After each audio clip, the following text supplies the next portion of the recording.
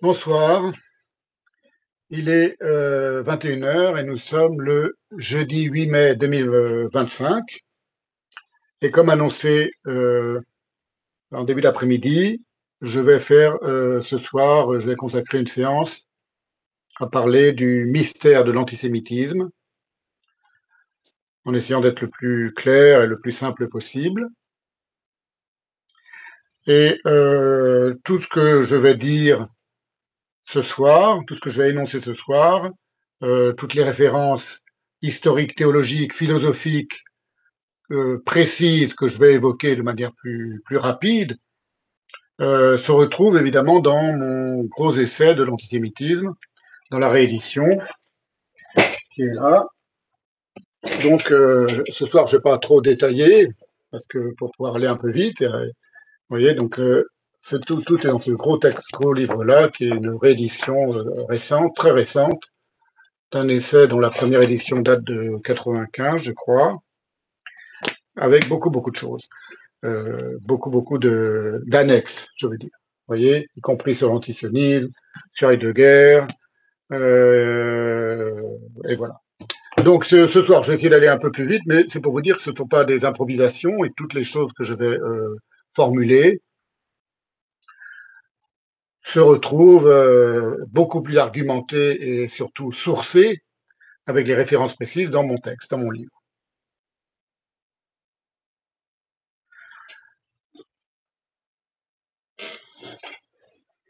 Pourquoi y a-t-il un mystère de l'antisémitisme? La première question.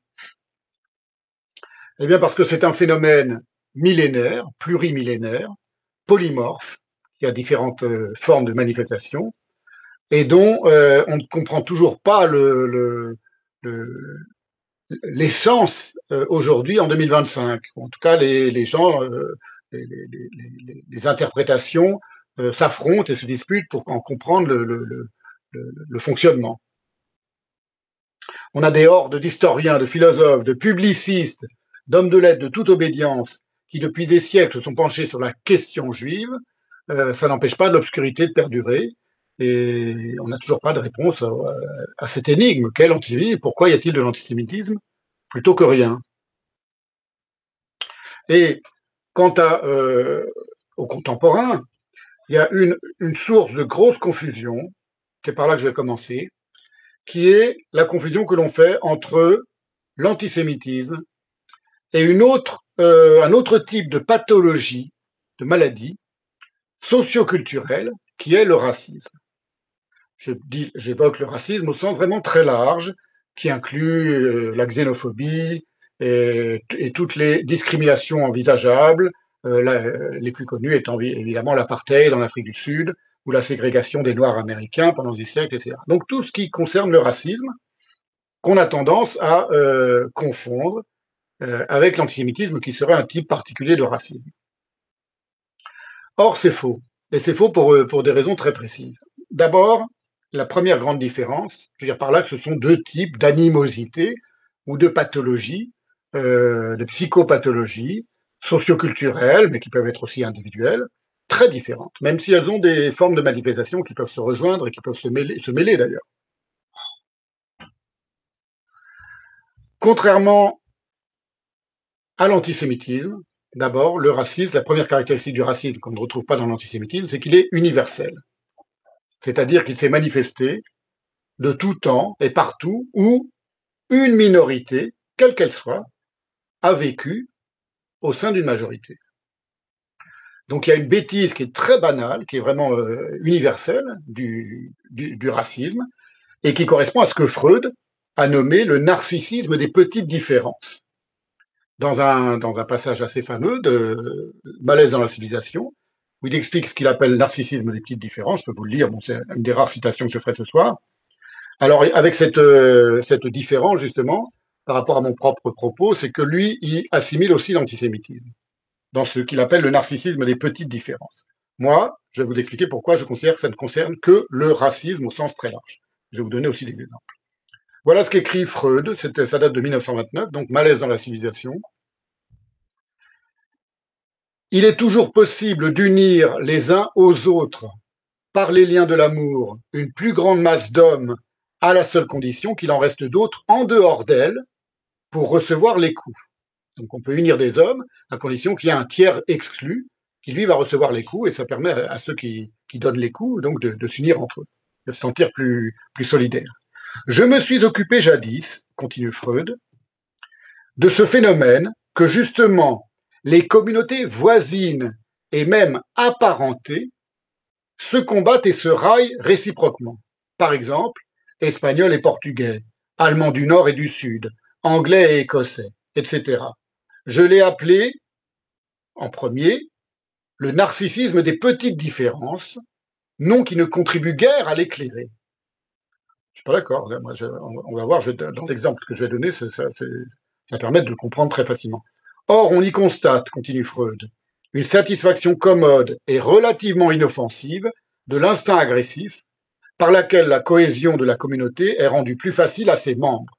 Alors, quand il dit que c'est un, une satisfaction relativement inoffensive, là aussi je ne suis pas d'accord. Évidemment, le narcissisme des petites différences peut dégénérer dans un racisme le plus cru et le plus sauvage et le plus violent. Le peuple juif, continue-t-il, du fait de sa dissémination en tout lieu, a dignement servi de ce point de vue la civilisation des peuples qui l'hébergeaient, en servant de bouc émissaire. Donc, là, c'est vraiment, il décrit la logique du bouc émissaire. Mais hélas, tous les massacres de juifs du Moyen Âge n'ont suffi à rendre cette période plus paisible ni plus sûre aux frères chrétiens. Vous voyez, donc ça reste un peu ambigu, et je vais vous expliquer pourquoi, à la fois sa conception du narcissisme des petites différences est très intéressante, et pourquoi elle ne concerne que le racisme. Pour moi, le narcissisme des petites différences, enfin le racisme, il a cette première singularité, c'est qu'il fonctionne pavloviennement à vue. C'est-à-dire que c'est la vue qui la vue du différent, évidemment, de celui de l'autre que soi, de celui qu'on considère comme l'autre que soi, qui suscite le racisme, qui fait surgir le racisme. Exemple, un exemple très simple que j'ai imaginé. Imaginez quelqu'un qui est habillé, est affublé d'un maillot du Paris Saint-Germain, du Football Club Paris Saint-Germain, donc un supporter du Paris Saint-Germain, qui entre avec son maillot, bien visible, dans un bar à Marseille. Et qui prend un verre dans ce bar à Marseille, sans rien dire, sans parler à personne, juste en s'asseyant dans ce bar avec son maillot visible du Paris Saint-Germain. Qu'est-ce que vous pensez qu'il peut lui arriver? Il a évidemment toutes les chances de subir les colibets de la majorité des clients du café, qui à Marseille ont toutes les chances d'être en immense majorité des supporters de l'OM, voire donc non seulement les colibets, au minimum, c'est évident, mais voire des insultes, et possiblement, si ça va de plus loin, un passage à tabac. J'ai vu, moi, à Marseille, des choses extravagantes. Par exemple, dès les premiers jours où je suis arrivé, vous savez que j'ai vécu là-bas pendant 6 années, j'ai vu quelque chose que je n'avais jamais vu nulle part, un maillot du Paris Saint-Germain qui servait de paillasson pour entrer dans un lieu, c'était pas un bar, c'était un lieu de vente d'objets de marketing de l'OM. Donc ça mis, vous savez, exactement comme dans les pays djihadistes, on marche sur les drapeaux d'Israël ou d'Amérique de gens que l'on hait, on met leur drapeau par terre pour pouvoir montrer à quel point, ou en Iran, à quel point on les déteste, on marche dessus. Ils ont fait la même chose, j'ai vu ça de mes yeux, avec un drapeau du PSG. J'ai vu aussi des affiches interdisant à l'entrée de boîtes de nuit de porter un maillot du PSG pour éviter les risques de bagarre. Vous voyez, donc ce sont des choses très concrètes, et c'est des choses qui permettent de comprendre qu'il y a quelque chose qui se déclenche à vue lorsqu'un minoritaire est inséré dans une majorité et que pour des raisons tout à fait subjectives et absolument irrationnelles en réalité, simplement par narcissisme des petites différences, parce qu'il n'a pas le maillot de la même couleur, en l'occurrence, le type, il n'a aucune différence entre un supporter du Paris Saint-Germain et un supporter de l'OM. Aucune différence essentielle. La haine surgit. la haine narcissique et raciste surgit. Voilà. Ça, c'est vraiment la situation pour moi la plus pure de ce que c'est qu'un phénomène raciste. Évidemment, vous généralisez ça à toutes les situations dans lesquelles on a une minorité parmi, quelle qu'elle soit. Ça peut être des femmes parmi les hommes ou des personnes. Enfin, quel que soit le type de minorité, on peut avoir ce genre de phénomène qui surgit. C'est typiquement le narcissisme, la petite différence. Eh bien, l'antisémitisme, lui, il ne partage pas du tout cette triste banalité psychopathologique du racisme. Pourquoi? Parce qu'il n'est pas du tout universel. Aujourd'hui, il est assez planétairement répandu, mais à sa source, à sa naissance, à son apparition, il n'est pas du tout universel. Il est apparu historiquement et géographiquement à deux endroits précis du globe et à deux moments très précis du globe. Un, dans la Palestine romaine du 1er siècle de notre ère, donc avec le christianisme évidemment, et deux, il est réapparu, si vous voulez, dans le Hedjaz arabique au 7e siècle, et de là, de ces deux moments de surgissement, il s'est répandu ensuite partout où ces deux civilisations rivales entre elles, le christianisme et l'islam, ont déployé leurs propres empires rivaux. Donc. Ainsi, compris au sens très large d'une hostilité manifestée contre le peuple juif, c'est ce que j'appelle l'antisémitisme, il a surgi à la source même de deux immenses civilisations, le christianisme et l'islam, dont il est en réalité une maladie infantile qui va faire office dans leur construction de structure. L'antisémitisme, c'est la maladie infantile du christianisme ou de la chrétienté et de l'islam, maladie infantile qui fait office de structure pour ces deux civilisations et ces deux théologies et ces deux religions. Et disons plutôt, c'est même ces deux civilisations. Ça n'a rien d'universel. C'est-à-dire que, à contrario, dans l'Empire romain pré-chrétien, donc avant le 1er siècle, ou dans l'Arabie pré-musulmane, ou ailleurs où il n'y a ni chrétiens ni musulmans, par exemple dans l'Asie bouddhiste, on a eu de très grandes communautés juives qui étaient prospères, qui étaient paisibles, qui étaient parfaitement intégrées dans le paysage et dans la culture ambiante. Par exemple, les juifs de Chine étaient confucianistes. Ils étaient tout à fait juifs, mais ils étaient aussi confucianistes. C'est Léon Poliakov qui l'explique. Ils n'ont jamais subi la moindre remarque, d'animosité ni de discrimination de la part du reste de la population. Tout cela est avéré, donc ça signifie bien que l'antisémitisme n'a rien d'universel. C'était des grandes communautés. Alors, j'en profite pour vous dire que si vous ne savez pas par quoi lire pour vous cultiver sur cette question de l'antisémitisme, si ça vous intéresse, cette énigme de l'antisémitisme, le mieux c'est de commencer par les deux premiers volumes. J'en parle souvent, mais finalement j'ai réfléchi ce soir, je me dis finalement le mieux c'est de commencer par ça. Ils existent en poche aussi maintenant, on peut les trouver en poche, c'est des vieilles éditions qui datent de mon adolescence. C'est l'histoire de l'antisémitisme de Léon Poliakov, au moins le volume 1 du Christ aux Juifs de cour. Elle est en 4 ou 5 volumes, je crois. Le premier volume, ça va du Christ aux Juifs de cour, donc concernant le christianisme, et le second de Mahomet au Maran, donc qui commence par l'islam et qui revient aussi sur le christianisme. Voilà, si vous lisez ces deux textes-là, ces deux livres-là, vous aurez déjà une bonne idée de l'histoire de l'antisémitisme. Donc, vous voyez, c'est la première distinction qu'il faut faire entre le racisme et l'antisémitisme. Ce sont des phénomènes qu'on pourrait imaginer comme apparentés, qui peuvent l'être dans leur manifestation, mais qui ne le sont pas du tout dans leur source, à leur racine. Qu'est-ce que ça signifie que l'antisémitisme, donc, est une maladie infantile civilisationnelle de deux grandes civilisations? Ça a principalement deux conséquences. Ça signifie d'abord que lorsqu'un jeune chrétien ou un jeune musulman, donc je prends un jeune chrétien au sens très large, donc un jeune occidental, disons, ou un jeune musulman aussi au sens très large, c'est-à-dire un jeune soit qui par sa culture ou par ses origines ou par les origines de ses parents appartient au vaste domaine euh, islamo-arabe, donc ça concerne aussi les musulmans non arabes comme les Turcs ou les Persans, culturels. S'il est issu de cette culture-là, la chrétienne, ou de cette autre grande culture qu'est l'islam, il est d'emblée, dès sa naissance, immergé dans un cloaque millénaire de préjugés qui assigne une place infamante non seulement à la personne du juif, cette civilisation. Donc, il n'a pas le choix, si vous voulez. Un jeune chrétien, un jeune occidental et un jeune musulman apparaissent déjà dans un monde qui est structuré depuis des millénaires par la place, enfin, il n'est pas structuré par la place, mais qui s'est structuré autour d'une définition de la place infamante du juif. Et non seulement du juif là, en sa personne, mais du mot juif lui-même. Et à tout ce que qualifie ce mot juif, de près ou de loin, État d'Israël inclus, aujourd'hui, évidemment.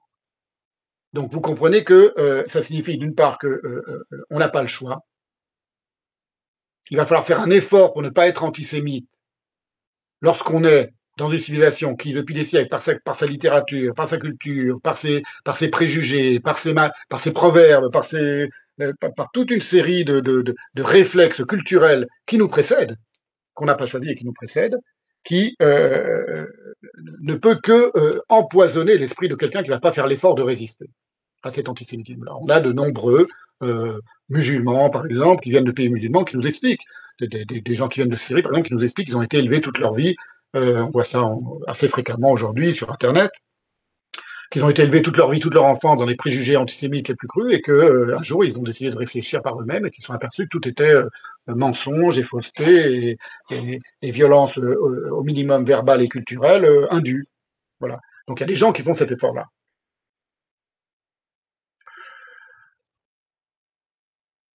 Je suis en train de vous expliquer maintenant que l'animosité qui accompagne l'État d'Israël, non seulement depuis sa création, mais le projet même d'un État des Juifs au Moyen-Orient, elle est évidemment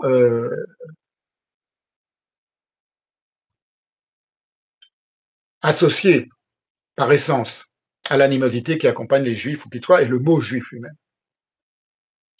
Et l'autre conséquence de cette singularité quand même de l'antisémitisme par rapport au racisme, donc le racisme, on ne naît pas dans une atmosphère raciste.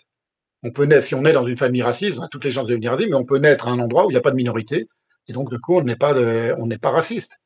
Dans une campagne éloignée, quelqu'un qui n'aurait jamais vu un noir ou un arabe et qui n'allumerait jamais sa télé, évidemment, parce que ça peut venir aussi par différents médias, il n'aurait aucune raison de parler de savoir même qu'il y a quelque part des gens différents qui s'appellent les noirs ou les arabes, et donc de les haïr, et de les détester. Premièrement. Alors que les juifs, oui. Pourquoi? Parce que le juif, il est dans le langage. Il est dans la langue française, il est dans ne serait-ce que pour la France, il est dans la culture, il est dans la foi, évidemment, il est dans le christianisme et il est dans l'islam. Donc ce n'est pas possible d'appartenir à ces deux ordres de civilisation et de ne pas être déjà imprégné d'une forme d'animosité à l'égard du mot juif. Ça commence par le mot. Première conséquence. Deuxième conséquence, c'est qu'on peut être parfaitement envahi de préjugés antisémites sans en avoir la moindre conscience, puisque ça ne vient pas de soi, ça nous précède. Et ça nous précède sur un mode civilisationnel, et culturel, et sociologique.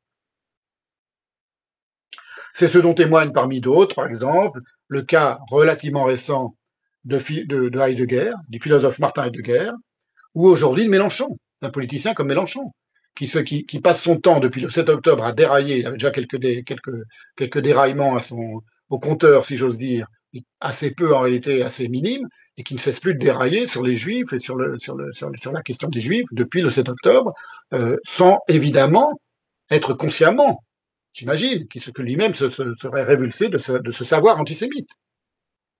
C'est très rare qu'un antisémite se reconnaisse antisémite. Aujourd'hui, l'exemple l'un des rares exemples, si vous voulez, lui aussi qui est très pathologique et qui est tellement caricatural qu'il en devient comique, c'est Alain Soral. Bon, il n'y a pas grand monde qui oserait dire comme Alain Soral, oui, je déteste les juifs, oui, je n'aime pas les juifs. Et à le montrer et avoir toute cette animosité qui jaillit par tous les pores de son être. Donc, vous voyez, ça, c'est une singularité. C'est-à-dire qu'on peut être euh, antisémite sans le savoir. Alors, on pourrait dire qu'on peut être aussi raciste sans le savoir, c'est vrai. On peut avoir des préjugés sans le savoir, mais avoir des préjugés, être habité par une animosité qui vous tient comme ça de manière structurante, justement, ce sont deux choses assez différentes. Dire quelqu'un qui serait structuré par le racisme, psychologiquement, il y a peu de chances qu'il ne s'en aperçoive pas, à mon avis.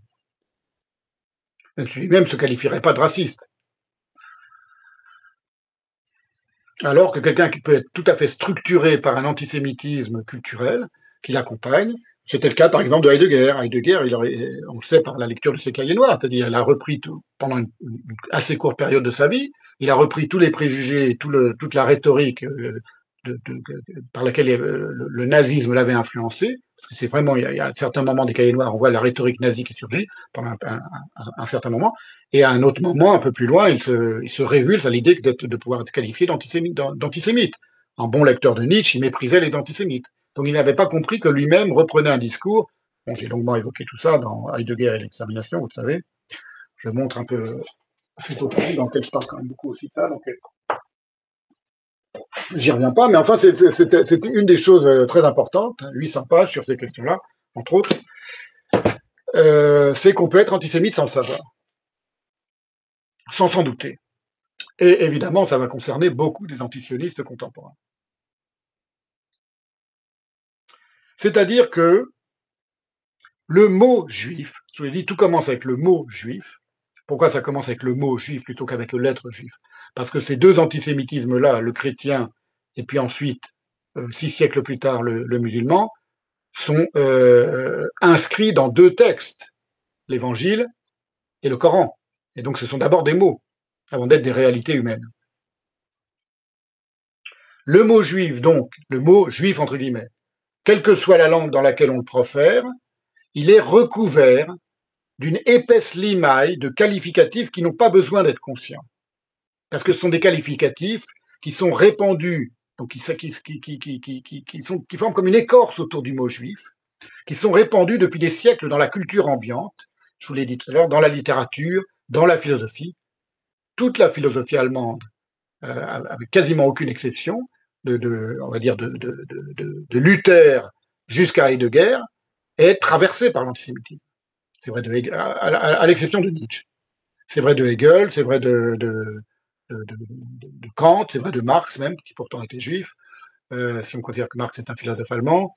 C'est vrai c'est vrai de tous, de quasiment tous les philosophes allemands. Pour prendre un exemple, vous voyez, comment quelque chose comme ça, et cette animosité-là, peut traverser culturellement et, et intellectuellement des êtres qui sont si différents les uns des autres et qui ne s'en rendent même pas compte.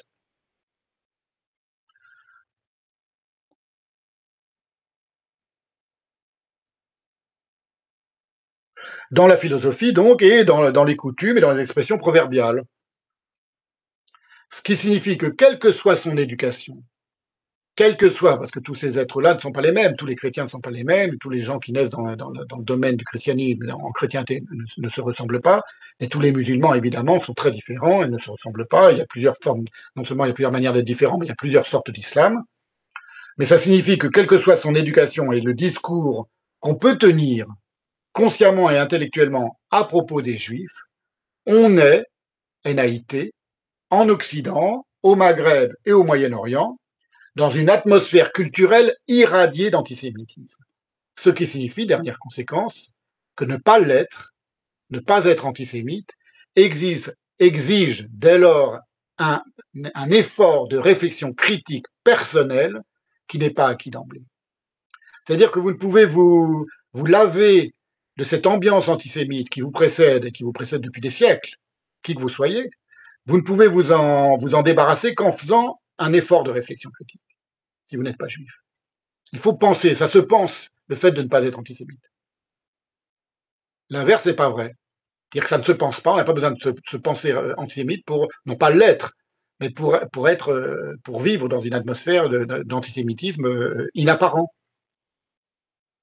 Bon, il y a des milliers d'exemples, hein. Je vous donne un exemple très simple. Lorsque moi, j'ai été, ça devait être en sixième ou en cinquième, et écouter une pièce de Molière avec tous les enfants de ma classe à l'époque, dans les années 70, c'était donc l'avare, et il me semble, au moment où j'entends le mot quel juif à propos d'Harpagon, j'ai sursauté. Évidemment, c'était dit sous forme d'insulte. Je crois qu'il dit quel turc, quel juif, etc. J'ai entendu le mot juif, j'ai sursauté, et ça m'a blessé, évidemment. Mon, mon, mon âme, ma conscience d'enfant de l'époque. C'est parce que je suis juif, évidemment. Pour un non-juif, ça n'a rien de blessant. Rien de blessant, il s'en rend même pas compte. Vous voyez, c'est dans Molière, c'est-à-dire que c'est quelque chose qui traverse la langue française, qui traverse la littérature française, qui traverse la culture française, l'idée que quelqu'un de juif, c'est par exemple un avare, d'où on dit ne mange pas en juif, ne fais pas ton juif, etc.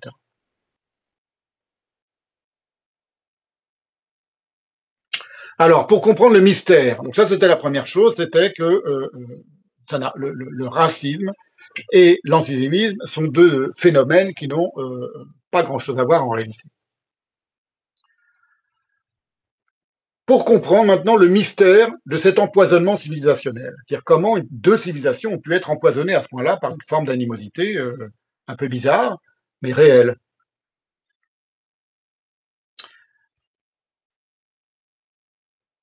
Empoisonnement d'abord théologique, c'est comme ça qu'il est apparu, puisque par définition, s'il est apparu dans deux textes qui ont fondé deux grandes religions qui sont le christianisme et l'islam, l'évangile et le Coran, c'était un phénomène d'abord théologique, puis ensuite socioculturel, c'est-à-dire qu'il n'a plus vraiment besoin de la référence au Coran, quoiqu'elle soit encore très présente évidemment dans le monde arabe et parmi les idéologues antisionistes musulmans, dans le christianisme, dans le monde chrétien plus du tout, plus tellement. Il a largué les amarres de la théologie, mais en tout cas, cet empoisonnement, il a frelaté dès leurs origines le christianisme et l'islam par sa manifestation dans les deux livres fondateurs de ces deux civilisations. Parce que ce ne sont pas seulement des livres, ce sont des livres qui fondent les civilisations.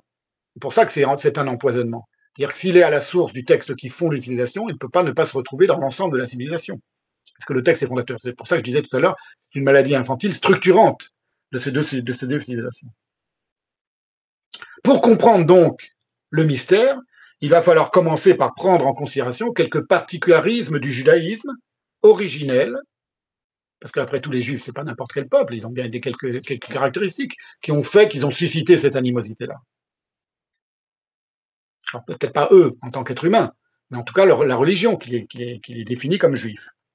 Donc il va falloir maintenant examiner le judaïsme originel, d'où provient le peuple juif. Le peuple juif provient du judaïsme originel, avant d'analyser en quoi ces particularismes du judaïsme constituent un nœud névralgique rédhibitoire pour les deux nouvelles religions qui en sont pourtant issues du judaïsme. Parce que c'est là qu'est le paradoxe. Ce n'est pas simplement deux religions qui, dès leur source, se retournent contre le peuple juif. Ce sont deux religions de théologie, de paroles inspirées, qui s'inspirent précisément de la parole juive elle-même, de la Torah, christianisme, islam. Vous voyez, donc on a deux choses à examiner.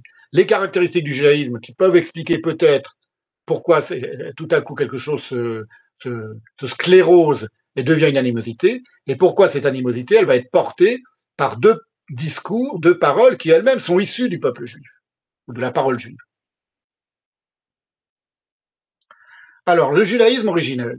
Bon, vous voyez, j'essaye d'être très clair et comment dire, très clair, le plus clair possible. Le judaïsme originel, il naît à partir d'un texte que tout le monde appelle la Bible, qu'on appelle parfois la Torah, mais en réalité, que les Juifs appellent le Tanakh, c'est-à-dire ce sont trois consonnes, c'est un acronyme de trois types de livres, qui sont la Torah en hébreu, donc le Pentateuque, strictement parlant, au sens strict, la Torah c'est uniquement le Pentateuque, ensuite les Nevi'im, les prophètes en hébreu, et les Ketuvim, les écrits, les hagiographes en hébreu. Torah, Nevi'im, Ketuvim, ça forme le mot Tanakh qui désigne l'ensemble de la Bible pour les Juifs. Alors qu'est-ce qu'il caractérise ce Tanakh, cette Bible juive? Elle est conçue et rédigée dans une langue, l'hébreu, dont on ne connaît pas de population l'ayant précédée, qui aurait parlé cette langue antérieurement à l'écriture de ce texte.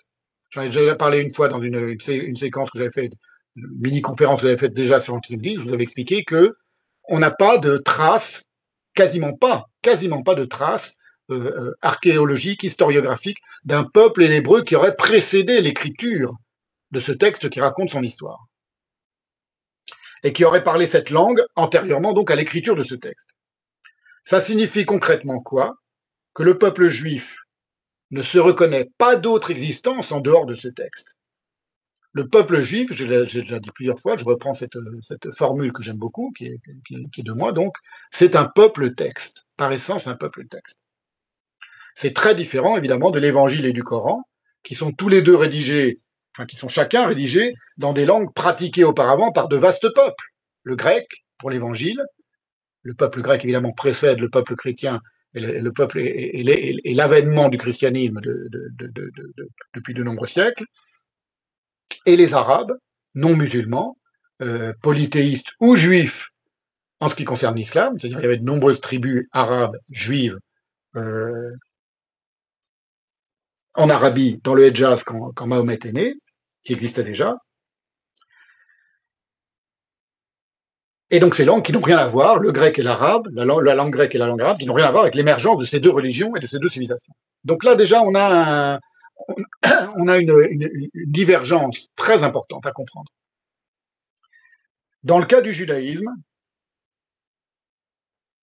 en tant que civilisation et religion plurimillénaire, ce judaïsme, il est dès l'origine, dès sa source, concentré et spiralé à l'intérieur de son texte. Il est son texte et son texte est lui. Il n'y a pas de judaïsme en dehors du texte. Il n'y a pas de présence, même pas de judaïsme en dehors du texte. Il n'y a pas de présence de ceux qui allaient devenir des juifs en dehors du texte. Les Hébreux, donc.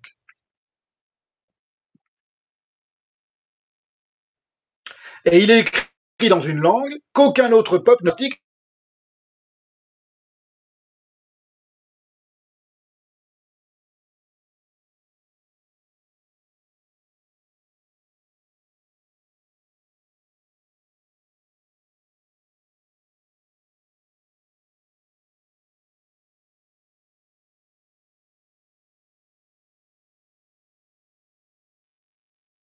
Voilà, voilà.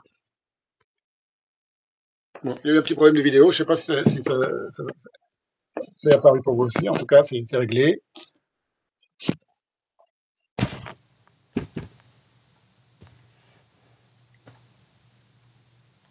Donc, je continue sur les caractéristiques propres au judaïsme. Il, il est entièrement, intégralement issu d'un texte, premièrement, et dans une langue que personne d'autre ne parle. Personne ne parlait avant et que personne ne va parler après. L'hébreu biblique. Or, cet hébreu biblique, cette langue, elle a des caractéristiques, elle aussi, tout à fait uniques, y compris dans le domaine des langues sémitiques où elle s'inscrit, à savoir que c'est une langue dans le domaine donc linguistique où elle apparaît, auquel appartient par exemple aussi l'arabe, l'araméen, etc. L'hébreu biblique, c'est une langue donc sémitique d'origine, qui a quoi comme caractéristique? Elle est consonantique, elle est formée de racines de consonnes et pas de voyelles, des racines trilitères, 3 lettres, dont le fonctionnement grammatical, psychologique et spirituel n'a rien à voir avec celui d'une langue indo-européenne comme le grec ou le latin, par exemple. Il y a certaines choses qu'on retrouve avec l'arabe, mais la manière dont elle va se déployer dans le texte est très différente de la manière dont l'arabe se déploie, par exemple, dans le Coran. La langue arabe. Hein. Le caractère consonantique de l'hébreu, donc ce sont des consonnes avec une vocalisation par des voyelles des mots, mais les mots eux-mêmes sont réductibles à leurs consonnes seulement. On les vocalise quand on les parle, on les vocalise en y ajoutant des voyelles, mais sur le texte même, sur le rouleau de la Torah, il n'y a pas de voyelles, il n'y a que des consonnes. C'est un phénomène tout à fait singulier. Ça permet quoi, cette caractéristique, le caractère consonantique de l'hébreu? Ça permet une vocalisation du texte qui est extrêmement labile et mobile. C'est-à-dire que le même trio de radical, donc de racines linguistiques, de consonnes, peut être non seulement prononcé, vocalisé différemment, mais peut prendre des sens différents selon la vocalisation. C'est un peu comme, si vous voulez, pour trouver une comparaison, comme une partition qui pourrait être jouée par différents instruments. C'est la même partition, mais elle peut être jouée par une trompette, par un piano, par une guitare, etc. Évidemment, c'est plus la même musique. Voilà. On peut comparer ça, on peut comparer le texte hébraïque à cela.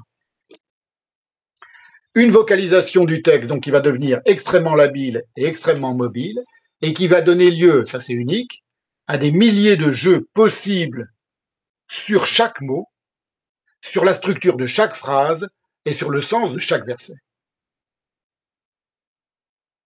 Et on va retrouver cette souplesse intrinsèque du texte, structurelle, elle aussi, je dis elle aussi pour l'opposer à l'antisémitisme structurel dans le christianisme et dans l'islam, parce qu'on va voir que c'est un rapport, évidemment, un rapport d'animosité, à ce que je suis en train de vous décrire maintenant, on la retrouve, cette souplesse intrinsèque du texte, dans la pensée juive, évidemment, c'est-à-dire dans, non seulement dans la religion, mais surtout dans la pensée juive, c'est-à-dire dans la sagesse bimillénaire du peuple juif, qui est extrêmement peu dogmatique et qui va autoriser toutes les inventions, non seulement verbales, mais intellectuelles, et qui va avoir un grand rôle, cette inventivité propre, donc qui vient, vous avez compris, qui vient de la structure même du texte hébraïque, d'où est né le peuple juif, qui va avoir cette souplesse, cette labilité, cette variabilité, cette virtuosité à même la langue, ça va avoir un très grand rôle dans la manière dont les juifs sont considérés par les autres peuples en chrétienté et en islam. On va retrouver ça à tous les étages du judaïsme bimillénaire. D'autre part, comme tous les grands textes, la Torah, c'est un corpus de mythes. Donc, première caractéristique de la Torah, et on va voir en quoi ça peut et ça va susciter une forme d'animosité à l'égard du peuple qui est issu de ce texte-là.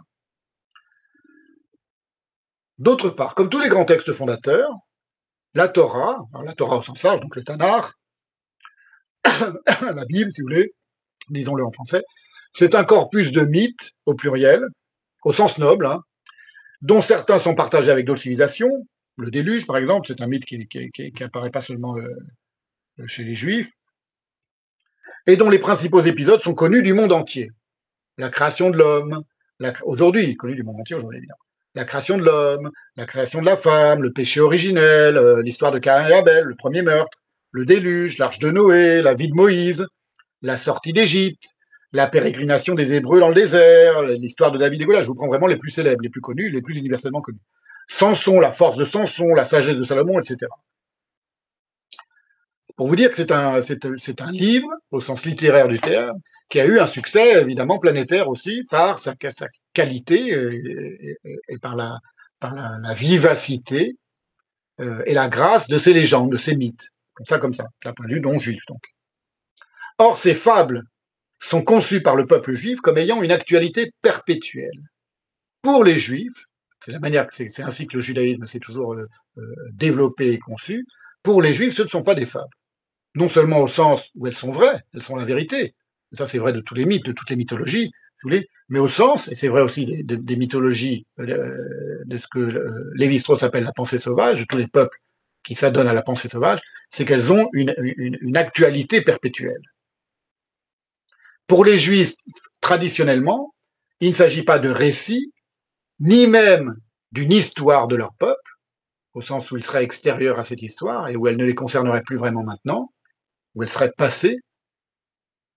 Mais exactement comme pour toutes les cultures et toutes les civilisations qu'on a dit premières, qu'on a qualifiées de premières pour plus les appeler primitifs ou sauvages, ou je sais plus comment on appelle ça, les natives, les civilisations des natives en anglais, en américain, ces mythologies du judaïsme ont une validité et une efficacité ininterrompue dans la vie quotidienne de chaque juif.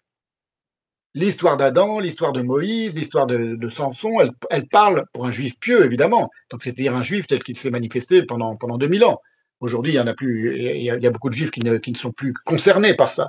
Mais ça n'est que très récemment que les juifs ont cessé de se sentir concernés par leur judaïsme. Quand je dis très récemment, je veux dire deux siècles, 3 siècles.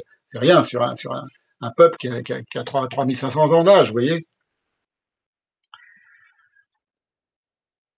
Ça a été vrai donc pendant des siècles, que ces mythologies, entre guillemets, au sens ethnologique, ont une efficacité et une vivacité quotidienne pour les juifs. Ça a été vrai de tous les juifs pendant des siècles, et ça l'est encore pour les juifs orthodoxes, ce qu'on appelle les juifs orthodoxes, c'est-à-dire les gens qui considèrent la Bible à la fois comme un guide de vie de tous les jours et comme le compendium de leur être, l'essence, la substantifique moelle de ce qu'ils sont et de leur rapport le plus intime au divin. C'est ça qui définit un juif religieux, un juif orthodoxe, un juif pieux.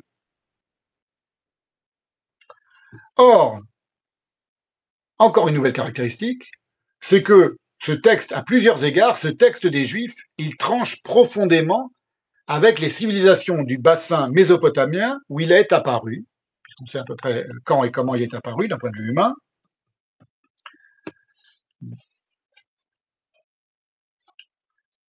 et qu'il va, en apparaissant, ce texte, receler une énergie subversive qui ne va pas manquer de révulser le monde antique. C'est-à-dire, c'est pas n'importe quel texte. Bon, il y a des mythologies, je vous l'ai expliqué, qui sont devenues universelles, des mythes, si vous voulez, des légendes, des fables, des récits, des narrations tirées de ce texte qui sont appréciées par beaucoup de monde, mais il y a aussi quelque chose de profondément subversif dans sa manière d'être et dans ce qu'il enseigne. Ce texte est subversif au moment où il apparaît. C'est-à-dire qu'il va, je vous l'ai dit, révulser tout le monde antique. Par exemple, avec l'épisode de ce qu'on appelle à tort le sacrifice d'Isaac, qui est en réalité la ligature d'Isaac, c'est-à-dire que Isaac va être ligaturé sur un bûcher, et au moment où son père Abraham va le sacrifier pour obéir à l'injonction divine, un ange va l'empêcher de le faire, et c'est un bélier qui va se retrouver à la place d'Isaac. Donc Isaac n'est pas sacrifié, donc il n'y a pas de sacrifice d'Isaac, il est non sacrifié, au contraire. C'est pour ça qu'on parle de la ligature d'Isaac en hébreu. Qu'est-ce qui se passe avec cette ligature qui va être un coup de hache donné, c'est le cas de le dire, enfin c'est le cas de le dire paradoxalement, dans le monde antique, c'est la rupture formelle et l'interdiction formelle du sacrifice humain, pratiqué en l'honneur d'un être suprême, qui était quelque chose qui existait dans l'ensemble du monde antique, avant l'apparition du judaïsme. Et puis il y a toute une autre série de nombreuses lois éthiques inconnues du monde antique qui sont formulées dans ce texte, dans la Torah. Exemple, l'interdit de tuer, de voler, de jurer en vain. C'est pas dire que tout le monde tue et vole dans les autres civilisations, mais le fait de poser un interdit éthique par la voix d'un être suprême qui est le créateur de l'univers et qui est le créateur du peuple auquel il s'adresse, ça c'est unique. Interdit de tuer, de voler, de jurer en vain, c'est-à-dire de mentir et de tromper en invoquant l'autorité d'un être suprême.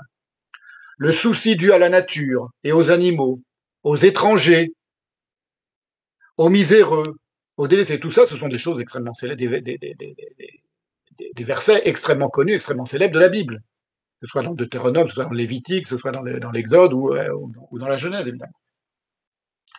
Donc l'interdit, le souci dû à la nature, aux animaux, l'Arche de Noé, aux étrangers, aux miséreux, aux délaissés, la veuve et l'orphelin, et surtout plus révolutionnaire que tout, pour le monde antique, le commandement du repos du Shabbat, qui constitue vraiment une brisure radicale avec le monde cloisonné et réifié de l'esclavage, qui règne partout, qui est le reste du monde antique où apparaît dans le bassin mésopotamien, quand apparaît le judaïsme, où l'esclave est considéré comme un simple meuble de son propriétaire. C'est un objet, c'est ça la définition de l'esclave. Et ce repos obligatoire du Shabbat, il concerne aussi bien les Hébreux que leurs animaux. On n'a pas le droit de faire travailler un animal le Shabbat, c'est très important parce qu'il y a un certain rapport à la création avec un C majuscule, c'est-à-dire à ce qu'on appelle aujourd'hui la nature, qui n'est pas négligeable, qui n'est pas anodin.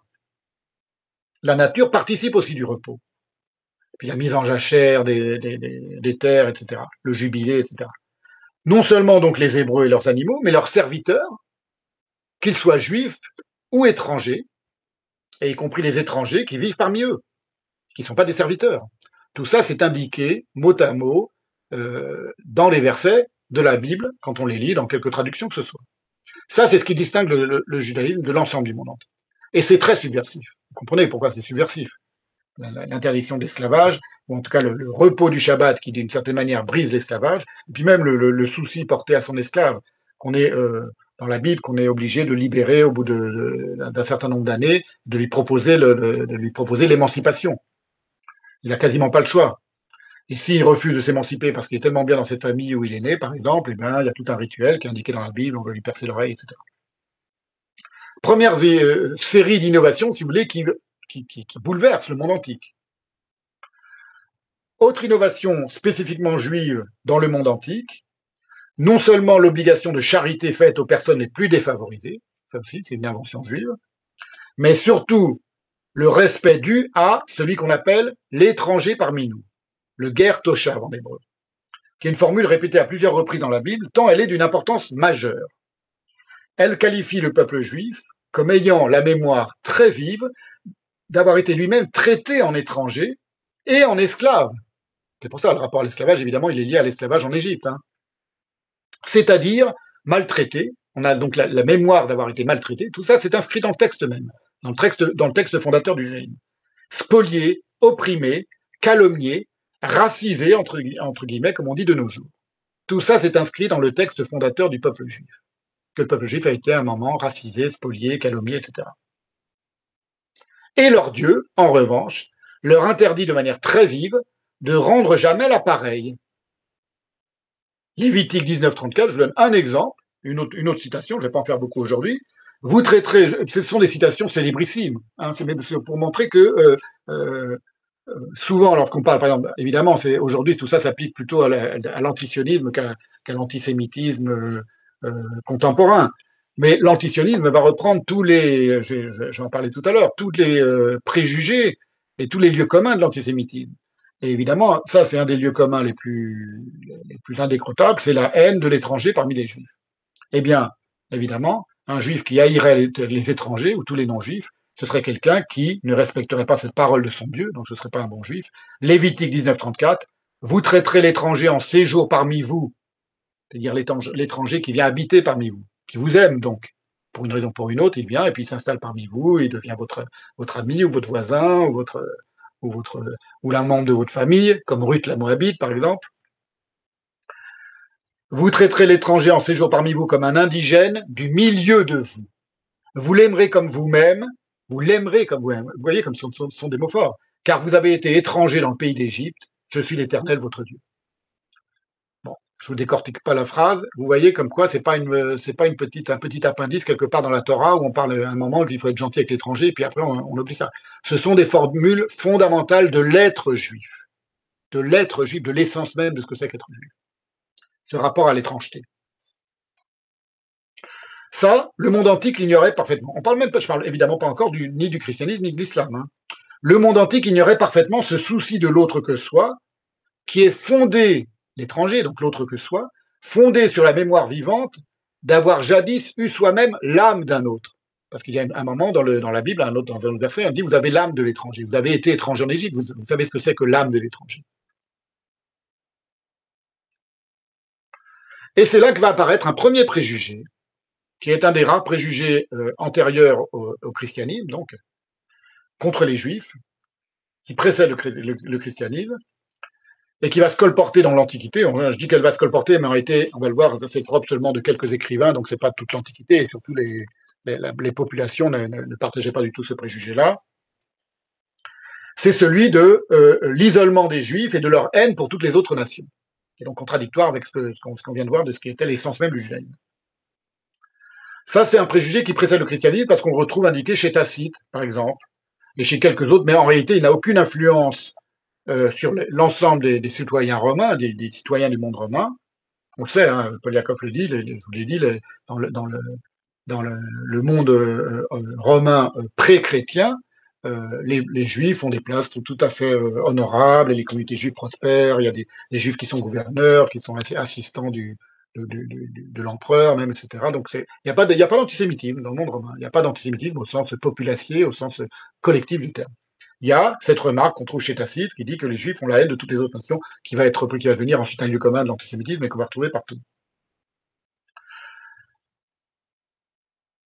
Donc, il n'influence absolument pas la population de l'Empire romain. En revanche, un peu pré-chrétienne, en revanche, il va demeurer aujourd'hui un lieu commun un des plus répandus lieux communs dans l'Occident chrétien. Les Juifs, pense-t-on, resteraient entre eux, ne se mélangeraient pas avec les autres peuples, et cela n'aurait rien à faire avec les persécutions et les discriminations dont ils furent constamment l'objet. Évidemment, parce que si on dit les Juifs ne se mélangent pas avec les autres peuples, mais si on oublie de dire que du jour où les Juifs ont été un peu admis et intégrés dans la société, comme dans l'Europe de l'Ouest par exemple, à partir du 19e, ils sont immédiatement mélangés, ils ont abandonné en masse la religion juive et ils sont mélangés avec les autres, avec les non-juifs, donc par des mariages mixtes. On ne peut plus comprendre cette accusation d'avoir une haine de l'autre, propre aux Juifs.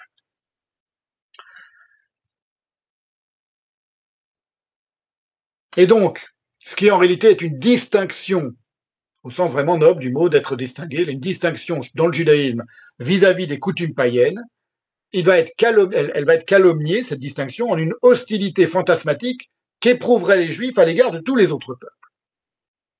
Ça, c'est quelque chose qui est d'autant plus faux qu'à plusieurs reprises dans la Bible, évidemment, les Israélites vont s'allier avec d'autres peuples en se réservant l'interdit strict. C'est le seul interdit qui se réserve par rapport aux autres peuples, c'est de pratiquer, d'imiter les autres peuples qui pratiquent l'idolâtrie.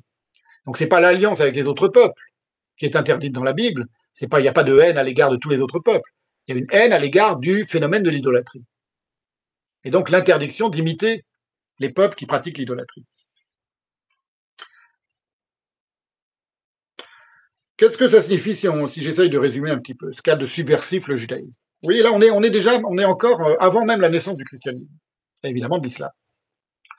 C'est que l'une des plus subversives inventions et innovations juives, c'est pas tant le monothéisme en réalité, parce qu'on a cru en déceler des traces dans l'Égypte d'Akhénaton au XIVe siècle avant notre ère, donc le monothéisme, ça existait aussi ailleurs, que cet interdit d'idolâtrie, c'est-à-dire quoi l'interdit d'idolâtrie?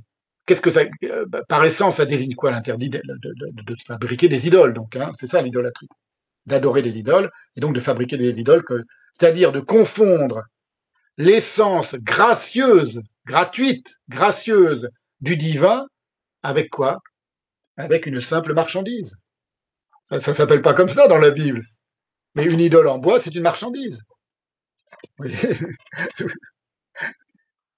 Je vous montre mon volume du Capital que je suis en train de lire avec délice depuis quelques semaines déjà. C'est ça que ça signifie en réalité l'idolâtrie. L'idolâtrie, c'est on a d'une part le monde divin et tout ce qui procède du monde divin qui est purement qui est une parole gracieuse, et toutes ces manifestations qui sont gracieuses, gratuites, elles ne se monnaient pas. La manne, par exemple, la manne dans le désert, c'est des manifestations miraculeuses du divin qui est la plus célèbre, avec interdiction de confondre ça avec un objet de troc, donc, et d'échange commercialisable, qui est une marchandise dans laquelle s'incarne, si j'ose dire, se réifie la parole divine, ou le rapport divin. Alors évidemment, le monothéisme, c'est aussi essentiel dans le judaïsme, on est d'accord, mais il n'est pas si structurel que ça. Pour une raison simple, c'est que, par exemple, le nom Elohim, le nom du Dieu juif, du Dieu unique, donc, c'est un nom pluriel, Elohim. Elohim, c'est un pluriel en hébreu. Ce dont on va retrouver des traces, par exemple, très tardives dans la Sainte Trinité catholique, par exemple. Et ça signifie quoi aussi, le fait que le nom Elohim soit un nom pluriel?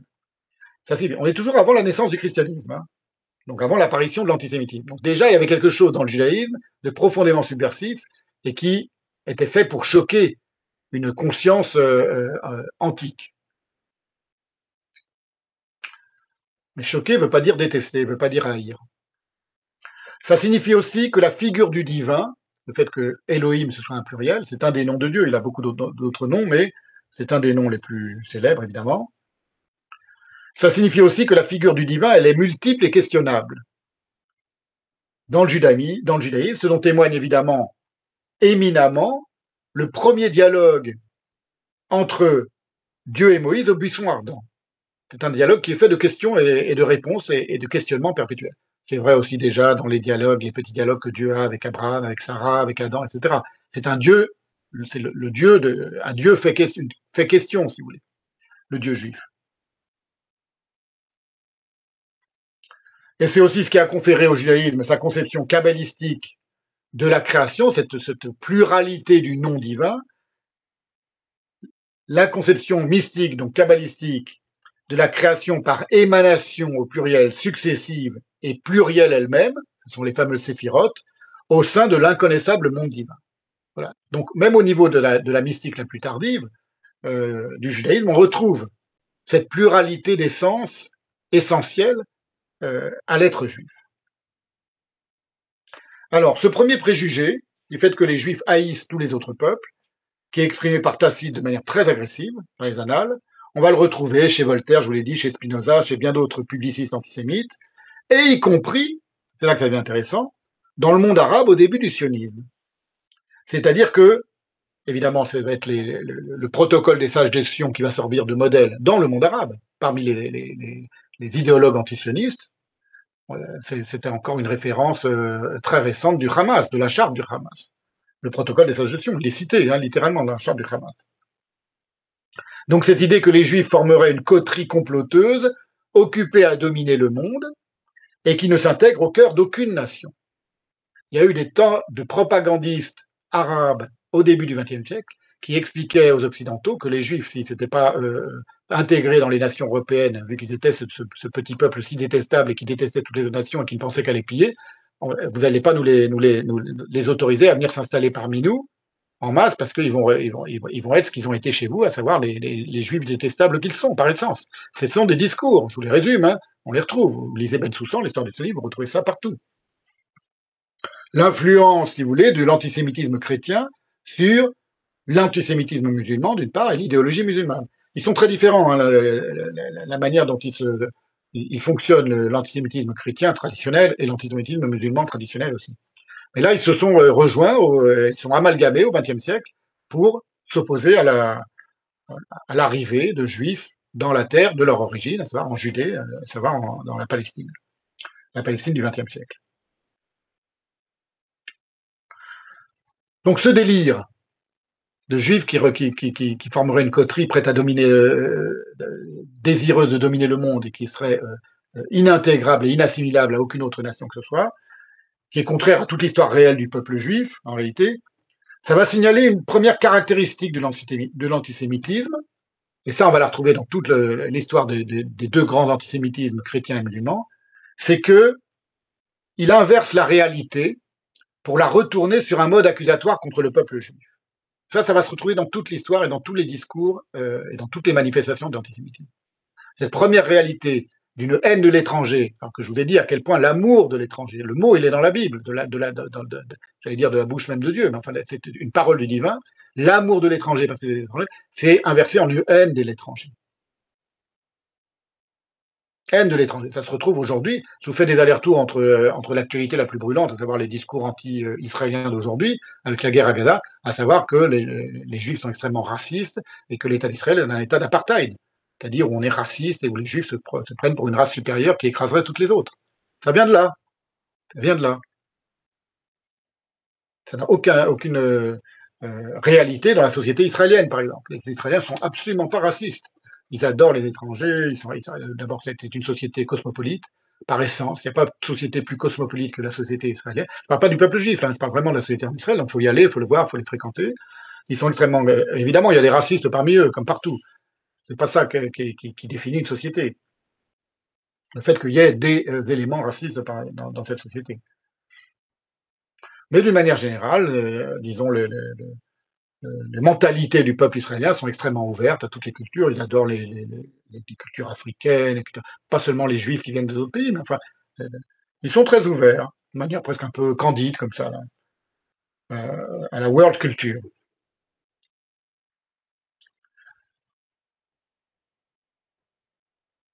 Et donc, c'est une des premières caractéristiques qui va permettre de comprendre ce que c'est que l'antisémitisme, enfin, pas de comprendre, mais de qualifier l'antisémitisme. Et ça, c'est valable dans toutes les formes d'antisémitisme. C'est qu'il fonctionne toujours sur le mode d'une aversion inversive. C'est une aversion qui prend la forme d'une inversion. Alors, cette idée d'une distinction, de se distinguer des autres peuples. D'abord, il n'y a pas un seul peuple dans l'Antiquité, et pas un seul peuple en réalité nulle part, qui se soit jamais considéré comme n'étant pas distinct de tous les autres. Je vous l'ai dit, c'est au sens noble, au sens en français de la distinction, qui n'a rien à voir avec un vulgaire sentiment de supériorité.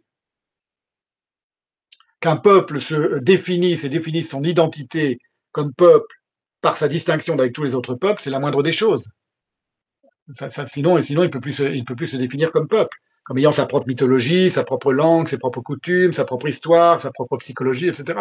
C'est valable de n'importe quelle petite tribu en Amazonie, ou de n'importe quelle nation indienne, ou de n'importe quel peuple au monde, au sens large du mot peuple.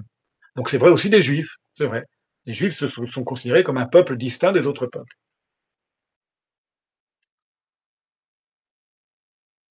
Il s'est considéré plus exactement comme distingué par son propre Dieu, de son Dieu à eux, qui les a inventés, qu'ils ont inventés d'une certaine manière. Donc ça signifie que c'est pas un Dieu qui leur a dit qu'il appartenait aux autres peuples, qui leur a dit oui, de tous les peuples du monde, je choisis les Juifs. C'est le peuple, c'est le Dieu des Juifs qui énonce sa parole dans la langue des Juifs, des Hébreux, dans un texte qui est le seul texte, qui est le texte uniquement des Juifs, qui dit je vous distingue vous les Juifs. C'est quasiment c'est quasiment un pléonasme si vous voulez. Évidemment que le Dieu juif inventé par les Juifs dans le texte écrit par les Juifs, il va distinguer les Juifs par rapport aux autres. Donc que le peuple juif se soit considéré comme distingué par son propre Dieu, cela précisément empêche de le distinguer de tous les autres peuples qui se considèrent par définition comme privilégiés par rapport à tous ceux qui ne sont pas eux. C'est le propre, par exemple, de la distinction entre les Hellènes et les barbares. Et ça n'a rien à voir avec un racisme pratiqué à l'encontre d'une minorité intégrée à l'intérieur d'une majorité. Puisque c'est le contraire, le peuple hébreu, c'est un peuple minoritaire. Et il apparaît déjà comme minoritaire, dans la manière dont il apparaît dans son texte.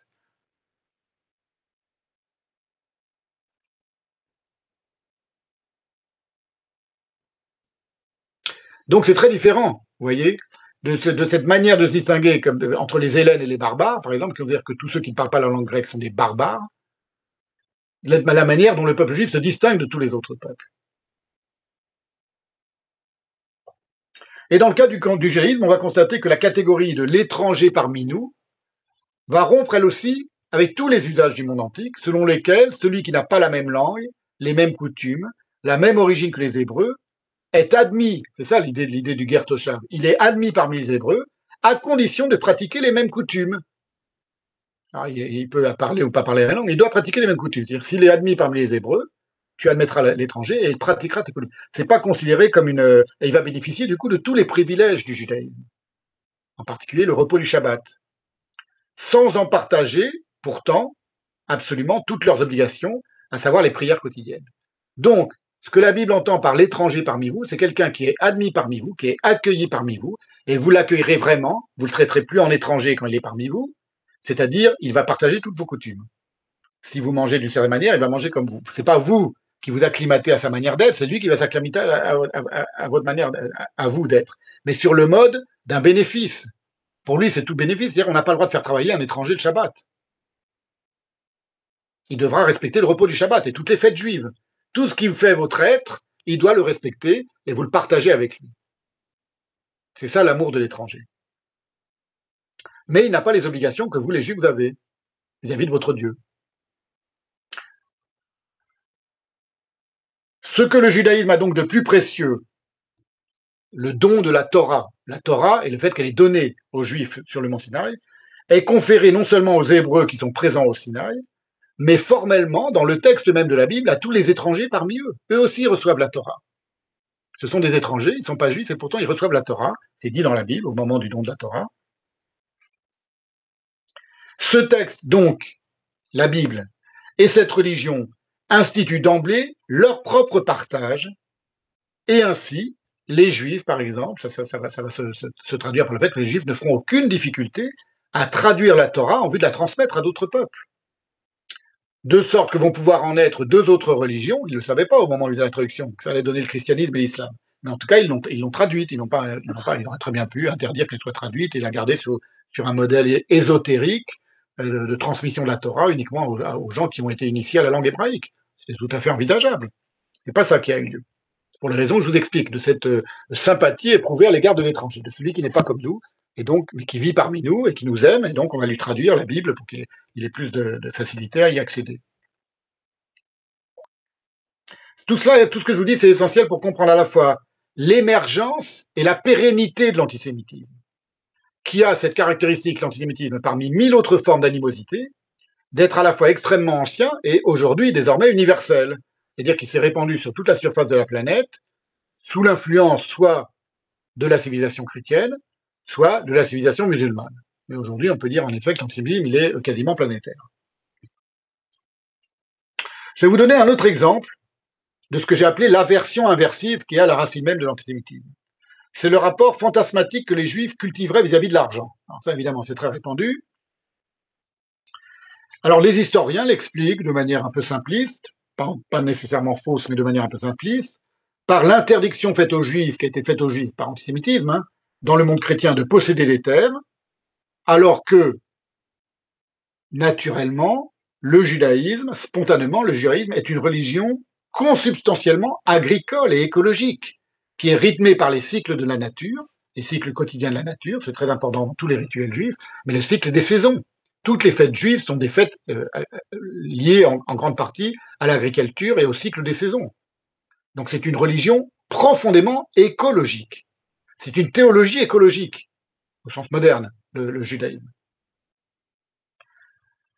Et donc, en interdisant aux juifs de cultiver la terre et de pratiquer des métiers honorables qui étaient réservés aux chrétiens, on les aura relégués dans des occupations, ça c'est l'explication historique si vous voulez banale, dans des occupations méprisées et détestées que sont celles de l'usure, puis de la banque, et là encore, à nouveau, et donc ce sont des gens qui sont devenus des familiers de l'argent et de la manipulation de l'argent, etc.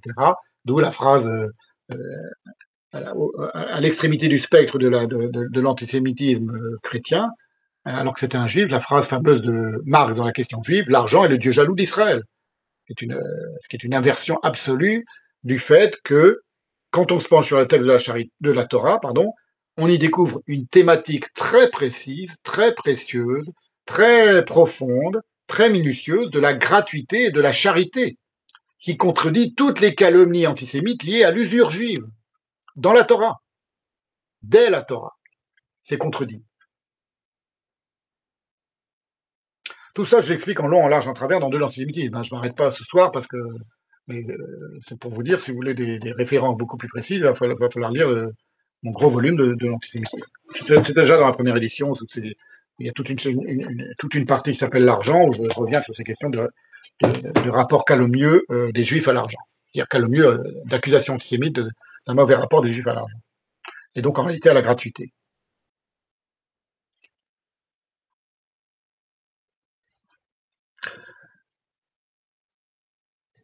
Alors attendez, j'ai l'impression que j'ai.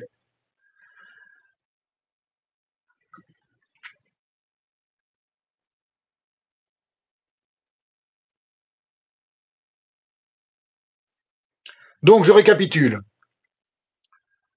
Il n'y a pas moyen de dissocier le peuple juif de son texte, pour la raison que ce texte même, donc la Bible, appelons-la la Bible, est littéralement l'origine même de ce peuple, et que les historiens des civilisations ne connaissent aucun autre peuple hébreu, enfin aucun peuple hébreu qui aurait précédé l'écriture de la Torah. Il y a des hypothèses, des conjectures, mais elles sont extrêmement fragiles et on n'a aucune preuve réelle. Ni même de peuplades de la haute antiquité qui seraient devenus juifs par conversion et dont les coutumes et la langue auraient précédé l'écriture de ce texte. D'autre part, on ne relève chez ce peuple texte, à la source du peuple juif historique, aucun complexe de supériorité justifiant on ne sait quelle propension despotique qui caractériserait un peuple d'élite sur de lui et dominateur. C'est-à-dire bien un peuple qui n'est pas un peuple d'élite sur de lui et dominateur, c'est le peuple de la Bible. Ce sont les Hébreux de la Bible qui passent leur temps à faire des conneries, à se mélanger avec des femmes des peuples idolâtres, à pécher, à être punis, etc. Donc c'est le peuple le plus dans la Bible, hein, tel qu'il est décrit, c'est le peuple le plus atroce, atrocement infidèle et atrocement oublieux de son Dieu, de tous les peuples. Donc c'est pas un peuple d'élite sur de lui et dominateur. Ce peuple texte, donc bien au contraire, n'a rien d'une population idéale, tant la Bible décrit les enfants d'Israël, c'est leur nom, les Béné Israël, les fils d'Israël, comme une foule rebelle, désobéissante, impatiente de fauter, un peuple qui n'écoute pas son Dieu, qui le néglige, qui oublie tous ses pactes, qui les désavoue régulièrement, de sorte qu'il doit régulièrement être, ce peuple, châtié de manière sévère par ce même Dieu trahi par lui, par ce peuple juif, par le peuple des enfants d'Israël. Donc loin de se présenter dans leur propre livre, qui est à leur origine, qui est leur naissance, loin de se présenter au reste du monde dans ses propres textes comme se glorifiant d'une supériorité humaine sur toutes les autres nations, les Israélites sont au contraire souvent érotiquement séduits par les idolâtres, c'est-à-dire par les pires ennemis du Dieu d'Abraham, d'Isaac et de Jacob. C'est comme ça que c'est décrit dans la Bible. Quand je dis érotiquement séduits, c'est que très souvent, ils vont se mêler, lorsque les Juifs vont côtoyer d'autres peuplades, ils vont se mêler aux femmes des idolâtres, aux femmes de ces peuples qui vont les initier à l'idolâtrie. Ça revient à plusieurs moments dans la Bible. Ils sont donc érotiquement attirés par l'idolâtrie. Donc c'est vraiment le contraire d'un peuple d'élite sur de lui et dominateur, d'après la phrase imbécile de cet imbécile de Judith. Toutes ces caractéristiques du peuple texte, donc les Juifs, contredisent formellement la calomnie antisémite et elles se répercutent, elles viennent de la Torah, de la Bible, mais elles se répercutent dans l'immense corpus de commentaires exégétiques et herméneutiques qui vont constituer et structurer le judaïsme rabbinique, c'est-à-dire ce qu'on appelle le judaïsme au sens propre, au sens moderne. C'est pas seulement dans la Torah, c'est valable pour l'ensemble du judaïsme. Alors, on va retrouver, assez étonnamment, et pas si étonnamment que ça, puisque je vous ai dit tout à l'heure que c'était le mot juif qui était comme un aimant qui attirait toute une limaille de qualificatifs péjoratifs, on va trouver des traces indélébiles de cette aversion inversive, parce que l'antisémitisme, je vous l'ai dit depuis tout à l'heure, c'est ce qui caractérise, c'est une aversion inversive, à même la langue française, qui va démontrer qu'elle précède, je le dis pour la langue française, je n'ai pas fait l'étude pour les autres langues, mais c'est vraiment très manifeste dans la langue française. Pour démontrer ce que je disais au début, en introduction, c'est à savoir que cette animosité, elle précède les individus historiques et l'attitude qu'auraient pu avoir ou ne pas avoir les Juifs, dont la présence sur le sol gallo-romain est attestée dès le 1er siècle. Donc les Juifs concrets, historiques en France, sont là depuis avant même en tout cas les tout débuts du christianisme, dès le 1er siècle. Donc avant le christianisme, avant l'arrivée du christianisme en gros. Ainsi, donc, tous les hébraïsmes en français sont non seulement péjoratifs, comme le mot Kabbale, le mot sabbat, le mot pharisien, le mot gouja, le mot juif, mais sont l'inversion exacte de ce qu'ils désignent dans l'hébreu originel. Je ne vous refais pas la démonstration, elle est dans de l'antisémitisme. Kabbale, un complot. Sabbat, le sabbat un barouf abominable, le sabbat des sorcières. Un pharisien, un hypocrite, etc. Quelle que soit son éducation, un jeune collégien qui assiste à une représentation de l'avare de Molière ne peut pas ne pas entendre l'animosité insultante attachée au mot juif pour désigner pagan. Pareillement, et avec encore moins de distance critique, un jeune musulman à qui on enseigne le Coran au XXIe siècle aujourd'hui n'aura aucune raison de ne pas détester ce peuple maudit, maudit dans le Coran, enfin maudit dans le Coran, maudit dans l'islam, réputé avoir conspiré contre la vie de Mahomet. Parce que c'est ça qui est dit dans l'islam du peuple juif. Si l'antisémitisme musulman hérite de plein fouet de 5 siècles de calomnie propres à l'antisémitisme chrétien, quand il naît l'antisémitisme musulman, donc au VIe siècle, au début du VIIe siècle, il y a déjà 5 siècles de calomnie chrétienne, on va retrouver ça dans les hadiths et dans la sira, dans la vie du prophète, dans la biographie du prophète, qu'il est sensible, lui ou ses proches, à des discours de prêtres chrétiens, donc qui sont présents en Arabie, et qui vont lui dire les Juifs sont ceci, les Juifs font cela, les Juifs ont fait ceci, les Juifs ont fait cela. Et dans le Coran, ça se retrouve que les Juifs sont des meurtriers du prophète, des prophètes, comme dans l'Évangile d'ailleurs. Et donc, si l'antisémitisme musulman hérite de 5 siècles de calomnie, dès sa source, dès son émergence, de 5 siècles de calomnie qui sont propres à l'antisémitisme chrétien, qui le précède de 5 siècles, cela n'est pas un hasard et ça s'explique par la singulière configuration théologique de ces deux religions qui sont filles du judaïsme. Et on en arrive donc à cette idée qu'on est en présence d'un texte très particulier, très subversif, j'espère que c'est clair, j'espère vous l'avoir démontré, incomparablement subversif, qui va donner lieu successivement à 2 autres textes fondateurs de 2 autres religions majeures. Alors ces 2 religions, le christianisme à ses origines et l'islam à cette toute origine, elles vont commencer, elles ont le même forme de destin, de destinée. Elles commencent d'abord par être naturellement imprégnées de l'esprit du judaïsme, puisqu'elles naissent du judaïsme. Le christianisme, il naît quand même du judaïsme, et il s'inscrit dans la parole juive, et l'islam s'inscrit dans la parole chrétienne et juive aussi, beaucoup. Et donc, elles s'envisagent, ces 2 religions, ces 2 nouvelles religions, ces 2 jeunes religions naissantes, non pas comme ayant la tâche d'abolir le judaïsme, mais de le réformer. Elles se conçoivent comme des réformes du judaïsme, y compris l'islam, à ses débuts, avec la complicité et l'assentiment de l'ensemble des enfants d'Israël. Au début, elles ne se conçoivent pas comme des religions rivales du judaïsme ou adverses au judaïsme. Ce sont des religions qui se conçoivent comme une réforme du judaïsme, qu'évidemment les juifs vont, que les juifs sont censés admettre et accueillir les bras ouverts. Ce qui ne va pas arriver, évidemment, ça va susciter une grande partie de l'animosité. Il s'agit au départ, donc, aussi bien pour les chrétiens que pour les musulmans, enfin, pour Mahomet, disons, et pour le Christ, de convertir à une entente nouvelle, inédite, du message juif, ses destinataires privilégiés, qui seront d'abord les contemporains de Jésus en Palestine, romaine, Palestine occupée par les Romains, puis ceux de Mahomet en Arabie. Au départ, c'est exactement la même chose. Ils viennent pas immédiatement pour s'opposer aux Juifs, ils viennent pour convertir les Juifs à leur entente, leur nouvelle entente de la parole juive. Et dans les deux cas, évidemment, les Juifs vont rechigner à cette conversion en masse, suscitant une animosité grandissante de la part des deux religions naissantes. Et chez Mahomet, c'est au cours même de sa propre vie, de sa propre biographie. Puis dans le cas du judéo-christianisme, c'est très vite après la mort du Christ. De la part de ces religions naissantes, animosité qui va devenir structurelle, qui va s'intégrer au nouveau discours religieux, qui confère aux Juifs, à leur texte et à leur attachement viscéral pour ce texte, des Juifs pour ce texte, un statut extrêmement négatif.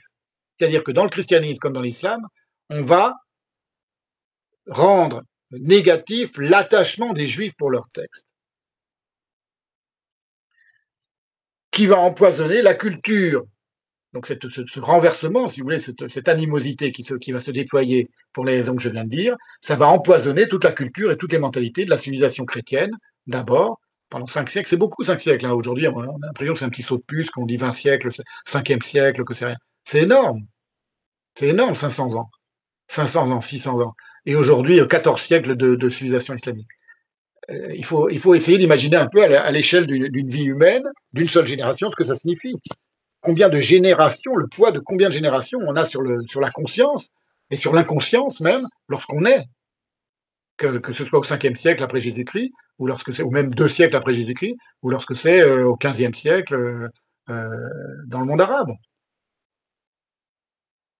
Là, on va très vite, vous voyez, on parcourt les siècles à grandes enjambées, mais il faut essayer humainement de revenir sur un plan humain et de s'imaginer ce que ça peut faire, les dégâts que ça peut faire dans une cervelle. Ce genre de préjugés, ce genre d'animosité qui est structurelle, qui est comme je suis en train d'essayer de vous le montrer. Elle est structurelle au sens où il n'y a pas la nouvelle religion ne peut pas exister sans cette animosité, sans ce retournement contre le judaïsme.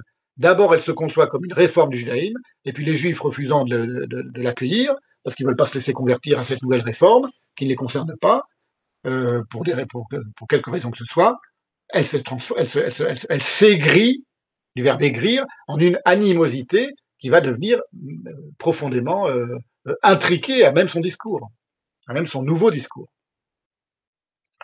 Et pas seulement, ça c'est que le début.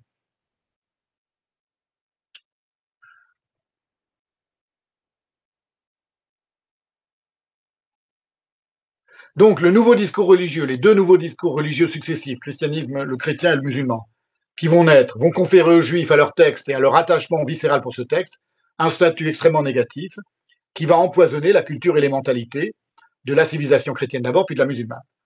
C'est ce qui s'explique par le fait que le christianisme comme l'islam se conçoivent très vite comme des théologies de substitution au judaïsme. Puisqu'on ne peut pas convertir le judaïsme à cette nouvelle entente de la parole divine juive, on va se substituer au judaïsme. La nouvelle parole va se substituer à la parole juive. Au point d'entrer à partir du haut Moyen-Âge, concrètement, en rivalité impérialiste l'une contre l'autre. Parce que si on est une théologie de la substitution, on ne peut pas en admettre une autre théologie de la substitution. Et donc les deux théologies de la substitution successives, que sont le christianisme d'abord pendant 5 siècles et ensuite l'islam qui apparaît, vont immédiatement entrer en rivalité, très vite, en rivalité et en guerre l'une contre l'autre. Parce qu'il peut y en avoir qu'un, qui est la première place substitutive. Toutes deux issues du judaïsme, elles tendent à usurper sa place d'aîné, la place du judaïsme donc, chronologiquement irréversible, parce que le problème, c'est que vous pouvez tenir tous les discours et tous les mythes et toutes les mythologies que vous voulez, mais lorsque vous apparaissez historiquement, et qu'il y a déjà un peuple qui est là depuis plusieurs siècles et plusieurs millénaires, et une parole divine qui est ancrée à la fois dans un texte et dans un peuple qui a déjà ses coutumes depuis, là aussi depuis de très nombreuses générations, vous êtes obligé d'admettre que vous êtes en deuxième place, que vous êtes successeur et non pas prédécesseur. Ça saute aux yeux, si j'ose dire. Et c'est vrai aussi pour les musulmans. Mahomet ne pouvait pas ne pas considérer qu'il y avait des juifs qui étaient là et qu'il y avait une religion qui s'appelait le judaïsme, une parole qui était une parole juive. Évidemment, ça va avoir des conséquences euh, colossales, extraordinaires pour sa propre parole. Mais au départ, la constatation, elle est inévitable. Et donc, pour usurper cette place d'aîné, d'antécédent, si vous voulez, de prédécesseur, il va falloir le faire au moyen d'une nouvelle mythologie, qui dans les deux cas est indémontrable, comme toutes les mythologies, et historiquement farfelue. Parce que là, on est dans l'histoire, hein, on est plus dans les temps extrêmement reculés dont on ne sait pas s'ils ont existé. Personne ne sait si Noé ou Moïse ont existé. Jésus et Mahomet, on peut en douter, mais enfin, là, on est vraiment dans des temps historiques sur lesquels on a toute une série de documents qui nous permettent de comprendre ce qu'était cette époque, ce qu'étaient ces époques-là, et quels étaient les peuples et les coutumes, et quels étaient les mondes dans lesquels sont apparus respectivement le christianisme et l'islam. Alors, les deux mythologies, les deux nouvelles mythologies complètement farfelues, c'est selon l'évangile, le procès de Jésus, qui historiquement est une absurdité absolue. Ça ne peut pas s'être passé comme ça pour des tas de raisons. Bon, vous savez qu'il y a eu beaucoup de documents sur cette histoire-là. Et la falsification de la Torah selon le Coran, qui est aussi une mythologie complètement farfelue. Je vais y revenir, vous allez comprendre pourquoi. Mais enfin, ce sont deux mythes, si vous voulez, deux mensonges, qui historiquement n'ont aucune véracité possible, et qui vont permettre à ces deux nouvelles religions rivales de s'implanter. La pérennité donc de ces deux nouvelles mythologies respectives va servir d'armature au discours anti-juif chrétien et musulman. Et donc, c'est pour ça que je dis que plutôt que la douteuse notion de civilisation judéo-chrétienne, qui en réalité ne veut rien dire, on devrait, quant au judaïsme, employer celle d'une collusion christiano-musulmane euh, dans leur animosité à l'égard du judaïsme. Et je dis collusion au sens propre, c'est au sens où l'islam a été très influencé par l'animosité chrétienne. Et c'est vrai encore, ça se renouvelle évidemment 14 siècles plus tard avec l'arrivée des Juifs sionistes en Palestine, où l'antisémitisme chrétien va avoir une grande influence aussi dans le monde arabe. Et il va se mêler, s'amalgamer à nouveau, exactement enfin pas exactement comme au temps de Mahomet, puisque le temps de Mahomet, il n'y avait pas encore d'antisémitisme musulman. Mais là, l'antisémitisme traditionnel musulman, le mépris qu'on éprouve à l'égard du dhimmi juif dans le monde arabe, va se très, très, très, immédiatement s'amalgamer aux accusations de déicide et à la haine viscérale qu'on éprouve pour le juif en Occident chrétien. Ça c'est au XXe siècle lorsqu'arrive le sionisme.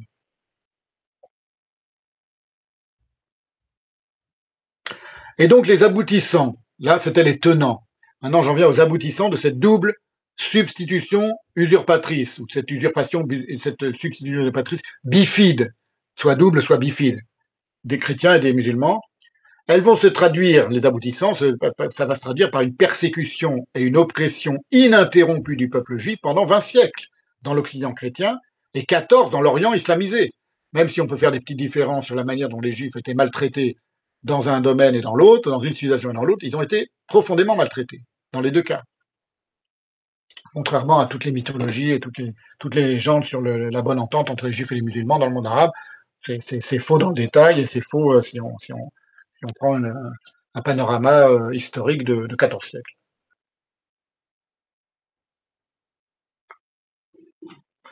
Et ainsi, par exemple, le premier massacre des Juifs de Médine par Mahomet et leur soumission au statut infamant de dhimmi revêtira une portée psychologique et culturelle à laquelle vont se heurter à leur insu, parce qu'ils s'imaginaient absolument pas qu'ils allaient être si mal accueillis des Arabes, les premiers sionistes au XXe siècle. Et ça aboutira à l'expulsion forcée des Juifs de tous les pays arabo-musulmans en une génération, au XXe siècle aussi, après la création de l'État d'Israël. Tout cela se tient, si vous voulez. Tout cela a une profonde cohérence, qui n'a rien à voir avec enfin qui n'a rien à voir dans sa cause, dans sa causalité avec l'État d'Israël. C'est plutôt l'inverse, l'État d'Israël, l'animosité contre l'État d'Israël, elle participe de l'antisémitisme traditionnel, à la fois chrétien et musulman. Le secret du mystère de l'antisémitisme réside dans tous les détails théologico-politiques de cette usurpation, j'emploie les mots avec précision, hein, d'abord chrétienne puis musulmane de la parole juive. Ces deux théologies, donc je récapitule un petit peu, je fais des petites récapitulations. Ces deux théologies ont ceci en commun qu'elles ont repris à leur compte des parts importantes du message du texte juif, que ce soit vrai, c'est vrai pour le chrétien, pour le christianisme, pour l'évangile, comme pour le Coran, tout en accusant les juifs d'en être les indignes porteurs de ce message juif et de se révéler des assassins en acte ou en puissance. Donc on avance un peu dans l'analyse de l'animosité antisémite et de voir quels sont les points communs entre le discours chrétien anti-juif et le discours musulman anti-juif. Les juifs sont des assassins en acte ou en puissance. Ça, c'est le discours de l'évangile. Ils ont assassiné Dieu, hein, le Christ, donc le Fils de Dieu, donc c'est un peuple déicide. Donc là, ce sont vraiment des assassins, au sens propre, ils sont accusés d'être un peuple d'assassins, déicides, et à 6 siècles de distance, le discours du Coran. Les contemporains juifs du Christ, puis ceux du prophète, sont bien ceux-là même qu'on maudit les prophètes bibliques. Ça se retrouve dans les deux textes. Les prophètes de votre livre vous ont maudit, vous les juifs qui sont nos contemporains, dans la Palestine romaine ou dans le Hedjaz arabique, de la péninsule arabique.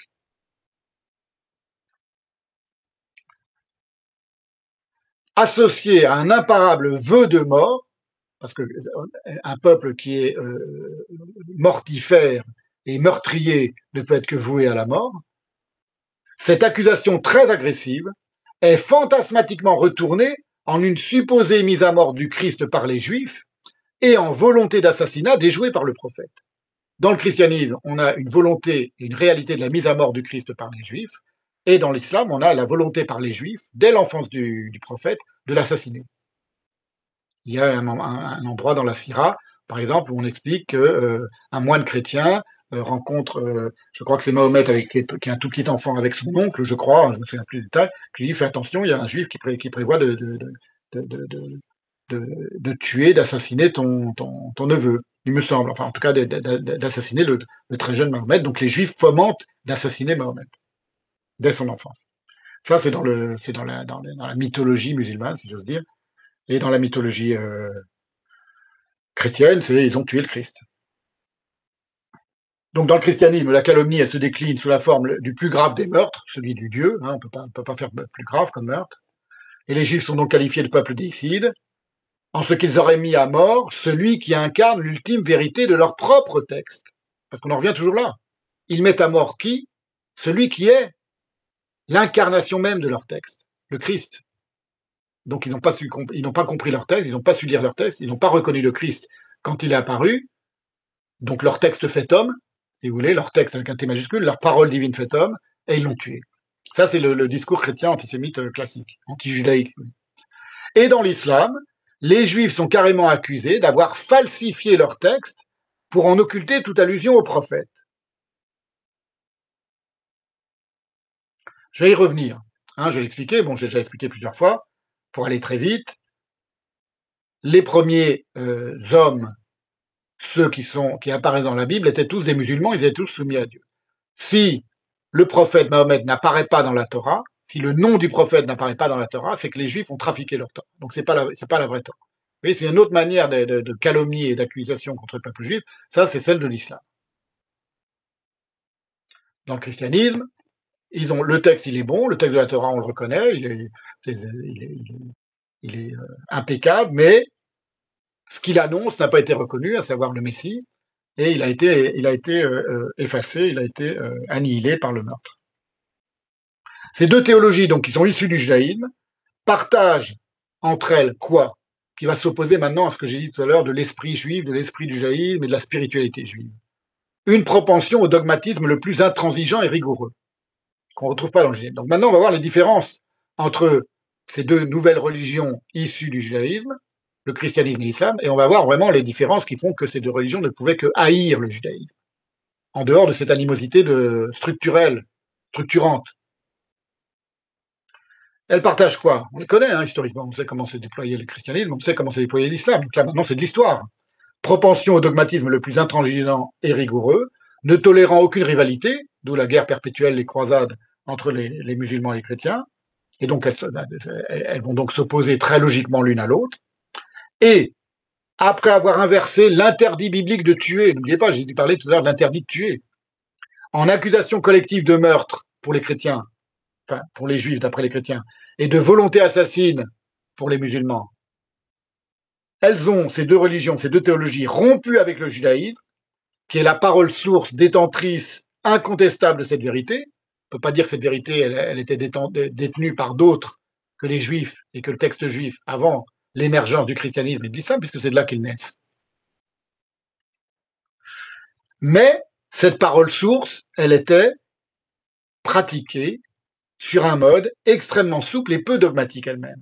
Celui qui est offert, je vous l'ai dit tout à l'heure, par la labilité, par l'élasticité structurelle de la langue originale du texte, l'hébreu biblique, qui est une langue minoritaire, qui va être abandonnée par les deux théologies au profit de leur langue, le grec et le latin pour le christianisme, et l'arabe pour l'islam, partagée par de bien plus nombreux peuples, ce qui va permettre à ces deux théologies rivales de se répandre comme un fleuve, partout.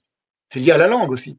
S'ils avaient continué de pratiquer l'hébreu d'origine, si l'évangile n'avait pas été traduit et diffusé en grec, évidemment le Christ ne parlait pas le grec, si c'était resté un texte en araméen, ça aurait été beaucoup plus compliqué. Alors que dans le monde grec, vous apparaissez dans le monde grec, dans le monde gréco-romain, vous parlez grec, votre texte il est grec, et il raconte une histoire en grec, avec des mots en grec et des phrases en grec et un univers mental grécisé, celui de Saint Paul par exemple. Immédiatement vous avez accès à un bien plus grand nombre de bien plus grosse clientèle que le petit livre juif dans son hébreu originel. Et on va constater ainsi une différence substantielle entre l'intolérance prosélyte et conquérante du christianisme et de l'islam. Là aussi, c'est de l'histoire, hein, ça c'est pas, c'est incontestable. Une intolérance prosélyte propre au christianisme et à l'islam, et la tolérance juive aux diversités d'interprétation de sa vérité. Par exemple, les antiques sectes juives, dont les plus connus sont les Zélotes, les Samaritains, les Pharisiens, les Esséniens et les Nazaréens, donc les premiers chrétiens, pratiquaient chacune un type de judaïsme, sans que n'en résulte de guerre civile ni de schisme dévastateur. Ils pouvaient ne pas s'apprécier entre eux. Et ça n'empêchait pas, c'était la même parole juive qui était divisée en différentes sectes juives, y compris les premiers judéo-chrétiens, qui n'étaient que des Nazaréens, qui n'étaient que, c'est-à-dire qui se qualifiaient de Nazaréens, c'est-à-dire disciples du rabbi de Nazareth, Jésus.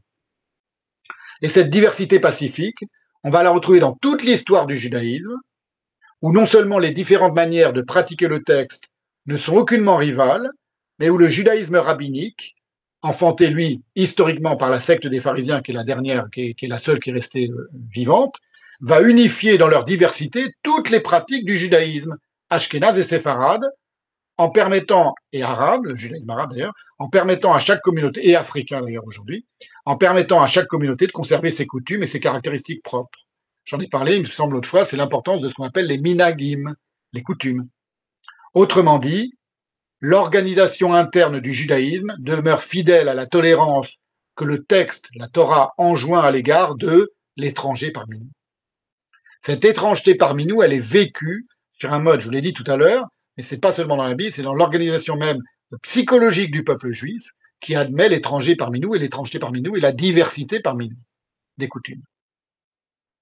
Et cette tolérance, on va voir en contraste avec le christianisme et avec l'islam évidemment, cette tolérance initiale du judaïsme, elle se retrouve dans toute son arborescence culturelle et elle permet d'expliquer que les juifs aient pu se déployer à travers le monde, la diaspora, sans avoir à employer ni la conquête, ni la force, et que tous les juifs se sentent juifs d'une manière à la fois unique et unifiée dans leurs différences. C'est le propre de la psychologie juive. C'est qu'un juif de Strasbourg se sent aussi juif, que je vous l'ai dit 1000 fois, qu'un juif d'Éthiopie, qui vit en Israël aujourd'hui. Un juif autrichien n'est pas davantage juif qu'un juif éthiopien. Un juif yéménite n'est pas plus juif qu'un juif français, etc. Cette profonde fidélité juive aux valeurs souples du judaïsme, le christianisme et l'islam l'inversent en infidélité pour en blâmer les juifs. Donc encore une aversion inversible. Infidèles au tu ne tueras point, les juifs clament le christianisme, c'est une calomnie, sont responsables de la mort du Christ. Calomnie que va reprendre l'islam, en disant qu'ils ont bien tué Jésus, même si Jésus n'est pas le Fils de Dieu. Et la calomnie du fait que le peuple juif a tué le Christ, a tué Jésus, elle va être reprise intégralement dans l'islam. Et si les juifs se montrent si infidèles à leur texte, puisque le texte dit tu ne tueras point, ils ont tué le Dieu des chrétiens et ils vont essayer de tuer Mahomet, c'est bien parce qu'ils ne savent pas le lire. Donc on reproche aux juifs de ne pas, dans les deux religions, de ne pas savoir lire leur propre texte et qu'ils n'en comprennent pas l'esprit. La relation des juifs à leur texte est ainsi qualifiée de grossièrement charnelle par le christianisme, une des qualifications, vous le savez, des juifs, les juifs charnels. Selon le christianisme, le judaïsme est donc une foi erronée et morbide. Ils sont trop attachés à la lettre qui tue. Une phrase de l'évangile, hein, vous le savez tout ça. Excusez-moi, c'est pas une phrase de l'évangile, c'est une phrase de saint Paul. Il nous a aussi rendu, c'est dans 2 Corinthiens 3,6, il nous a aussi rendu capables d'être ministres d'une nouvelle alliance. Donc on parle saint Paul parle de Jésus aux Corinthiens, une nouvelle alliance, non de la lettre, mais de l'esprit, car la lettre tue, mais l'esprit vivifie. Voilà. Donc on a de nouveau l'idée du meurtre, l'idée de la mort, qui est attachée au texte même de la Torah, au texte des Juifs, qui est le peuple texte. Les Juifs n'ont donc pas su apprécier l'esprit vivifiant de leur propre texte.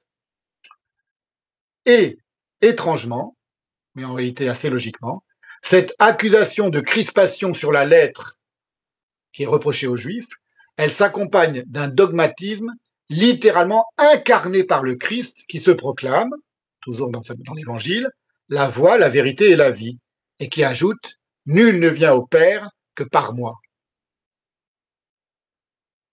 Je suis la voie, la vérité et la vie, nul ne vient au Père que par moi. Vous voyez, là, on voit des distinctions quand même entre la manière dont je vous décris depuis tout à l'heure ce qui structure le judaïsme et le peuple juif et les coutumes juives et la pensée juive, ou enfin la sagesse juive, la spiritualité juive, et des formules qui sont extrêmement importantes dans le christianisme et qui vont expliquer que le christianisme a pu se déployer de manière impérialiste, comme plus tard l'islam. Vous ne créez pas un empire au sens historique du terme, au sens concret du terme, en disant chacun peut croire ce qu'il veut, ou chacun sa coutume. Vous pouvez le faire sur le mode de la Pax Romana, mais il faut d'abord écrabouiller tout le monde. Ça, c'est très bien expliqué dans le Parménide de Heidegger. J'en ai parlé longuement aussi, de nouveau, dans ce texte-là. Voilà, et vous le faites sur le mode de la Pax Americana aujourd'hui, par exemple, c'est-à-dire le monde néolibéral pardon, contemporain, c'est évidemment une fausse paix, une fausse tolérance à l'altérité.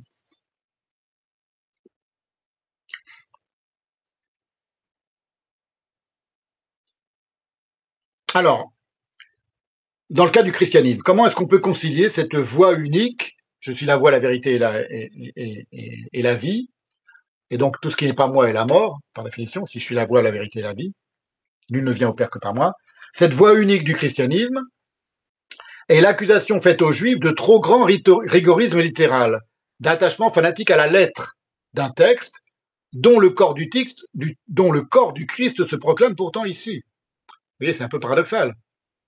Le corps du Christ, il est issu de ce texte, puisque Jésus, c'est celui qui est annoncé dans le texte, et en même temps, les Juifs sont trop littéralement attachés à ce texte,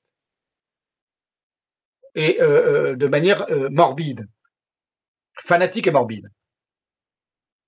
Comment on peut l'expliquer?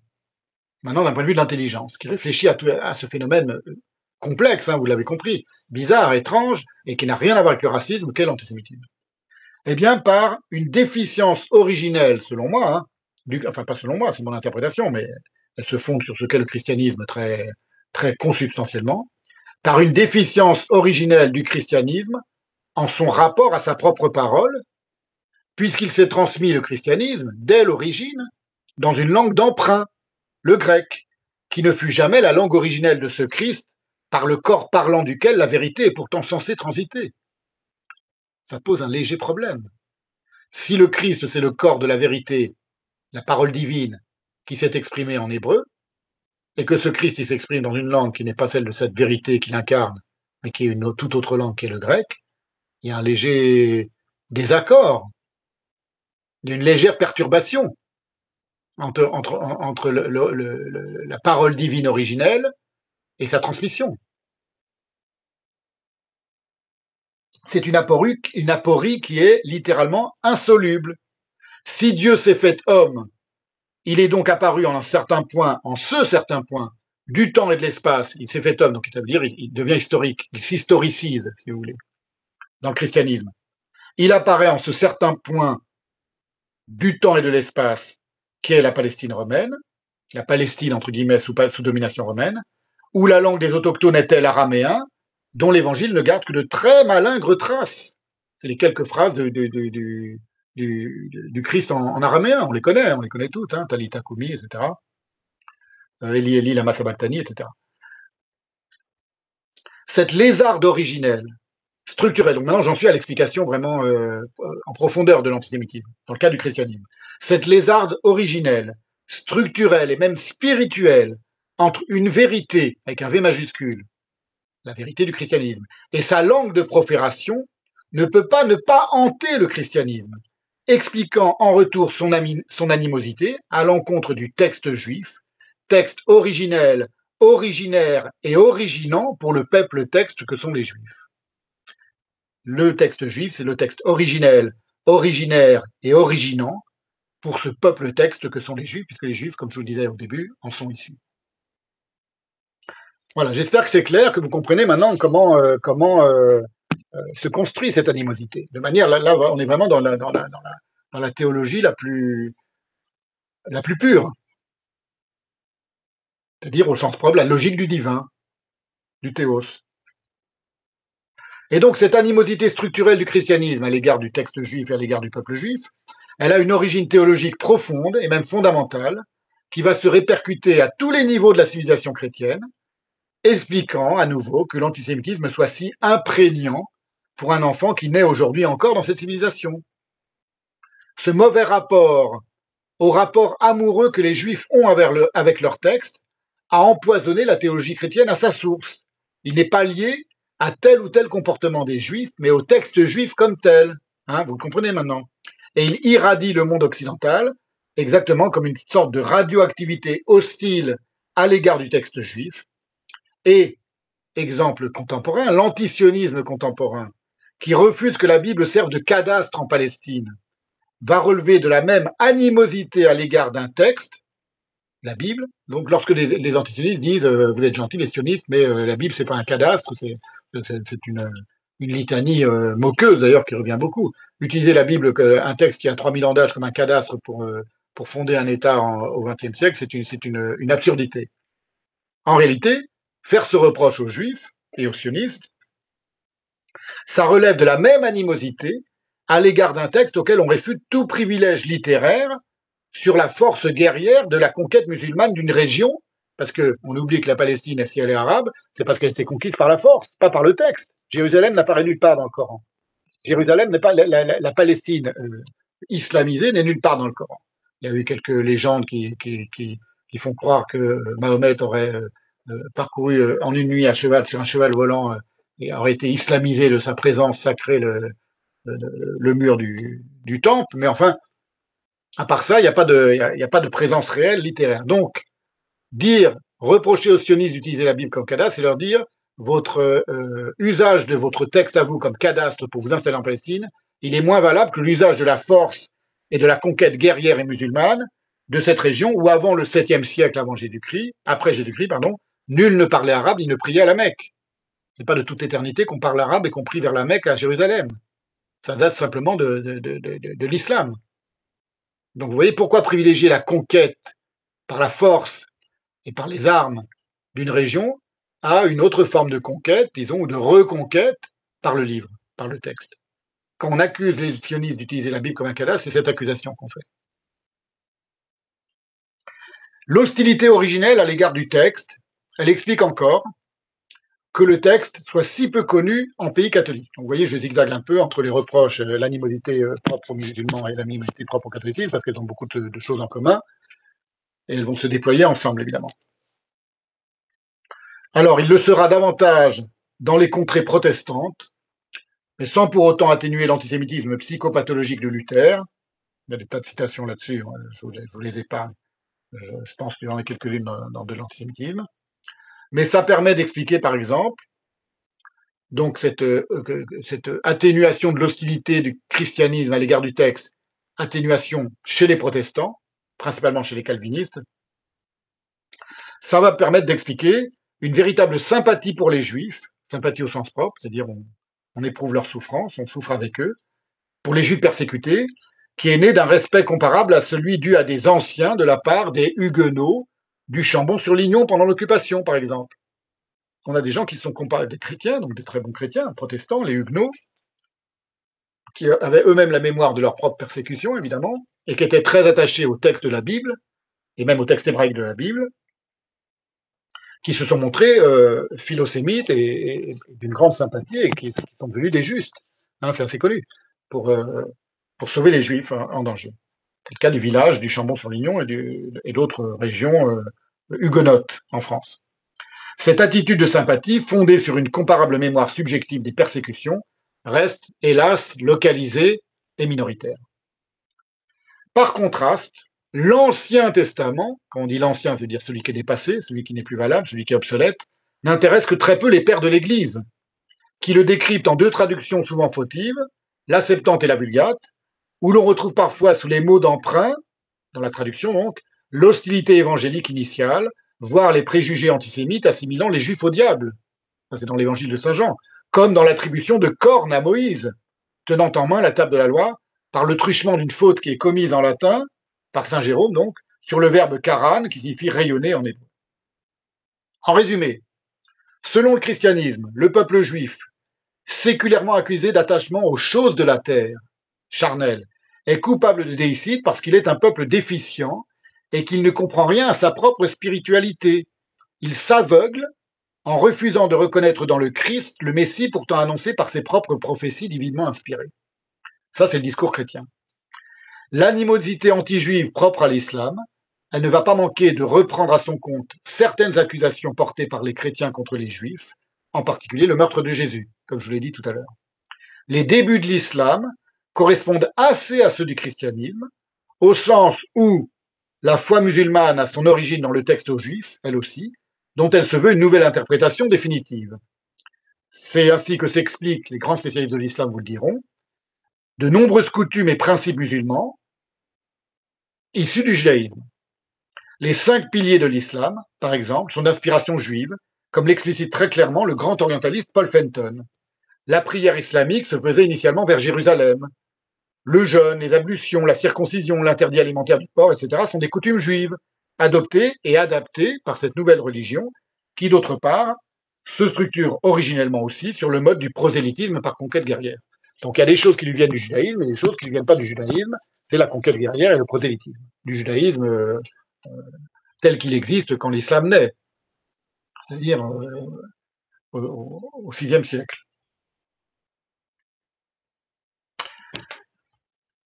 Et les juifs sont ceux qui, refusant à Médine de se convertir à la nouvelle religion, donc à la nouvelle parole inspirée, celle de Mahomet, sont de ce fait devenus pour les premiers musulmans des rebelles, des rivaux et des adversaires définitivement défaits militairement par Mahomet.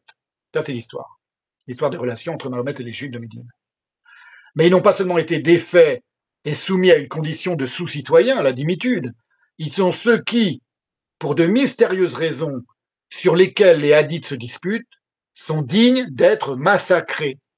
Parce que ça, c'est quelque chose qui n'apparaît pas dans l'évangile, qui est retourné dans le Coran. Dans l'évangile, c'est le Fils de Dieu qui est massacré par les Juifs. Et non pas le Coran, mais dans les textes qui entourent le Coran, dans l'islam naissant, dans les textes de commentaires, le peuple juif, c'est celui qui est digne d'être massacré au sens propre. Quand je dis massacrer, c'est pas simplement dominer, vaincu, esclavagisé, expulsé, exploité, etc., spolié et opprimé. C'est exactement un massacre au sens où après avoir vaincu une des tribus de Médine, les hommes sont désarmés et Mahomet hésite et il va demander conseiller à un de ses conseillers qui va lui dire tu les tues tous. Ils sont désarmés, ils sont déjà vaincus. Ça s'appelle un massacre. Massacrer des hommes qu'on a vaincus, qu'on a déjà désarmés, qui ne peuvent plus vous répondre, qui ne peuvent plus se défendre, et les massacrer, les faire passer au fil de l'épée. Le modèle de cette massacrabilité, évidemment, vous pensez au 7 octobre et vous comprenez tout de suite d'où ça vient. Le modèle de cette massacrabilité des Juifs, elle est donc inscrite dans le massacre par Mahomet des 600 Juifs de la tribu médinoise des Banu Qurayza, pourtant déjà conquis et désarmés. Alors les chiffres se disputent entre 400, 600, etc. Peu importe. Ils ont été massacrés. C'est ça qui compte. Dans l'imaginaire musulman contemporain, cette victoire massacrante de Mahomet sur les Juifs de Médine, ce n'est pas une relique archaïque. C'est ça qu'il faut comprendre. Le triomphe initial, il suffit de les écouter parler. Hein. J'ai des tas de citations de l'antisémitisme, dans toutes les annexes que j'ai fait sur l'antisionisme et sur l'antisémitisme musulman, qui n'avaient pas une grande part dans la première édition, mais qui en a une beaucoup plus grande dans la nouvelle édition. Ça revient en permanence dans le discours des djihadistes, par exemple, ou des propagandistes, ou des militants pro-palestiniens. Le triomphe initial des armées du prophète sur les juifs, c'est le modèle idéal des relations pour un musulman, des relations entre musulmans et infidèles, un modèle revendiqué explicitement aujourd'hui par tous les djihadistes antisionistes, qu'ils soient palestiniens ou citoyens d'un pays arabo-musulman formellement ennemi de l'État d'Israël.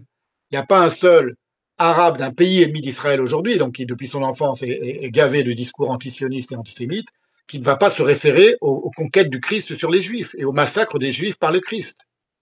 Ça ne leur semble pas quelque chose d'horrible. Ça ne leur semble pas quelque chose d'atroce.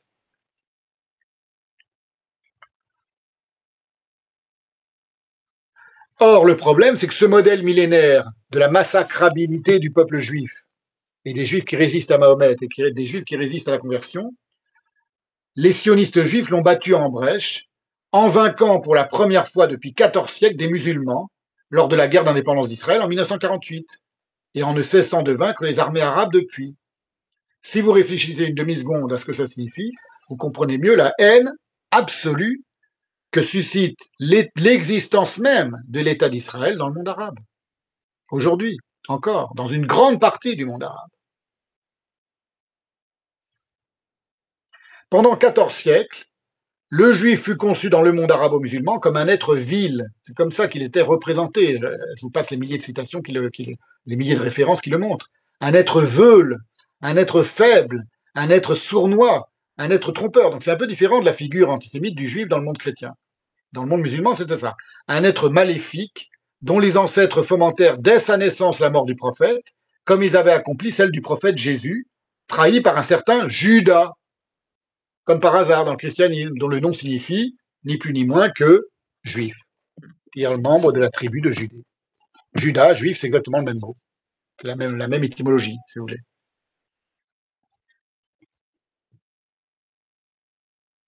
Sans nul fondement historique, en ces textes traditionnels, à l'islam, les hadiths, qui n'ont de valeur que légendaire, au sens étymologique de digne d'être lu, il n'y a pas de valeur historique du tout, enfin, pour beaucoup d'entre eux, aux hadiths, et en tout cas à ceux sur les juifs, l'islam a hérité de la calomnie portée dans l'évangile et les actes des apôtres contre les juifs meurtriers des prophètes, colportée dans la péninsule arabique par des moines chrétiens présents dans tout le Moyen-Orient depuis déjà 6 siècles, lorsque Mahomet advint. Vous voyez, ça a eu le temps de se répandre et d'imprégner les esprits, les calomnies antisémites des moines chrétiens contre les juifs. Ainsi, l'islam est-il issu d'une double influence structurelle, 2 points, généalogique, en tant qu'il est issu du judaïsme, et hostile au judaïsme, transmise par le christianisme. Et l'inverse n'est évidemment pas vrai, au sens où ni les chrétiens ni les musulmans, puisqu'ils n'existaient pas encore au moment de son élaboration, ne sont pris en considération ni positive ni négative dans la Torah. Ils ne sont pas là, ils n'existent pas encore. C'est important parce que cette absence de référence, elle est logique, elle est chronologique. Mahomet n'existant pas, on ne va pas en parler dans la Torah. De référence à Mahomet dans la Torah, elle va susciter une autre influence négative du christianisme sur l'islam. C'est l'influence de l'animosité portée contre le texte, contre le texte juif. Quand je dis le texte, c'est toujours avec un T majuscule, c'est la Torah, c'est le texte juif. Le texte des Juifs atteste en effet la présence non pas de l'islam, mais de l'ethnie des Arabes, le mot arabe apparaît dans l'hébreu biblique, descendant d'Ismaël, le fils aîné d'Abraham.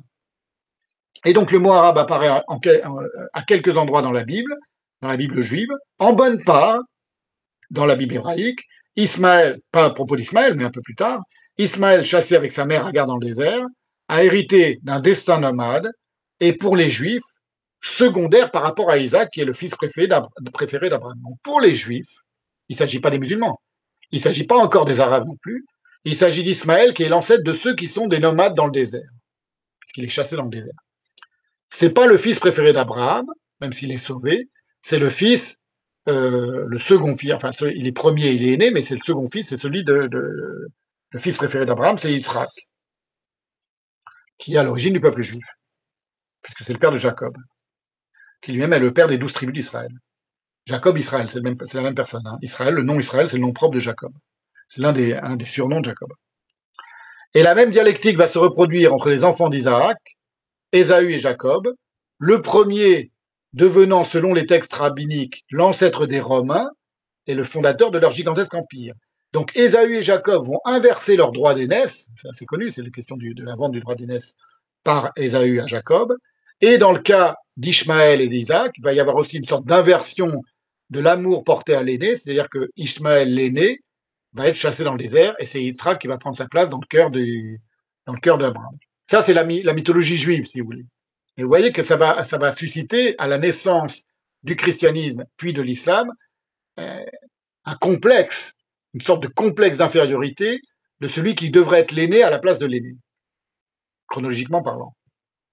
Ne supportant pas cette place symbolique secondaire. C'est une place symbolique secondaire, mais secondaire uniquement selon les critères textuels du peuple juif, donc il ne s'adresse pas aux autres. On ne parle pas des autres, c'est le peuple juif qui se parle à lui-même. Doublé d'une place chronologique, non plus symbolique cette fois-ci, mais chronologique secondaire, en tant que sa parole prophétique est issue de la parole juive, dont il provient pourtant légendairement, l'islam, quand je dis légendairement, c'est-à-dire mythologiquement, c'est au sens noble, l'islam va ajouter une nouvelle accusation à l'égard du peuple juif, qui n'existait pas dans le christianisme, non pas, comme l'affirme l'Évangile, d'être hypocrite, pharisien dans sa pratique, ni trop scrupuleusement respectueux à l'égard de la lettre du texte, la lettre qui tue, mais carrément de l'avoir falsifié et trafiqué, que je vous expliquais un peu rapidement tout à l'heure. C'est que pour l'islam, la Torah, c'est pas la vraie Torah. La vraie Torah, elle parlait de Mahomet et elle décrivait tous les premiers prophètes comme des musulmans, c'est-à-dire comme des soumis à Allah. Donc si ça n'apparaît pas dans le texte hébreu, c'est que les Juifs ont trafiqué le texte. C'est une accusation qui revient, qui est essentielle dans l'islam. Les Juifs sont des fabricateurs de textes.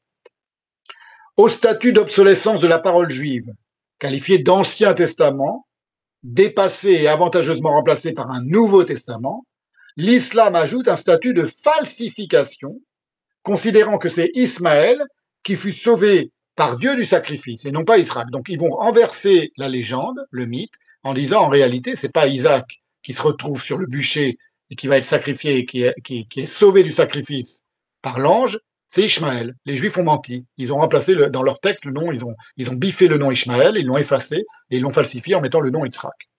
Ça, c'est une des accusations précises faites au peuple juif dans l'islam. Si cela n'apparaît pas dans la Torah, pas davantage que le nom de Mahomet, c'est nécessairement parce que les Juifs ont perverti leur propre texte, considère l'islam, en dissimulant toute trace de la parole islamique.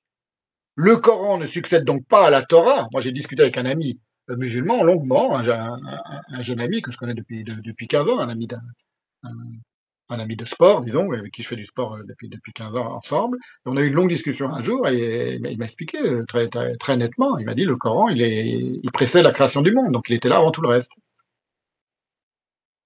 Il ne succède donc pas à la Torah comme le Nouveau à l'Ancien Testament, fût-ce pour la moderniser ou la réformer après s'en être inspiré. Il la déclare carrément fausse en certains détails qui les concernent. Les Juifs, s'ils ne sont plus un peuple déicide, puisque Jésus n'était pas coraniquement le Fils de Dieu, mais seulement son dernier prophète juif, deviennent un peuple de faussaires, ayant trafiqué la parole originelle même de Dieu. considérée d'un point de vue rationnel, donc extrinsèque aux trois monothéismes. Cette grave, donc si maintenant on s'extirpe un petit peu de ce panier de crabes extravagant, extraordinaire et plurimillénaire qu'est les mauvais rapports du christianisme et de l'islam au judaïsme, on peut résumer cette grave conflictualité théologique à une substitution pour le christianisme et à une usurpation pour l'islam, les deux religions postérieures réfutant le statut d'antériorité caractéristique du judaïsme, conformément à la parole évangélique selon laquelle les derniers seront les premiers et les premiers seront les derniers. Ça, c'est une parole, vous le savez, du Christ, c'est en Matthieu 20, 16. On peut tout à fait considérer que le christianisme l'a appliqué aussi au judaïsme, en disant nous sommes les derniers arrivés, mais en réalité c'est nous les premiers. Et pour l'islam, même chose. Et dans l'islam, cette inversion de la hiérarchie des fidèles, elle repose sur un calembour coranique selon lequel, d'Adam jusqu'à Jésus, tous les patriarches et tous les prophètes étant soumis à la parole divine, ce qui est vrai, d'un point de vue du texte, doivent être considérés comme musulmans, qui se dit muslimim, donc c'est soumis en arabe, qui veut dire soumis de toute éternité. Il y a même un hadith que j'ai trouvé aujourd'hui, qui est cité par un monsieur qui s'appelle Mika Ben David Naziri, un juif, qui exprime ça dans son blog sur le Times of Israel, et qui a trouvé un hadith dans lequel Mahomet lui-même explique que son vrai nom, c'est Israël.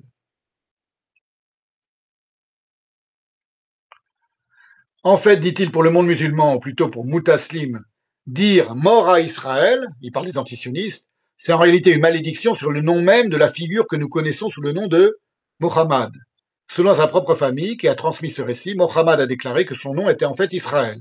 Je suis, et là maintenant il cite un hadith, le Tafsirul Ayashi, verset 1, page 44, je suis le serviteur d'Allah, mon nom est bien-aimé, Ahmed, et je suis le serviteur d'Allah, mon nom est aussi Israël. C'est le prophète, c'est Mahomet qui parle. Ce qu'Allah a ordonné à Israël, Allah me l'a ordonné à moi, et ce qui concerne Israël dans le passé est ce qui me concerne maintenant. Du statut donc de référence secondaire et dispensable pour les catholiques, le texte juif devient pour les musulmans une référence frauduleuse et artificielle. Cette récusation de toute véracité dans la relation amoureuse que les juifs cultivent depuis plusieurs millénaires avec leur texte permet d'expliquer l'agressivité psychologique du monde arabe, assistant à l'arrivée des premiers juifs rebelles au statut d'infériorité des dhimmis dans la Palestine du XIXe siècle et du début du XXe siècle. Pour les Arabes, les Juifs n'ont aucune légitimité sur cette terre musulmane, c'est-à-dire islamisée depuis le VIe siècle. Le sioniste apparaît aux musulmans comme un juif outrecuidant, c'est-à-dire qui se croit supérieur à ce qu'il devrait être en tant qu'il est un juif, c'est-à-dire un être méprisable, un être veule, un être qui ne sait pas se battre, qui n'a pas le droit de porter des armes, etc. Bon, je vous donne tous les détails de ce mépris traditionnel et culturel musulman à l'égard du juif dans de l'antisémitisme. Hein, tout ça est documenté et avéré par des milliers de textes.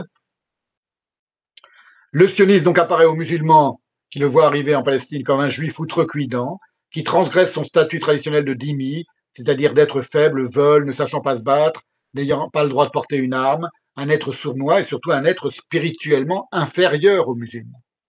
Il n'y a pas d'égalité pensable et possible pour un musulman entre lui et un juif. Lui et un chrétien non plus. Lui et un incroyant non plus. Mais en tout cas, un juif, ça ne peut pas être un égal. C'est pas possible. D'un point de vue théologique, on ne parle pas de ce que pensent les êtres humains. L'islam étant une religion hyper dogmatique, ce statut d'infériorité du juif vis-à-vis du musulman est irrévocable. Et si au XXe siècle, je suis en train de vous montrer maintenant comment ça imprègne le discours antisioniste. Si au XXe siècle, les Juifs d'Israël ont triomphé dans toutes les guerres que leur ont faites les Arabes, c'est uniquement parce qu'ils trichent. C'est pas possible, ils ne peuvent pas être plus forts que les musulmans. C'est parce qu'ils trichent en étant soutenus par des empires coloniaux racistes, par exemple. La jubilation ressentie dans la rue arabe, ce qu'on appelle la rue arabe, dans le monde arabe, le 7 octobre 2023, au spectacle planétarisé de Juifs désarmés se faisant massacrer par des musulmans au cri de Allah Akbar, ne s'explique qu'en tenant compte de cette psychologie séculaire, donc, morbide, qui empoisonne le monde musulman vis-à-vis des Juifs depuis des siècles, et qui n'est quasiment jamais questionnée ni critiquée dans le monde arabe. Jamais, quasiment jamais. ceux qui la critiquent, ceux qui la remettent en question, ils doivent se barrer. Sinon, comme Boualem Sansal, dès qu'ils repartent dans un pays arabe, on les fout en prison, ou on les tue, ou on les censure, etc. De l'image traditionnelle du juif faible, lâche, couard et veule, est directement issue dans la vulgate antisioniste, celle narquoise du soldat de Tzal portant des couches. Ça, c'est un mème, comme on dit aujourd'hui, sur Internet, euh, qui est très diffusé dans le monde arabe et parmi les militants sionistes, à savoir que les soldats de Tsahal sont en réalité des lâches, des couards. D'ailleurs, ils portent des couches, ils font dans leur froc. C'est ce qu'ils appellent en anglais, les antisionistes, la Pampers Army, l'armée qui porte des Pampers, des couches Pampers, n'étant capable que d'opposer ses chars à des enfants palestiniens armés de pierres. On a tous ces clichés-là. Euh, qui sont répandus partout, principalement sur les réseaux sociaux, et qui en réalité s'originent dans cette idée qu'un juif ne peut pas être un grand combattant. Que l'armée d'Israël soit depuis sa création, au contraire, l'une des plus courageuses et vaillantes qui soit au monde, n'impressionne pas le monde arabe, structurellement incapable de se remettre en question. Bon, là, tout ça, ça saute aux yeux, hein, c'est vraiment des choses évidentes. Il suffit de regarder un petit peu sur les réseaux sociaux les dernières réactions des Houthis lorsqu'ils sont fait bombarder par Israël et tout ça. Ils sont foudrages, les mecs, ils sont complètement camés. Ils ont les joues pleines de cates et ils mâchonnent du cat toute la. Je parle des Houthis au Yémen. Hein. Ils mâchonnent du cat toute la journée. Ils sont complètement euh, déglingués, fous de rage, fous de colère, et hystériques de colère antisémite et ils sont surexcités contre Israël. C'est pas compréhensible pour eux qu'Israël soit plus fort que des musulmans, que des juifs soient plus forts que des musulmans. Donc il y a un problème. Et ils vont régler le problème en massacrant tous les juifs. Ils le disent, hein, c'est ce qu'ils disent, ce dont ils se flattent eux-mêmes. Et donc cette impossible remise en question du statut du juif par rapport au statut du musulman, tout ça, tout ce que je dis était valable d'une certaine manière dans le monde chrétien pendant des siècles. Mais bon, le monde chrétien n'est plus le monde chrétien du Moyen Âge, alors que le monde arabo-musulman, il y a encore beaucoup de choses qui lui restent de son Moyen Âge et de tous ses âges, et principalement dans son rapport aux Juifs. Tout cela donc procède d'une origine théologique, que je suis en train de vous détailler depuis tout à l'heure. Ça fait combien de temps que je suis en ligne? Je ne me rends pas compte. Il est 23 heures déjà, ou 2 heures. Ouais. Le questionnement qui irradie tout le texte juif, les prophètes et le peuple des enfants d'Israël, qui passent leur temps à discuter avec Dieu, à contester ses décisions, Abraham, Moïse, les Hébreux dans le désert, Jonas, etc.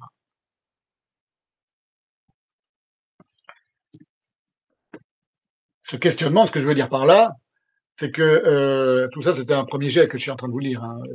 C'est pas vraiment rédigé, pas complètement rédigé. C'est que ce questionnement qui est si important et si essentiel à l'être même du judaïsme et des juifs, il est au contraire renié dans le monde arabe. Il a été très, très longtemps dans le monde chrétien. Il a été moins depuis Vatican II, évidemment, où il y a eu une remise en question majeure du catholicisme par lui-même. C'est pas vrai dans le monde arabe. Ça commence à l'être un petit peu, hein, si on doit dire, apporter des nuances. Là, je vais un peu au galop hein, dans des considérations théologiques, mais ça commence à l'être un petit peu. Je vous l'ai déjà dit plusieurs fois, par exemple, dans le cas des accords d'Abraham, des merveilleux accords d'Abraham, qui en effet seraient le seul moyen, si tous les pays arabes ils souscrivaient d'apporter la paix, y compris pour les Palestiniens, y compris pour tout le monde.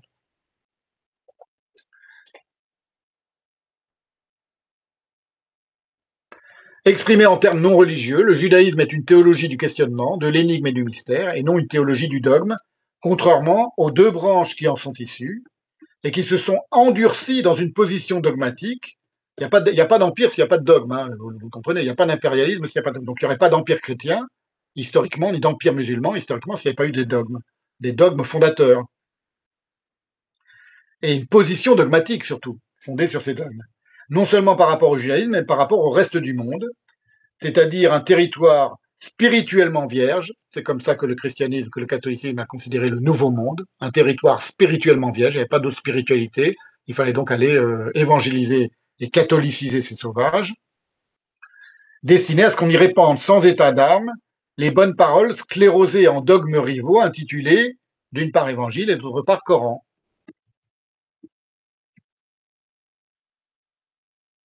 Ce fondement dogmatique inquestionnable des deux religions issues de la religion du questionnement va avoir une importance théologico-politique majeure en permettant à ces deux paroles inspirées de s'impérialiser et de dominer par la force des armes de vastes régions du monde. Le catholicisme va convertir à sa conception de l'unique vérité l'Empire romain. C'est pas l'Empire romain qui se convertit au catholicisme, c'est le catholicisme qui se convertit à l'impérialisme des Romains, au IIIe siècle après Jésus-Christ, avec la conversion de Constantin. Et dès lors adopter toutes ces caractéristiques brutales de domination et de conquête. Lorsque l'Empire romain se convertit au catholicisme, le catholicisme se convertit à la brutalité romaine et à l'impérialisme romain. Et toute l'histoire du catholicisme dans les siècles qui vont suivre, ça va être celui de cette brutalité de conquête et d'évangélisation forcée. Voilà, maintenant je reviens un petit peu sur le catholicisme. Je vous dis que je fais des allers-retours entre catholicisme et islam. Et l'islam, lui, va se concevoir d'emblée sur le mode aussi brutal de la conquête, comme un colonialisme au sens propre, puis un impérialisme ne tolérant par principe aucune divergence théologique et se répandant en quelques siècles depuis le Hejaz sur une grande partie de la planète, ce qu'on appelle l'Oumma aujourd'hui.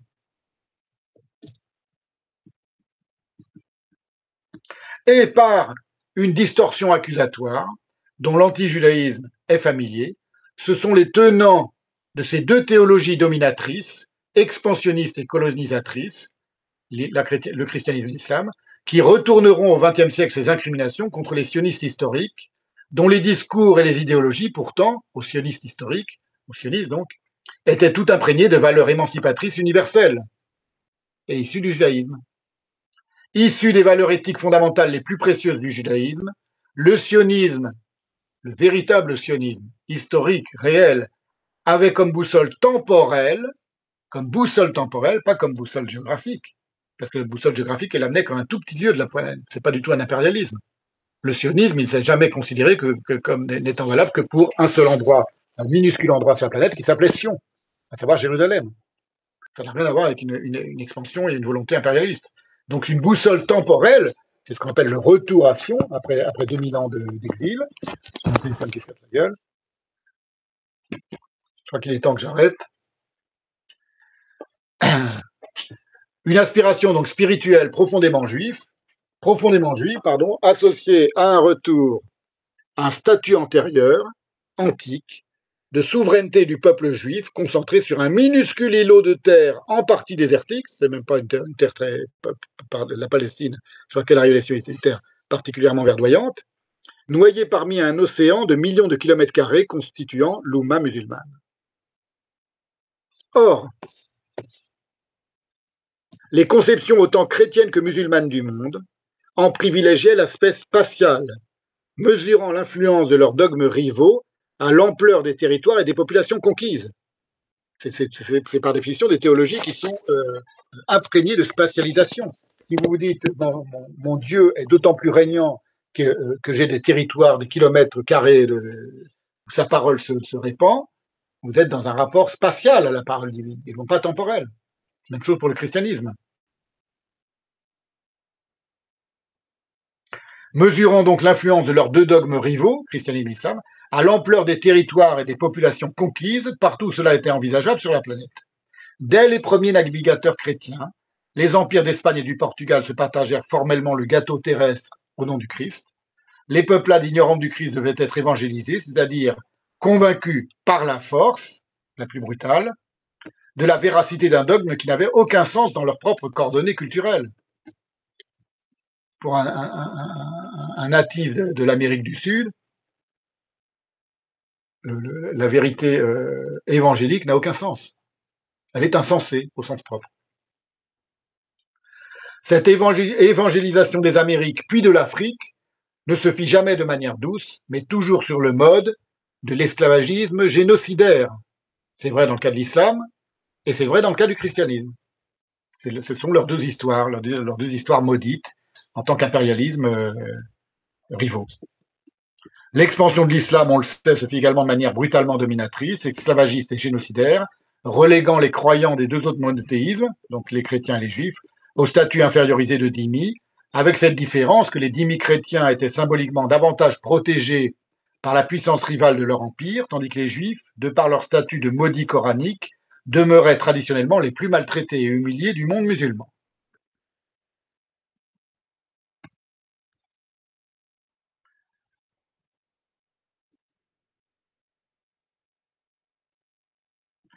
Voilà, écoutez, j'avais encore une dizaine de pages à vous lire, mais là, ça commence à faire 2 heures.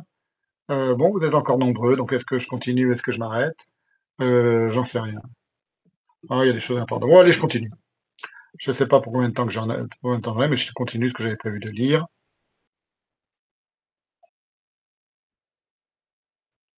Oui, parce qu'on va en arriver à l'antisionisme, donc c'est quand même important. Déjà, vous êtes assez nombreux à me suivre, donc je vous remercie. C'est donc que ça vous intéresse. Euh, Où est-ce que j'en suis?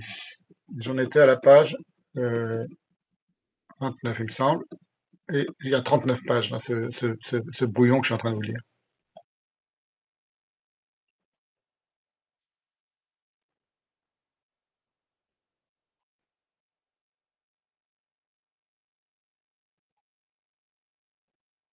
Ah oui, non, il y a des choses importantes là à dire.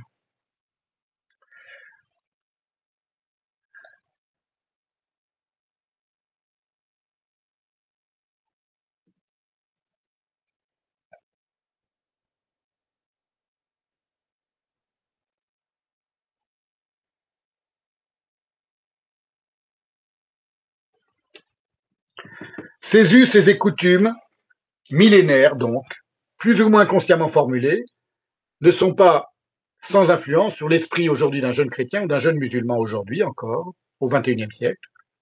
Et c'est particulièrement patent dans l'orbe du monde arabo-musulman où la figure négative du juif n'a pas évolué d'un iota dans l'imaginaire collectif.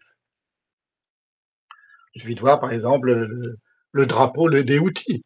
Hein, je ne sais pas si vous avez vu ça, si vous le savez, les Houthis, qui font parler un peu d'eux en ce moment, ont un drapeau sur lequel il y a des formules en arabe traditionnelles, dont l'une des formules, c'est les Juifs sont maudits. Mort à Israël, mort à l'Amérique, les Juifs sont maudits. C'est pas mort aux Juifs, les Juifs sont maudits. C'est-à-dire, c'est une formule coranique. Il a fallu à l'Église catholique 2 millénaires pour décider de manière dogmatique, pas questionnante, mais dogmatique, que les préjugés anti-juifs n'avaient plus lieu d'être. Avant, on disait que les Juifs avaient tué le Christ, maintenant, on ne le dira plus, c'est tout, c'est comme ça, c'est le pape qui décide. Aujourd'hui, le nouveau pape américain, trumpiste ou trumpien, je dis ça, je blague, je ne sais pas si c'est trumpiste, j'espère que non, vient d'être élu. Il a fallu donc à l'Église catholique 2 millénaires pour décider de manière dogmatique que les préjugés anti-juifs n'avaient plus lieu d'être et devaient être contrebalancés par une propagande philosémite. Propagande, ça vient du mot propagation de la foi, vous le savez, c'est un terme catholique, donc au sens originel de propagation de la foi, philosémite, après avoir été antisémite pendant 20 siècles. Que les nations luthériennes, comme l'Allemagne, se soient montrées au cours des siècles aussi antisémites que les catholiques, malgré un intérêt inédit porté au texte juif, s'explique comment? Ça s'explique par l'omnipotence d'une lecture dogmatique de ce texte affadi et aplati par sa traduction, c'est pour ça que Luther a tenu à retraduire en allemand la Bible, ayant perdu ce texte juif originel toute sa vitalité de questionnement et d'interprétation divergente inhérente à l'hébreu biblique, ce que j'ai dit au début. À partir du moment où vous traduisez la Bible dans une autre langue, vous perdez tout son potentiel de questionnement vivant, qui est la vie même du judaïsme.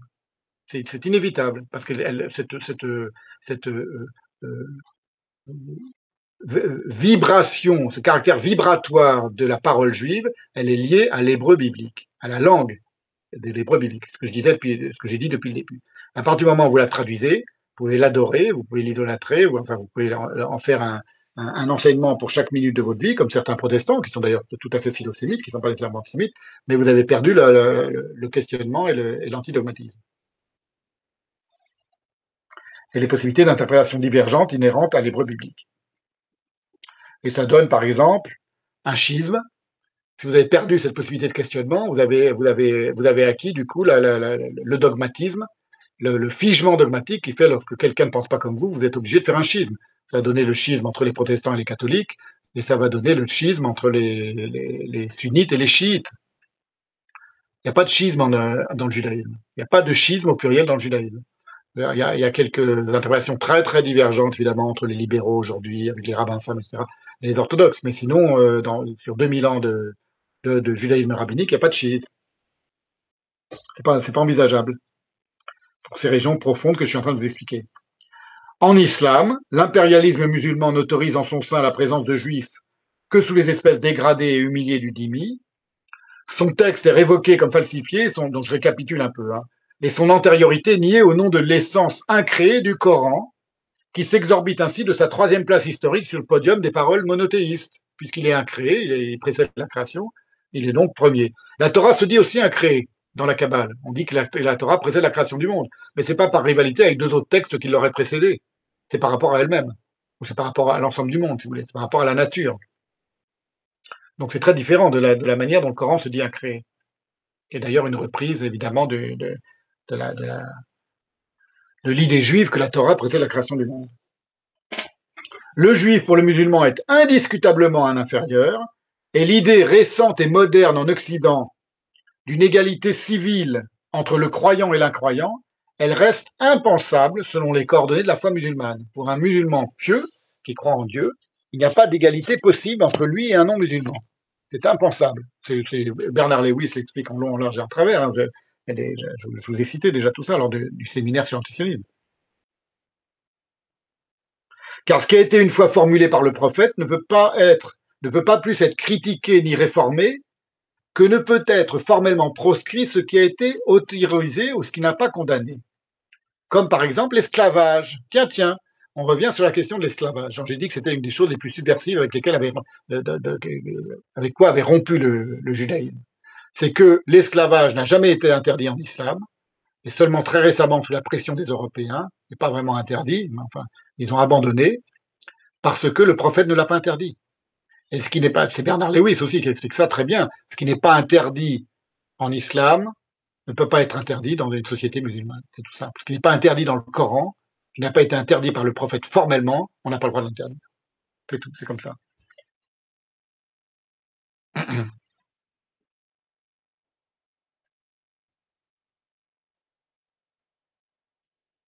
Les trois inégalités de statut consubstantielles à l'islam sont ainsi celles, et qui demeurent, entre croyants et incroyants, entre l'homme et la femme, et entre l'homme libre et l'esclave. Tout ça, c'est Bernard Lewis qui nous enseigne.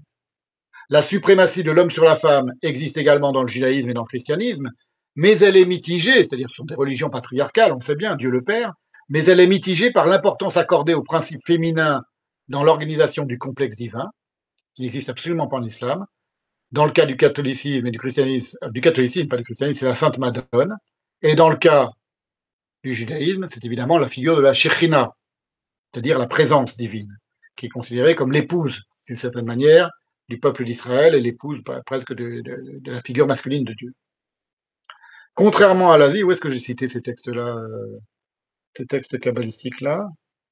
C'est dans un texte que j'ai écrit il n'y a pas longtemps, ou dans, je me souviens plus à qui j'ai cité ça, ou dans quel contexte. Je me souviens même plus du contexte. Je passe tellement mon temps à passer d'un texte à l'autre que je ne sais plus à qui j'ai, ou dans quoi j'ai cité ça. Mais enfin, faites-moi confiance, c'est quelque chose d'extrêmement important. C'est la qualité d'épouse de la Shekhina, féminine. Alors, dans le cas du protestantisme, je ne sais pas trop. La figure, le féminin, la part féminine du divin, qu'est-ce qu'il la représente dans le protestantisme? Franchement, je ne sais pas. Contrairement à puisque la mère du Christ n'a pas un statut de sainteté et de sacralité qu'elle a dans le catholicisme, je ne sais pas. Contrairement à l'Asie ou au monde antique pré-chrétien, en Occident comme en Islam, les rares juifs privilégiés, les juifs de cour, ceux qu'on appelait les juifs de cour, ou les juifs, oui, il en parle, Poliakov, ou les juifs du pape, ou les juifs du sultan dans l'Empire ottoman, l'étaient par contraste avec le traitement réservé usuellement au reste de la communauté, et ne l'étaient pas en droit, mais selon une insigne faveur arbitraire et révocable à merci. Donc quand on dit les juifs de cour, ça ne veut pas dire que tous les juifs étaient bien vus des rois et opprimaient le petit peuple. C'est-à-dire les juifs de cour, c'était des juifs tout à fait privilégiés, et privilégiés par rapport aux autres juifs qui étaient traités comme des chiens. Cela permet de comprendre que, selon les périodes, les juifs ont pu se sentir à l'abri à tel ou tel endroit de la diaspora, sans que cela n'empêche certaines crises cataclysmiques de tout remettre en cause. Exemple, l'affaire Dreyfus pour les juifs de France. Il y avait un proverbe qui disait heureux comme Dieu en France chez les juifs. Et l'affaire Dreyfus, patatrac, tout s'écroule. Et sans que cela n'empêche jamais les massacres sporadiques des juifs en Occident chrétien, comme en Orient musulman. Il y a eu pendant toute la durée de l'islam, de temps à autre, des massacres sporadiques de juifs. Un autre aspect peu visible en apparence de l'animosité à l'encontre du judaïsme, c'est, alors là ça devient très important, donc c'est un autre aspect encore, c'est la relation qu'entretient la rationalité aristotélicienne et la logique cartésienne avec le monde. Cette rationalité aristotélicienne, donc issue de l'univers hellénique, dont l'influence sur la pensée et la spiritualité juive est très mineure, elle va avoir en revanche une importance majeure dans l'expansion civilisationnelle des mondes chrétiens comme musulmans. Elle va offrir la rationalité aristotélo-cartésienne, si vous voulez, un soubassement ontologique et métaphysique pré-scientifique à l'impérialisme colonisateur. Alors ça, c'est très important à comprendre. C'est que le monde sera d'autant plus spontanément livré à la découverte évangélisante qu'il est, et donc dogmatique. Hein, rappelez-vous, il n'y a d'impérialisme et il n'y a d'évangélisation que parce qu'il y a une religion structurée par le dogme et non pas par le questionnement, la mise en question du dogme. Voilà, je vais faire tenir mon téléphone, il ne va pas tenir droit. Hein, le Talmud de mon grand-père, vous voyez, je vous montre un peu les coulisses. Je fais tenir sur le seul exemplaire qui me reste du Talmud de mon grand-père, qui est un gros livre, c'est pour ça que ça me la bonne hauteur. Mais du coup, ça va.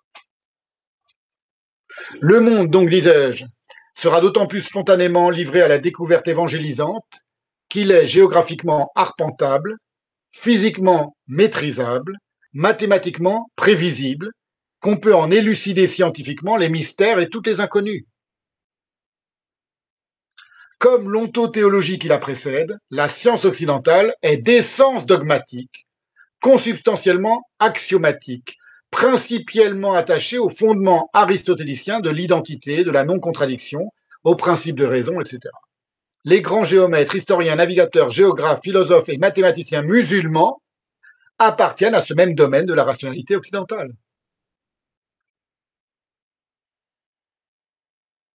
Ce n'est pas le cas du judaïsme. Donc encore une lézarde qui va expliquer beaucoup de choses, qui recèle sa propre manière, labile et vibratoire, d'envisager et de penser le monde, conformément à la singularité linguistique de son texte et de sa langue.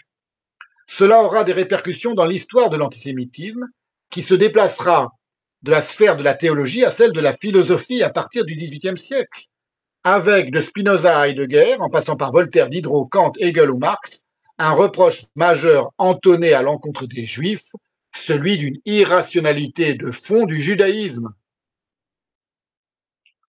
Tributaire, vous voyez, hein, j'espère que c'est cohérent, vous voyez comment les points se rejoignent. Tributaire de cette longue tradition d'hostilité anti-juive de la philosophie occidentale, qui est habituée à tout remettre en question, hormis sa propre propension anti-judaïque héritée de l'ontothéologie chrétienne, c'est la seule chose que la philosophie n'a jamais remise en question, c'est sa tradition d'anti-judaïsme. Hitler ira ainsi jusqu'à invoquer un véritable antisémitisme de la raison. Les mots sont d'Hitler. Antisemitismus der Vernunft. La raison est antisémite en soi. La philosophie occidentale illustre le caractère ataviquement civilisationnel de l'antijudaïsme. Voilà, et on revient à ce que je disais au tout début, c'est que la philosophie, qui est censée être une remise en question du monde, elle a été incapable de remettre en question ce préjugé-là, cette calomnie-là, qui est la calomnie anti-juive. Puisque tous les philosophes sont antisémites, ou à un moment ou un autre de leur œuvre, manifester des proférations anti-juives. La philosophie s'était définie comme savoir subversif, opposé à la doxa, remettant en question les critères les mieux établis du monde antique, réflexion critique renversant tous les sophismes de la société. C'est comme ça qu'elle est née, la philosophie platonicienne. Elle s'est pourtant vite montrée incapable, au moins jusqu'à la tentative d'extermination des Juifs d'Europe au XXe siècle, de penser ce type de sophisme et de préjugés-là, réunis sous l'appellation pratique d'antisémitisme. Et cela permet d'expliquer, je vous le disais tout à l'heure, qu'un esprit aussi original et lucide que Heidegger ait pu se révéler perméable aux infamies de la rhétorique nazie, dont de nombreux éléments l'avaient pourtant rapidement rebuté à partir de 1934, c'est-à-dire à partir de sa démission du rectorat. Alors, en ce qui concerne l'islam, revenons à l'islam. Ce type de problème ne se posa jamais. Il ne fut jamais question d'une remise en question des dogmes coraniques concernant les Juifs, ni de critiquer l'antisémitisme du Coran, de la Sira et de la tradition des hadiths. Aujourd'hui encore, les rarissimes intellectuels musulmans qui osent dénoncer l'antisémitisme islamique, Boualem Sansal par exemple, sont interdits de parole dans leur pays, brutalement censurés, voire emprisonnés, tel donc Boualem Sansal dans l'Algérie étatiquement antisémite de 2025. L'Algérie, c'est un pays étatiquement antisémite, hein, comme l'était l'Union soviétique euh, autrefois.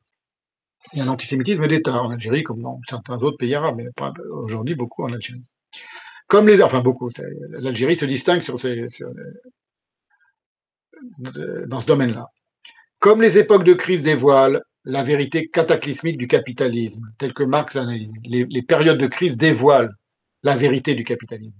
Comme les moments de fracture donnent le sens des incohérences structurelles d'une civilisation, plutôt que ces périodes de prospérité et de sérénité relative, de même, les nombreux lynchages et massacres sporadiques de juifs dans le monde arabo-musulman initiés par Mahomet à Médine, bien qu'ils fussent comparativement plus espacés que dans le monde chrétien, donnent le sens de l'humeur massacrante, plus ou moins assoupie du croyant musulman à l'encontre du juif désarmé.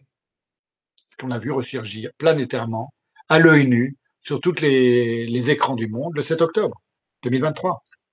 À partir du 19e siècle, cette humeur massacrante, donc à partir de la naissance du sionisme, s'est ébrouée dans l'ensemble du monde arabe avec l'installation des premiers juifs sionistes dans l'Empire ottoman.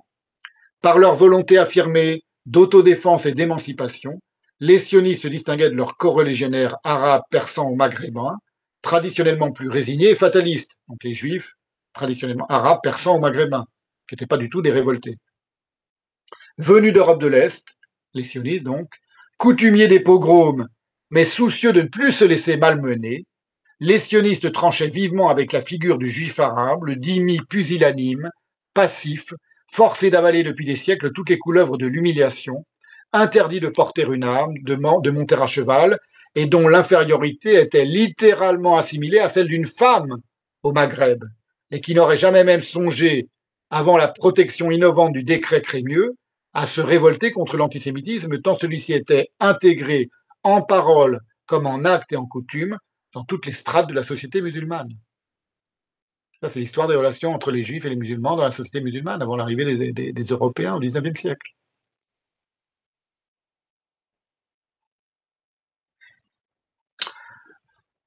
Absente du judaïsme fondé sur l'interdit du sacrifice humain et sur le tu ne tueras point, une autre double caractéristique des mondes chrétiens et musulmans est la notion de, encore une autre distinction entre les deux mondes chrétiens et musulmans d'une part et le judaïsme d'autre part, la notion de guerre sainte et de rédemption par la mort, c'est-à-dire un statut sacralisé structurel de la violence meurtrière, qui est inconnu du judaïsme, qu'elle soit passive comme celle du Christ ou active comme celle des adversaires de Mahomet. Donc une rédemption par la mort avec un statut sacralisé structurel de la violence meurtrière, passive puisque c'est le Christ qui prend sur lui la mort, ou active comme c'est dans le cas de Mahomet qui donne la mort à ses ennemis. La mise à mort du Dieu christique, comme celle des adversaires du prophète arabe, joue un rôle éminent dans le mépris de la vie, la sienne aussi bien que celle d'autrui, un mépris que n'a jamais adopté ni admis le judaïsme. Parce que ça va très loin, c'est aussi ce rapport à la mort et à la vie.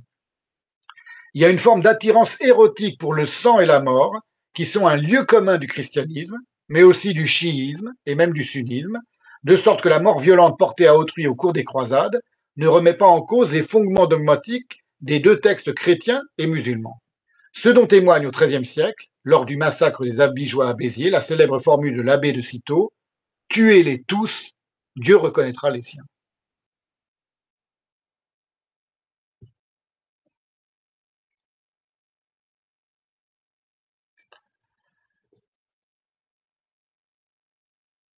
La mise à mort de l'adversaire n'est pas un simple effet logique des guerres de religion comparable à la spoliation ou à l'asservissement.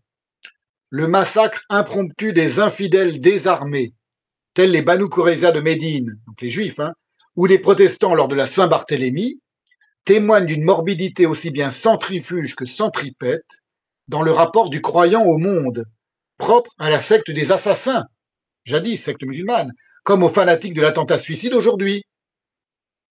Une formule de Ben Laden que tous les djihadistes, je crois qu'elle est de Ben Laden, que tous les djihadistes ressassent à l'envi, révèle les coulisses nihilistes de cette désastreuse affaire. Deux points. Nous aimons la mort comme vous aimez la vie. Nous aimons la mort, nous les djihadistes musulmans, comme vous, les chrétiens ou les juifs ou les israéliens, vous aimez la vie. Qualifié dans la Torah de Dieu vivant, c'est en Jérémie 10.10, le Dieu juif, en effet, est un être de vie, dont émane une incommensurable énergie vivifiante.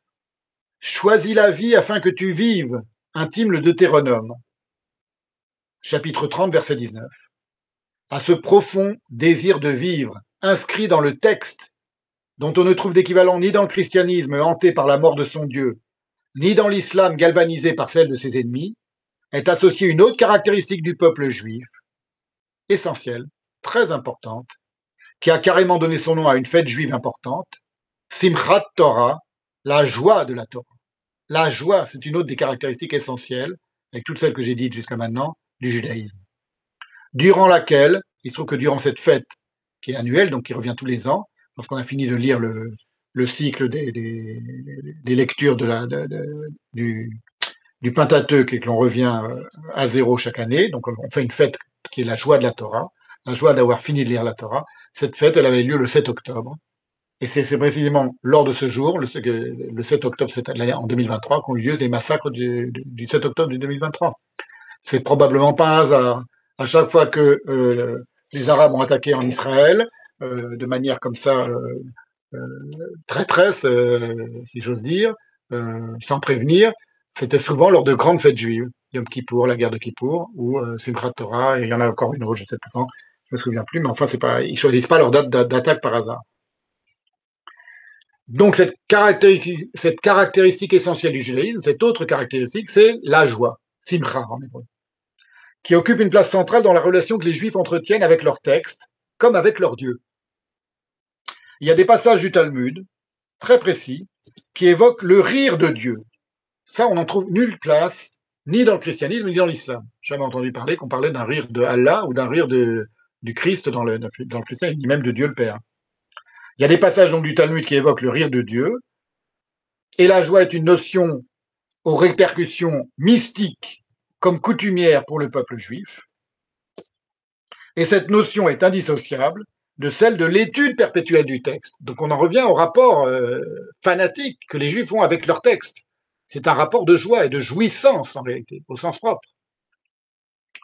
On conçoit que deux théologies qui se sont construites sur la remise en question fondamentale du texte juif ne puissent admettre la joie dans laquelle les juifs se sentent à l'égard de ce texte obsolète et falsifié selon elles, selon ces deux théologies que sont le christianisme et l'islam.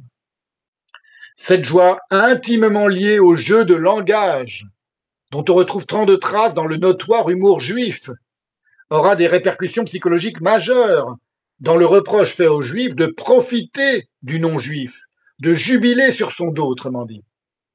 L'aspect fantasmatiquement érotique de cette jouissance juive permet aussi de comprendre l'invention antisémite de la figure du juif libidinal, sournoisement séducteur de femmes ariennes qui l'attire dans ses rêves par une secrète affinité entre judéité et féminité, qui est évidemment pas très bien admise dans l'islam non plus. Je vous l'ai dit, hein, c'est une formule traditionnelle en arabe et dans l'islam que le juif est comme une femme, dans le Maghreb, que le juif est comme une femme. Et bien, c'était la même chose dans le domaine des chrétiens, une secrète affinité entre Judée et féminité, dont Otto Weininger, juif antisémite célèbre, a traité en 1903 dans Sexe et caractère, un essai aussi profondément antisémite qu'il était misogyne. Le juif est littéralement celui qu'on aime haïr, comme selon une lucide déclaration du roi Hassan II en 89, la haine d'Israël, avait dit Hassan II, est l'aphrodisiaque du monde arabe. Donc vous voyez, la haine de ceux qui jouissent de leur texte et qui jouissent de leur joie, c'est l'aphrodisiaque de ceux qui les détestent. Le juif est à la fois attirant et repoussant, celui qu'il faut brimer et dominer, et par lequel on ne doit pas se laisser séduire. Cela s'explique dans le monde arabe, dans le monde arabe et au Maghreb, pendant des siècles, l'interdit de porter le même type d'habit resplendissant que le musulman. Le juif, c'est un être qui a une forme de secret de la jouissance de son texte. Alors, si on ne le massacre pas, on le laisse vivre parmi nous, quand on est un musulman, mais il ne doit pas être habillé aussi bien qu'un musulman. Il y a des tas d'anecdotes là-dessus, hein, mais Par exemple, je l'ai déjà évoqué plusieurs fois, mais Daniel Siboni raconte, et il a même raconté publiquement, et moi il me l'avait raconté en privé, il a dû raconter à plein de gens, il y a très longtemps, lors d'une soirée d'un Shabbat chez lui, mais il a raconté ça assez récemment dans une vidéo que j'ai envoyée sur Substack, il me semble. C'est que son grand-père, qui a connu le temps d'avant la décolonisation, et d'avant même la colonisation même, devait peindre ses nouvelles babouches en noir. Il n'avait pas le droit de garder des belles babouches dorées, parce qu'un juif n'a pas le droit d'avoir des habits aussi resplendissants qu'un musulman. Et les juifs étaient habillés tous en noir, d'ailleurs. Ils devaient s'habiller en noir au Maroc, donc, d'où est originaire Daniel Siboni, le psychanalyste Daniel Siboni. La malignité juive est contagieuse, exactement comme la jouissance. Le rire est contagieux. Il y a plusieurs choses qui sont contagieuses d'un point de vue psychologique. Le rire, par exemple, quelqu'un rit, ça vous fait rire. La peur, qui est contagieuse, et le bâillement. Enfin, il y a telle autre chose, mais en tout cas, la jouissance, elle est évidemment contagieuse. C'est le propre de la jouissance, c'est de se partager d'une certaine manière. Eh bien, c'est la raison, puisqu'on on est offusqué par cette jouissance juive, c'est une des raisons pour laquelle, par exemple, dans les sociétés chiites en particulier, en Iran ou au Yémen, un juif n'avait pas l'autorisation, je parle de choses qui datent du 16e, 17e, 18e siècle, n'avait pas l'autorisation de sortir par temps de pluie pour ne pas risquer de souiller de son impureté intrinsèque un passant musulman.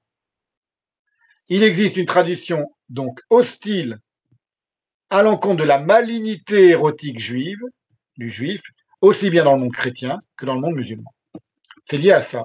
C'est lié, ça s'explique. Ce mystère-là, il s'explique par la, la, la, la tradition de jubilation du texte juif. Donc on voit là, ça remonte à très loin par rapport à ce que je vous ai dit depuis tout à l'heure. Eh bien, on retrouve cela dans les discours de certains Palestiniens aujourd'hui qui reprochent aux Israéliens de souiller la mosquée Al-Aqsa de leurs pieds impurs, ce sont leurs termes. C'est la présence même des Juifs sur une terre musulmane qui est considérée comme globalement impure, fantasme hygiénique qui explique l'intraitable rejet du sionisme par le monde arabe. C'est ça la réalité du rejet du sionisme par le monde arabe, c'est que c'était une présence souillante en réalité pour eux. Après un siècle de tentatives d'accord de paix et de partage territorial de ce mouchoir de poche, ça fait un siècle que les Juifs essayent de faire la paix avec les Arabes et qu'ils n'y arrivent pas. Quand on examine la rhétorique, on s'aperçoit, enfin avec les Arabes, aujourd'hui les Palestiniens, quand on examine la rhétorique, on s'aperçoit que l'antisionisme politique moderne partage tous les aspects du discours antisémite traditionnel. Reproche fait aux Israéliens d'être quoi? Des étrangers, ils viennent d'Europe, des spoliateurs, des dominateurs, des assistés économiques. Sans les Américains, ils sont rien. Sans l'argent des Américains, ils sont rien. Ou du lobby juif, ou du lobby israélien. Des racistes, des impérialistes. Et que la charte du Hamas soit explicitement inspirée du protocole des sages de Sion, ça n'a rien qui devrait surprendre. Alors, cet antisionisme idéologique contemporain, celui des vociférateurs antisionistes d'aujourd'hui, n'a rien de commun avec le premier antisionisme historique, qui est intrinsèque aux polémiques juives entre religieux et laïcs, et entre sionistes et bundistes. Ça, bon, les gens qui connaissent un peu l'histoire du sionisme le savent, bon, je vous le redis si vous ne le savez pas, c'est qu'il y a eu un antisionisme juif qui est assez célèbre. Il n'a rien à voir avec l'antisionisme vociférateur des, des antisionistes d'aujourd'hui. La belle idée sioniste d'une auto-émancipation du peuple juif et le projet en grande partie utopique au départ d'aller se réfugier en Palestine pour y créer une communauté politiquement et militairement autonome contre l'antisémitisme fut d'abord très mal vu par l'ensemble du monde rabbinique, pour la raison qu'une émigration en masse du peuple juif sur sa terre d'origine, c'était un événement d'inspiration divine, messianique, qu'on n'avait donc pas le droit de précipiter. C'est uniquement pour ça que les juifs religieux étaient hostiles au sionisme, aux sionistes politiques. C'était pas aux humains de précipiter son avènement dans un cadre politique et historique. C'était à Dieu de décider quand est-ce qu'il allait libérer et émanciper le peuple juif de la diaspora et donc de l'exil. Pour autant, les juifs sionistes qui allèrent s'établir, parce que dire qu'il y avait eu un discord entre les juifs religieux antisionistes et les juifs sionistes, ça ne signifie pas pour autant que les juifs sionistes n'étaient pas juifs et qu'ils ne se sentaient pas juifs et qu'ils ont abandonné toute relation avec le judaïsme. Loin de là. Les juifs sionistes qui allèrent s'établir en terre d'Israël au cours du XXe siècle demeuraient attachés, profondément attachés à leur judaïsme, à leur culture juive, et donc à tout ce qu'on vient de dire, de ce qui caractérise la culture juive depuis le début, y compris l'accueil de l'étranger. Donc il n'y a jamais eu de racisme anti-arabe chez la majorité des sionistes, jamais. Il y a eu des guerres. Alors, quand vous avez des guerres, vous avez un ennemi, vous ne l'aimez pas. Mais il n'y a jamais eu, antérieurement aux guerres et antérieurement aux conflits extrêmement durs initiés par les Arabes et par le refus arabe de la présence juive en Palestine, il n'y a jamais eu de racisme ou d'hostilité à l'égard des Arabes ou à l'égard de l'islam de la part des Juifs. Qui le prétend ment. Donc les Juifs étaient attachés, qui demeuraient attachés, les Juifs sionistes, qui demeuraient attachés à leur judaïsme, à leur culture juive et surtout au texte juif qui justifie ce texte anthropologiquement la présence juive dans cette région du monde, par ailleurs attestée, cette présence juive antérieure à l'islam, hein, par l'archéologie pour laquelle les Israéliens éprouvent une passion généalogique. Ceci explique cela. Les Israéliens adorent l'archéologie parce que l'archéologie leur montre leur présence historique sur cette terre avec des stèles en hébreu, etc., depuis bien avant la conquête musulmane. En dépit de toutes les arguties chromosomiques des antisionistes, parce que les antisionistes ne manquent pas d'arguments pour essayer de prouver aux Juifs qui ne sont pas d'ici, et y compris les histoires d'ADN, etc., pour démontrer que les Juifs contemporains n'ont aucun lien génétique avec les anciens Hébreux. La conformité des noms, ce sont des arguties, tout ça est faux, tout ça est inventé, tout ça est mensonger. La conformité des noms de la région avec le texte de la Bible, avant leur recouvrement par la toponymie arabe, est d'une évidence indiscutable. Et là encore, on a une aversion accusatoire, une aversion inversive, lorsqu'on reproche aux Israéliens d'avoir occupé des villages arabes et d'avoir effacé leurs noms. Une grande part des villages arabes et des lieux, des localités aux noms arabes étaient des noms en hébreu auparavant. Alors, je ne donne pas le détail, je ne donne pas les nombres, je ne donne pas les exemples, mais il y en a beaucoup. Même s'ils n'étaient pas croyants, le texte de la Bible était pour les sionistes non seulement une référence majeure, mais une référence pacifique qui légitimait le retour des Juifs dans ce confetti de l'Empire ottoman sans pour autant y délégitimer une présence arabe dont les Juifs ignoraient tout. Avant d'arriver en Palestine, les premiers sionistes ne savaient même pas qu'il y avait les Arabes, ils ne connaissaient rien à cette terre concrètement. C'est la terre de la Bible. Ils l'imaginaient comme une terre où coule à foison le lait et le miel. Ils sont arrivés dans un paysage désertique et ils avaient tellement d'amour pour cette terre qu'ils se sont mis à le travailler eux-mêmes. D'où l'idée la terre appartient à celui qui la travaille. Et voilà. Ils n'avaient aucune hostilité à l'égard des Arabes, puisqu'ils ne savaient même pas ce que c'était qu'un Arabe, puisqu'il n'y a pas d'hostilité à l'égard des Arabes ni des musulmans dans le judaïsme. Bien au contraire. Contrairement au dogme du christianisme et de l'islam, jamais aucun juif ne s'est considéré comme libre de coloniser une terre qui ne lui aurait pas appartenu. C'est pas juif d'aller coloniser une terre qui ne vous appartient pas ou sur laquelle vous n'avez pas de légitimité spirituelle. Alors que dans le christianisme et dans l'islam, on peut pas le dire. D'où la naïve maxime, très connue, très célèbre, qui n'était pas dite par un juif au départ, mais que les sionistes ont repris à leur compte, une terre sans peuple pour un peuple sans terre. Elle était concrètement fausse, il y avait déjà un peuple et des peuples qui habitaient, des peuples immigrés récemment pour certains aussi. Il y a toute une étude des migrations en Palestine avant l'arrivée des Juifs, où on s'aperçoit que dans tout le courant du XIXe siècle, l'Empire ottoman et le sultan a pratiqué une politique de réémigration, de colonisation au sens de réémigration, de différents peuples musulmans qui venaient parfois de très loin, des Bosniaques, des Circassiens, etc., et des Algériens qui venaient en Palestine pour en occuper les frontières, bien avant l'arrivée des sionistes. Donc de toute façon, c'était une terre déjà de migration et d'émigration, la Palestine, avant que les Juifs n'y arrivent. Et quand c'est des musulmans qui arrivent, ça pose pas de problème aux autres musulmans. Alors que c'était des Européens, par exemple. Les Bosniaques aussi, c'était des Européens musulmans. Donc là, on pose pas de problème. C'est vraiment une querelle théologique au départ. L'antisionisme et l'antisémitisme, il est profondément théologique. Enfin, l'antisémitisme est profondément théologique, c'est ce que j'explique depuis maintenant près de 3 heures.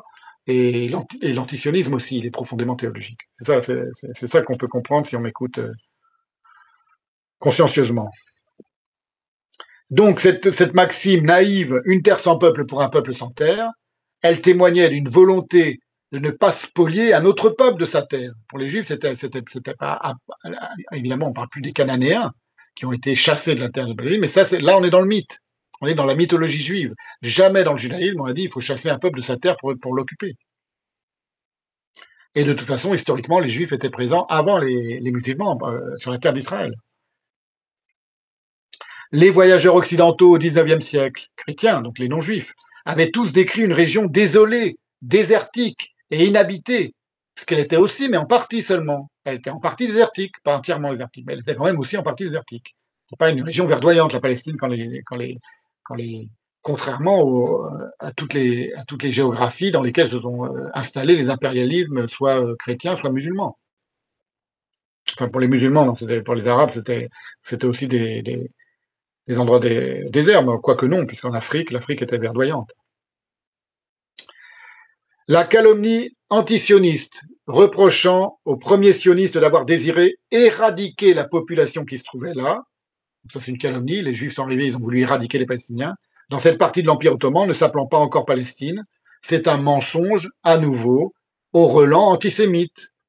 Le peuple juif n'éprouve aucune animosité historique, spirituelle ou culturelle à l'égard des Arabes. Je vous l'ai dit, je vous le redis. Bien au contraire, les nombreux Juifs vivant dans les pays arabes, même s'ils y souffraient au quotidien, à cause de leur statut de dhimmi, infériorisé, étaient aussi imprégnés de la culture et de la langue arabe que le capitaine Dreyfus l'était des valeurs de son éducation française.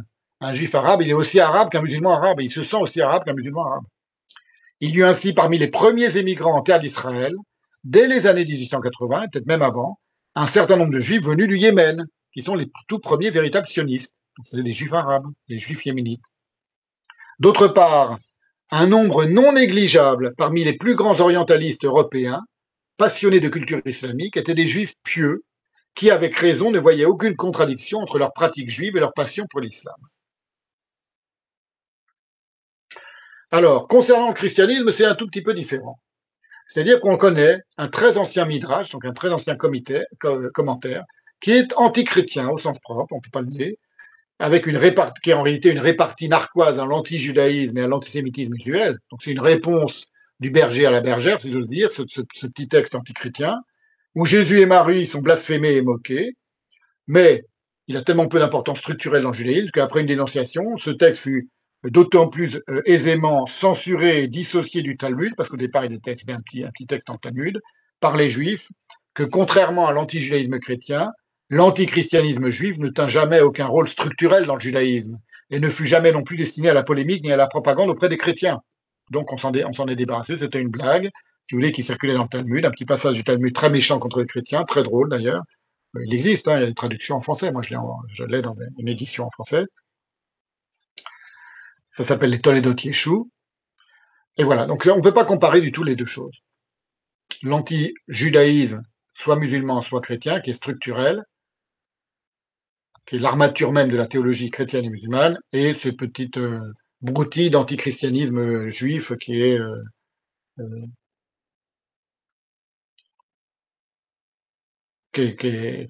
comment dire, qui n'a aucune importance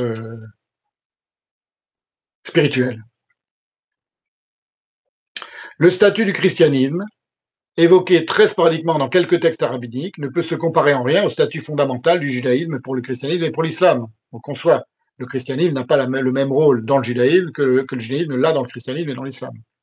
L'animosité à l'encontre du judaïsme est au fondement du christianisme et de l'islam, ce que j'explique depuis 3 heures, raison pour laquelle elle est encore inexpiable dans le monde arabo-musulman principalement. Si elle n'était pas au fondement, cette animosité à l'égard du judaïsme, de l'islam, aujourd'hui de l'islam, puisqu'on parle beaucoup de la guerre entre des musulmans et des juifs, plus tellement entre des juifs et des chrétiens, plus du tout même entre des juifs et des chrétiens, c'est parce qu'elle est structurelle. La manière dont les sionistes furent accueillis en Palestine se modifia graduellement à partir de la déclaration Balfour. Sous l'influence délétère des diatribes antisémites, donc on a vraiment, même historiquement, on a une documentation de l'antisémitisme musulman qui est à la source même du refus de l'installation des Juifs en Palestine. C'était les diatribes antisémites du moufti de Jérusalem, Amin al-Husseini, qui allait dans les années 40, ça c'était dès les années 20, mais qui allait dans les années 40, 20 ans plus tard, encourager la quotidienne propagande radiophonique nazie dans le monde arabo-musulman, qui a eu une très grande importance. La propagande nazie pendant la guerre, elle était très très suivie dans le monde musulman, dans le monde arabo-musulman. Pourquoi je dis arabo-musulman? Parce qu'elle se déclinait dans toutes les langues de la région, donc en turc, en farsi, donc la langue des Iraniens, et en arabe, évidemment. Les premiers pionniers juifs avaient pu s'accorder avec les communautés arabes voisines par intérêts humains ou commerciaux réciproques. L'assainissement des marécages, la revalorisation des terres et l'afflux d'une population anticolonialiste, les premiers sionistes, et anti-impérialiste, majoritairement marxiste, progressiste, égalitaire, éduqué et bien plus alphabétisé que la moyenne des communautés arabes traditionnelles, profita à tous, au sens où l'entraide était une vertu naturelle dans les communautés juives. Mais cet idéal d'égalité et de liberté pratique et intellectuelle prôné par ces nouveaux juifs, les sionistes, dont les femmes s'habillaient si légèrement, on revient à la question érotique, et jouissaient des mêmes privilèges que les hommes, choquèrent profondément un Moyen-Orient culturellement conservateur et, socialement parlant, inégalitaire, autoritaire et rétrograde. Le Moyen-Orient au XXe siècle, au début du XXe siècle, on ne parle pas du Moyen-Orient aujourd'hui, c'est une autre question, mais enfin, c'est pas très loin, il était sociologiquement, socialement parlant, très inégalitaire, très violent, très autoritaire et très rétrograde. Sur cette question, par exemple, de l'égalité entre les hommes et les femmes. Il n'y avait pas que lui, mais en tout cas, lui l'était. Les sionistes ne l'étaient pas. Il était incompréhensible aux Arabes, ils n'étaient pas rétrogrades, au contraire, ils étaient révolutionnaires. Il était incompréhensible aux Arabes que les sionistes favorisent le travail juif, autre reproche qu'on fait aux sionistes, c'est-à-dire le principe coopératif. Pardon. Précisément parce que les sionistes, les premiers sionistes, ne voulaient pas se comporter en colonisateurs capitalistes exploiteurs d'une main-d'œuvre externe beaucoup moins bien payée. Parce que la main-d'œuvre arabe était beaucoup moins bien payée que la main-d'œuvre juive. Donc les premiers arrivants sionistes, patrons de la première vague d'immigration, ce qu'on appelle la première alia, eux n'ont pas eu de soucis et sans vergogne ont exploité la main-d'œuvre arabe qui était là et qui s'offrait d'elle-même et qui était sur un mode capitaliste classique. Dès qu'est arrivée la seconde, et puis la troisième, et la quatrième, et la cinquième, et l'ensemble des vagues migratoires des sionistes, qui ont été l'immense majorité du sionisme, c'était terminé. Eux, c'était des marxistes stricts, il était impensable d'exploiter le pauvre travailleur musulman. Donc, du coup, on privilégiait le travail collaboratif, coopératif, ce qu'on appelait le travail juif. L'idée du travail juif était indissociable d'un profond amour pour l'ensemble de la terre d'Israël, qu'il s'agissait de travailler au sens agricole et de faire fructifier soi-même, sans l'aide. Donc c'est tout le contraire d'un comportement de colon. Jamais dans l'histoire des colonisations au monde, on a dit, nous les colons, on va exploiter nous-mêmes cette terre que nous adorons, d'où nous venons. Les colons ne venaient pas de cette terre-là, traditionnellement, et sans exploiter la main-d'œuvre corvéable qui nous est fournie par les habitants de la région. Les sionistes se sont interdits ce genre de pratique. Donc, par définition, le sionisme n'est absolument pas un colonialisme. C'est un anticolonialisme. De dire que le sionisme est un colonialisme, c'est un nouveau mensonge et une nouvelle calomnie antisémite de la part des antisionistes. Or, si l'on y réfléchit, là ça devient très intéressant, cet idéal sioniste aurait parfaitement pu être adapté par les Arabes en bonne intelligence avec les Juifs. L'organisation tribale, c'est quelque chose que personne n'a jamais dit, c'est que les Arabes auraient pu adapter le sionisme à leur mode de vie traditionnel et en prendre les bons côtés. Ils auraient pu vivre du coup en très bonne intelligence avec les juifs sionistes sur toute la Palestine. L'organisation tribale traditionnelle des domaines agricoles arabes qui prévalait avant les réformes ottomanes et la dépossession des fellahs par les grands propriétaires arabes n'était pas si éloignée de l'esprit de partage du kibbutz. Par ailleurs, tous les chefs de clans arabes n'étaient pas hostiles aux sionistes. Et si l'antisémitisme féroce du clan Husseini, celui de la famille du grand moufti de Jérusalem, enfin le grand, on l'appelle grand, mais c'est le moufti de Jérusalem, n'avait pas prévalu, à force de violence, de meurtre et de manipulation des esprits, une pacification des différends entre juifs et arabes aurait été tout à fait envisageable avant même la création de l'État d'Israël. S'il y a une guerre entre les juifs et les arabes, c'est à cause de certains arabes, de certains clans, exactement, dont le plus fameux est le clan des Husseini, qui était profondément antisémite. Mais tous les clans arabes n'étaient pas antisémites. La preuve, c'est qu'il y a aujourd'hui des Arabes israéliens qui sont les descendants de ceux qui ont refusé de faire la guerre aux Juifs et qui sont devenus les Arabes israéliens. Donc vous voyez, il faut nuancer les choses, il faut comprendre qu'il y a certains esprits profondément antisémites qui ont mis de l'huile sur le feu, qui ont fanatisé les foules arabes, qui ont fanatisé les gouvernements des pays arabes envoisonnants, voisins et environnants, et qui ont fait porter cette guerre perpétuelle qui est aujourd'hui, avec déjà l'influence des frères musulmans, dont aujourd'hui le Hamas a repris le débile le maléfique flambeau, la guerre contre les Juifs. Comme Sadat le sera après lui, l'émir Abdallah, souverain hachémite de Jordanie, fut assassiné en 1951 par un partisan palestinien du Moufti al-Husseini, toujours lui, à Jérusalem, pour le châtier de sa volonté de s'entendre avec les Israéliens. Donc quand un imbécile vous dit que si tout a échoué, c'est à cause du meurtre de Rabin par un juif, que tous les espoirs de paix entre les juifs et les arabes ont échoué, vous pouvez lui dire que c'était bien avant que ça s'est détruit par l'assassinat de l'émir Abdallah qui était prêt à faire la paix avec les juifs et avec les sionistes, par un partisan arabe et musulman du moufti antisémite. Vous voyez. Donc il n'y a pas évidemment une seule cause, historiquement parlant, il n'y a jamais une seule et unique cause. Enfin, pour vous dire que les gens qui réduisent toute la question du conflit israélo-palestinien à telle ou telle événementialité judéo-juive, ils mentent. À nouveau. L'immense majorité des sionistes, contrairement à tous les colons de l'histoire du monde, n'étaient ni esclavagistes ni capitalistes. C'était des gens parfaitement autonomes et indépendants dans le développement de la terre, qui profitaient, je l'ai dit, à toutes les populations environnantes. Les grandes campagnes d'assainissement des marécages et des marais opérés par les Juifs, la victoire contre la malaria profitait de facto à toutes les populations et pas seulement aux Juifs. C'est le sujet d'un dialogue entre Ben Gourion et Moussa Alami, qui est rapporté par Georges Bensoussan. Au cours des années 1930, même Ben Gourion finit par convenir qu'il n'existe aucune perspective de paix, après avoir tout essayé pour faire la paix avec les Arabes. Donc on est avant la création de l'État d'Israël, 18 ans avant la création de l'État d'Israël. En particulier après qu'il eut rencontré à sa demande Moussa Alami, donc c'est Ben Gourion qui va demander à la rencontrer, qui est l'ex-secrétaire du haut-commissaire britannique Wanchop. Ben Gourion lui expose ce que les Arabes gagneraient au développement de la Palestine. Il dit ça nous profitera à nous tous. Si nous, les Juifs, on développe la Palestine, tout le monde va en profiter, on la développera ensemble. Alami lui répondit qu'il préférerait que la Palestine restât désolée 100 ans de plus, s'il le fallait, le temps que les Arabes soient capables de mettre eux-mêmes en valeur le pays. Ce dialogue de sourds, tout ça c'est cité par Bensoussan, ce dialogue de sourds continue ainsi au cours de quelques rares autres rencontres, la partie arabe refusant pour sa part d'évoquer l'idée d'une légitimité juive, même limitée, sur la Palestine. Je reviens sur mon idée que le sionisme aurait tout à fait été adaptable par les musulmans, par les arabes. L'une des principales inventions du sionisme, qui n'était pas consubstantiellement étatique, le sionisme. Au départ, ce n'était pas nécessairement une idéologie étatique.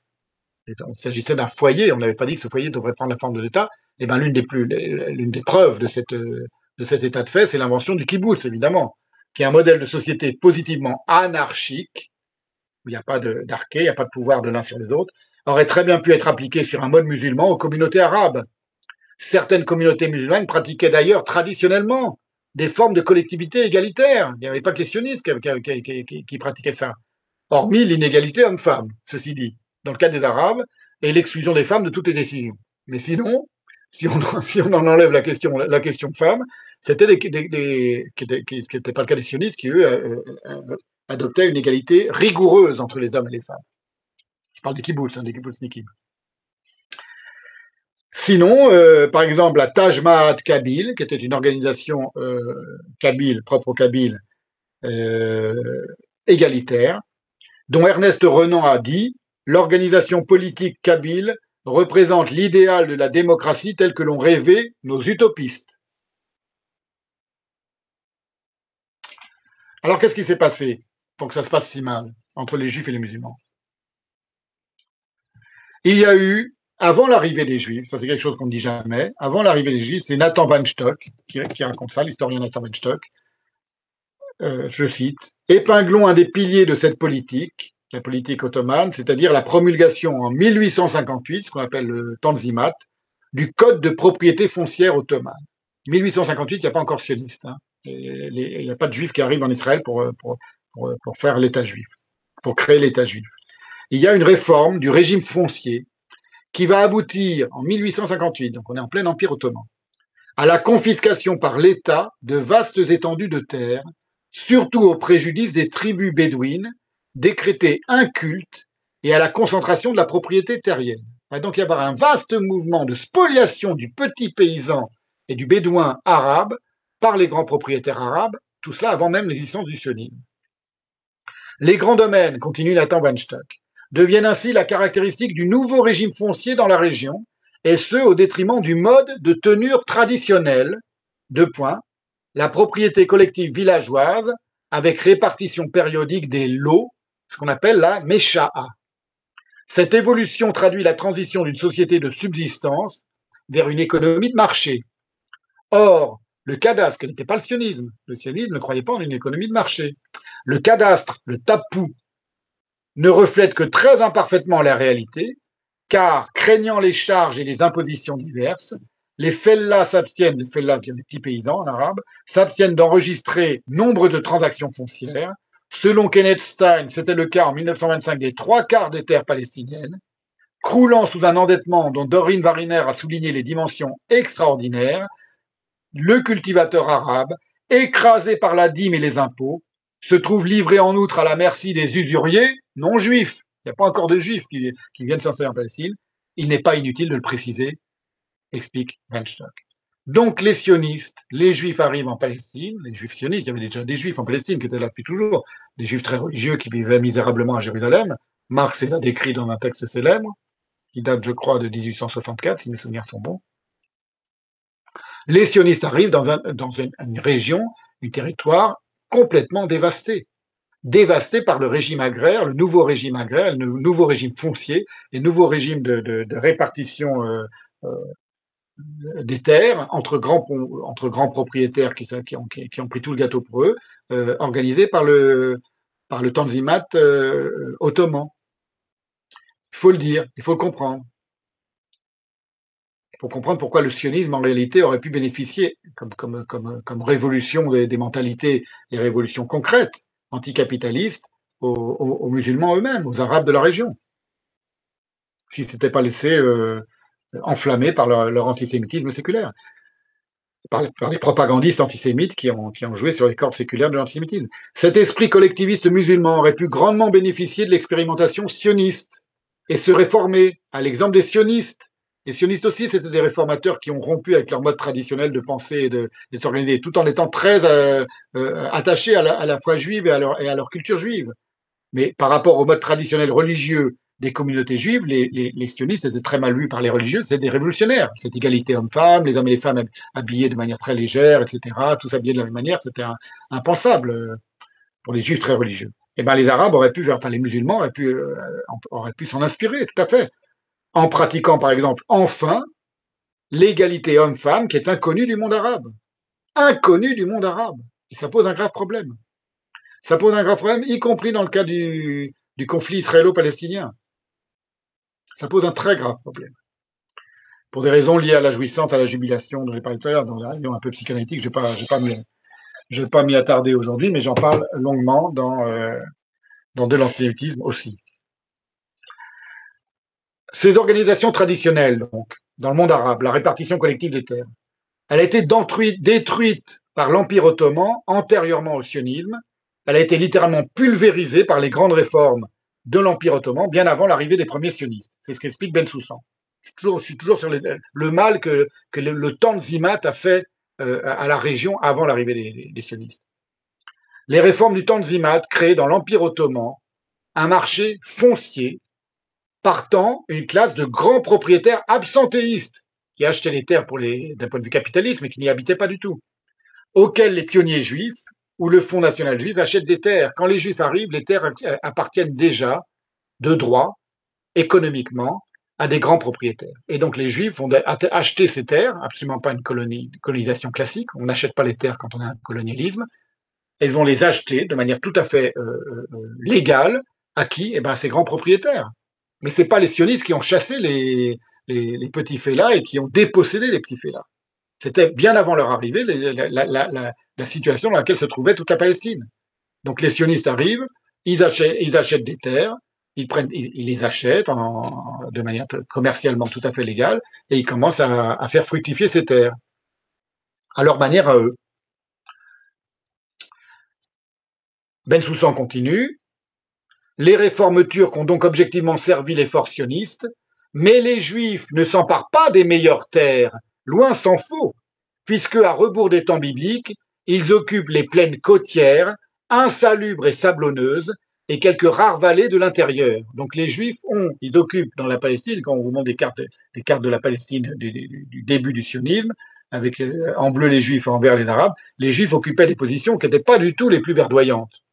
Ce qu'est en train d'expliquer Ben Soussan.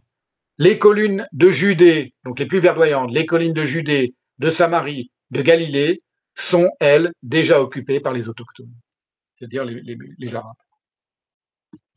Les premiers sionistes, donc, fin de la citation de Gérard Bensoussan. Les premiers sionistes arrivent dans un territoire complètement dévasté par la déstructuration des réformes autonomes, je vous le redis d'une autre manière. Et après la Première Guerre mondiale, l'impérialisme occidental va s'emparer de la région, c'est vrai, à partir de 1918, donc effondrement de l'Empire ottoman, et là on passe à un autre régime, qui est le régime impérialiste, mais ce n'est pas les sionistes qui sont impérialistes. Les sionistes vont tenter en vain, d'ailleurs, avec les Britanniques, de négocier leur propre auto-émancipation sur ce minuscule bout de terre régi par les puissances coloniales, comme Herzl et d'autres avaient tenté de négocier bien en vain également avec le sultan avant le démantèlement de l'Empire ottoman. C'est-à-dire que les sionistes arrivent sur des terres, Herzl le premier, qui appartiennent à des forces impérialistes, c'est le cas de dire. Dans le cas du sultan, c'est celui qui règne sur l'Empire ottoman. Dans le cas des Britanniques ou des Français, c'est ceux qui règnent sur les empires français et britanniques. Et donc, les Juifs n'ont autre choix que de négocier avec eux pour essayer qu'ils acceptent de les laisser créer ce petit foyer juif national en Palestine. En cela, ils se montraient fidèles. Ça ne fait pas d'eux des impérialistes, c'est ça que je suis en train d'expliquer. De négocier avec ceux qui sont les maîtres sur cette terre, comme ils avaient négocié avec les Romains, comme ils avaient négocié avec tous ceux parmi lesquels ils étaient, pour essayer d'avoir un petit peu de liberté d'organisation.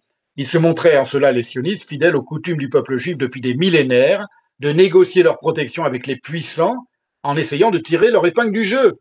C'est ça les juifs de cour. Les juifs de cour, ce n'étaient pas des gens qui adoraient l'argent et qui adoraient les rois et qui voulaient aller avec le roi parce que par volonté de puissance. C'était des gens qui, en effet, se rendaient puissants et se rendaient indispensables au service des puissants pour pouvoir protéger leur communauté. Traditionnellement, ça a toujours été ça, enfin, souvent été ça, le plus souvent. Et les Arabes faisaient la même chose de leur côté. À partir de 1918, tous les Arabes ont négocié avec les puissances impérialistes occidentales pour obtenir des terres et pour obtenir leur pays. Et de tous les dirigeants musulmans, les sionistes étaient des dirigeants mais qui n'avaient pas encore de terre, celui qui va tirer le mieux son épingle du jeu de ces négociations avec les nouveaux empires, les nouveaux maîtres de la région, donc les Britanniques, les Français, entraînant des conséquences profondément négatives sur le destin de toute cette région, jusqu'à aujourd'hui, c'est celui à qui Churchill, sur un mode parfaitement inique, paternaliste et typiquement impérialiste, va offrir Abdallah Ier, donc c'est pas du tout un juif, Abdallah Ier, chef du clan hachémite, les 4/5 de la Palestine mandataire. Et c'est ça qui va créer le gros problème du conflit israélo-arabe aujourd'hui. C'est que la Palestine mandataire, lorsque les Britanniques s'en emparent, enfin, lorsque les Britanniques en héritent, elle est immense. Elle fait 120 466 km². De ces 120 466 km², en 1921-1922, ce sont les accords de San Remo, Churchill, de manière unilatérale et très paternaliste, pour remercier Abdallah Ier de l'avoir aidé à vaincre les Turcs, lui donne 92 300 sur 120 000, soit 76,6% de la superficie totale de ce territoire, duquel elle a été détachée à la suite du mémorandum transjordanien. C'est qui c'est qui raconte ça? C'est Nathan Walchon, je crois, qui donne les chiffres. On a donc une Palestine dont les 4/5 vont être offerts au clan hachémite de Jordanie et donc aux Arabes de cette région. Le véritable État de Palestine, c'est la Jordanie, qui s'appelle la Transjordanie. Le dernier 5e qui reste, il ne reste plus qu'un tout petit bout de ce qui n'était déjà pas énorme, qui était la Palestine dans la terre, un tout petit mouchoir de poche, c'est ce qui reste pour les derniers Arabes et les Juifs qui doivent se disputer. Et les Juifs sont prêts à le partager, c'est le plan de partage de 1947, ils acceptent, alors que c'est minuscule, comme on a déjà donné une grande partie aux Arabes, et les Arabes refusent. Le dernier 5e restant de la Palestine, tout ça c'est de l'histoire, hein, vous voyez, c'est pas de... ça permet de comprendre certaines choses, mais c'est incontestable historiquement. que ce sont les Arabes qui ont refusé le partage de la Palestine, et pas les Juifs, c'est incontestable historiquement. Le dernier cinquième restant de la Palestine sera donc celui sur lequel se concentreront les disputes territoriales entre les Arabes et les Juifs, alors que la Transjordanie comporte déjà une bonne partie de Palestiniens, entre guillemets, arabes dans sa population, les Transjordaniens, c'est-à-dire ce nouveau pays qui s'appelle la Transjordanie, qui est créé en 1922 par Churchill et qui hérite des 4/5 de la Palestine mandataire, ce sont des Arabes de la région, comme les autres Palestiniens. Ils ne s'appelaient pas encore Palestiniens à l'époque, les autres Arabes de cette région. En ce sens, l'État de Palestine existe depuis 1922 à l'est du Jourdain et il porte le nom de Jordanie. On s'éloigne un peu, je donne l'impression qu'on s'éloigne un peu de l'antisémitisme. En réalité, pas du tout. Pourquoi? Parce que l'antisémitisme contemporain, j'arrive à la fin, hein, et particulièrement l'antisémitisme de l'extrême gauche antisioniste aujourd'hui, se repère en ce que tous les préjugés portés contre l'État d'Israël sont souvent mot à mot ceux qui qualifiaient le peuple juif parmi les nations, auxquels s'ajoutent les accusations un exemple tout à fait récent, le fait de massacrer des enfants volontairement. Les Israéliens sont des massacreurs d'enfants. On voit ça traîner partout. C'était l'accusation de crimes rituels et de meurtres rituels où les Juifs, pour fabriquer des benzines, devaient massacrer un enfant non juif, un enfant chrétien, et récupérer son sang.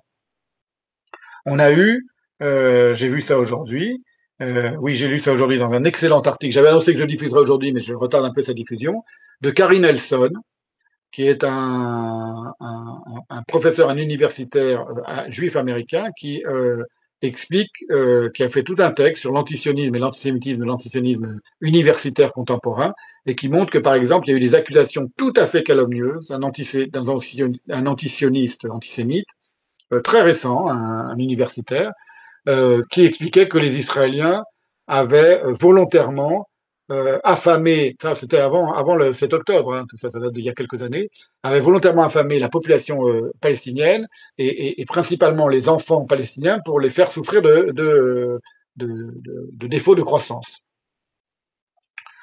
Il montre par tous les textes là que c'est absolument faux et il explique, Carrie Nelson, que c'est une reprise des blood libels, comme on dit en anglais, des calomnies antisémites traditionnelles, moyenâgeuses sur les juifs qui font tout pour, pour faire du mal aux enfants palestiniens.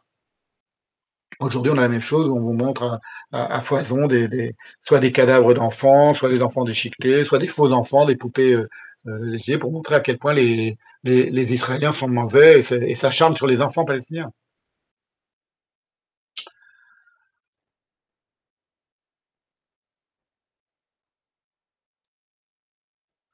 Donc, l'antisionisme ajoute à l'antisémitisme mot à mot traditionnel pour qualifier les Israéliens et les sionistes. Les antisionistes ajoutent les accusations d'abomination accomplies par leurs pires ennemis. On retrouve la version inversive de tout à l'heure. L'État d'Israël est ainsi condamné à l'ONU et vilipendé dans des termes qui s'appliquaient autrefois aux nazis. Ce n'est donc pas par hasard si Israël fut accusé de racisme lors de la conférence de Durban en 2001 par les membres de la Ligue arabe, eux-mêmes relevant d'une culture arabe extrêmement raciste dans son rapport à l'autre, à ceux qui lui sont soumis, et particulièrement à leurs esclaves noirs traditionnels. On a toute une histoire, toute une historiographie de l'esclavage dans l'islam des Noirs. Bernard Lewis a écrit des pages magnifiques là-dessus. Et c'est surtout faux concernant le sionisme, qui n'a rien d'un racisme en aucune de ses composantes, comme le judaïsme. Il n'y a rien propre à l'idéologie conceptuelle raciste dans le judaïsme. Au contraire. Je ne vous donne pas les détails maintenant, c'est toute l'histoire de Tzipora, mais j'ai pas le temps. Le peuple juif se voit donc symboliquement devoir répondre, aujourd'hui, hein, dans le cadre de l'antisionisme, à l'opprobre porté sur l'apartheid et désormais le génocide, c'est-à-dire des modalités criminelles qui n'ont jamais été le propre de ce peuple. Jamais le peuple juif n'a pratiqué l'apartheid, jamais le peuple juif n'a pratiqué et ne pratiquera jamais le génocide, mais dont au contraire il a souvent été blessé et heurté en profondeur. L'apartheid, avant d'être l'apartheid sud-africain, c'est la mise à l'écart dont ont souffert tous les juifs du monde pendant des siècles dans les ghettos. La ghettoisation, c'est un apartheid. Ça s'appelait pas apartheid, ça s'appelait le ghetto. Opprobre raciste sous le nazisme. Également, on les accuse d'être des racistes, ceux qui ont plus souffert avec les Noirs américains et avec les Africains principalement, du racisme. le racisme biologique du nazisme. Et génocide, évidemment. C'est eux qui ont plus souffert du génocide au XXe siècle. Ces crimes deviennent maintenant, de manière pavlovienne, des caractéristiques calomnieuses de l'État d'Israël et, d'une certaine manière, de l'immense majorité des Juifs qui sont coupables d'être favorables à l'existence de l'État d'Israël. Vous voyez comme on retombe sur nos pattes avec tout ce que j'ai dit de l'antisémitisme au début. C'est pour ça que, pour prendre un événement tout à fait récent, le, le, le, le membre du Parti socialiste, Gage, Jérôme, je crois qu'il s'appelle, se fait traiter de sioniste, génocidaire et tout ça, et se fait insulter pour des raisons purement antisémites dans une manifestation du 1er mai, je crois. Ceci explique cela. Il n'y a pas de hasard, il n'y a pas de hasard dans ces choses-là. Vous voyez, j'ai pris longuement mon temps pour vous parler de l'antisémitisme, mais vous voyez que ça a des répercussions sur les événements les plus contemporains.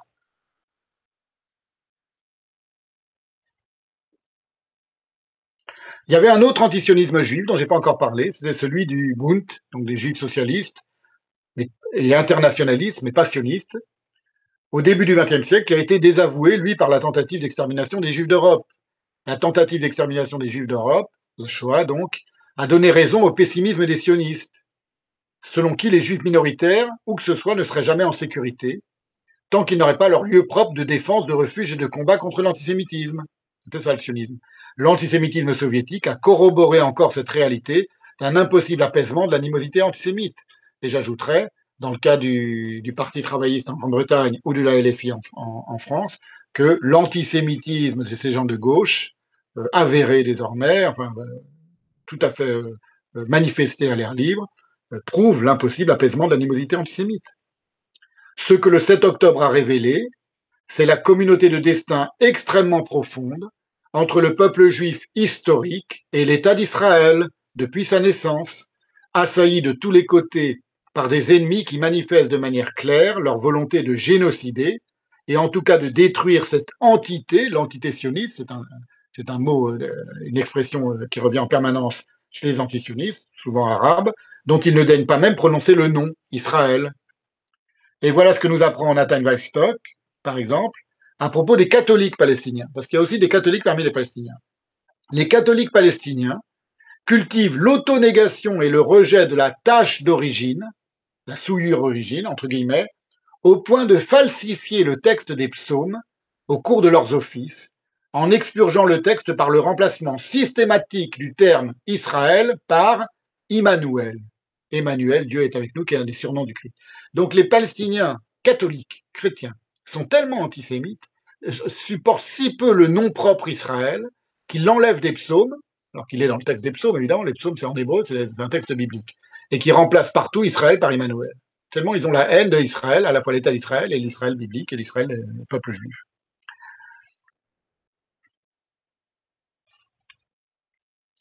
On ne fait aucune difficulté dans les pays arabes à évoquer les juifs. Là, il n'y a pas de problème pour parler des juifs, évidemment toujours en mauvaise part, mais beaucoup plus rarement Israël, qui est un mot noble dans le Coran. Et le Coran, figurez-vous, je crois que j'ai déjà dit ailleurs, est sioniste, parce que c'est dans le Coran qu'on a le mot Israël qui apparaît de manière très noble, en arabe donc, et une sourate qui explique que la terre d'Israël, elle est aux enfants d'Israël, et à personne d'autre. Le Coran, c'est ce que nous explique un monsieur qui s'appelle Mika Ben David Naziri dans le Times of Israel. J'ai cité tout à l'heure, je le recite à un autre endroit. Le Coran distingue les bannis Israël, les enfants d'Israël, comme ayant été choisis au-dessus de toutes les nations. Sourate 2, verset 47. Nous retrouvons cette notion d'être choisi au-dessus de toutes les nations, Fadal Tukum, Allah al-Alamin, à nouveau dans la même sourate, au verset 122, Ô enfants d'Israël, souvenez-vous de mes bienfaits dont je vous ai comblés et comment je vous ai honoré au-dessus des autres. C'est dans le Coran. Le terme utilisé ici vient de la racine Fadl, comme dans le nom de l'ancien guide spirituel du Hezbollah, l'ayatollah Fadlullah, 1935-2010. Le mot signifie choisi, élu, d'une certaine manière, mais pas dans le sens d'un choix ordinaire. Au contraire, Fadl indique une préférence, un favoritisme littéral, mais non sans justification. Vous voyez, il fait toute une interprétation de l'arabe pour montrer que les enfants d'Israël sont aimés d'Allah, pour le dire en termes simples. Ça, c'est emmerdant pour les antisionistes musulmans, vous voyez, religieux. Fadl indique également une sélection fondée sur le mérite et l'excellence de ce qui est choisi ou de qui est choisi. Ça, c'est quelque chose qui permet de comprendre, pourquoi je parle de ça, qui permet de comprendre la possibilité des accords d'Abraham.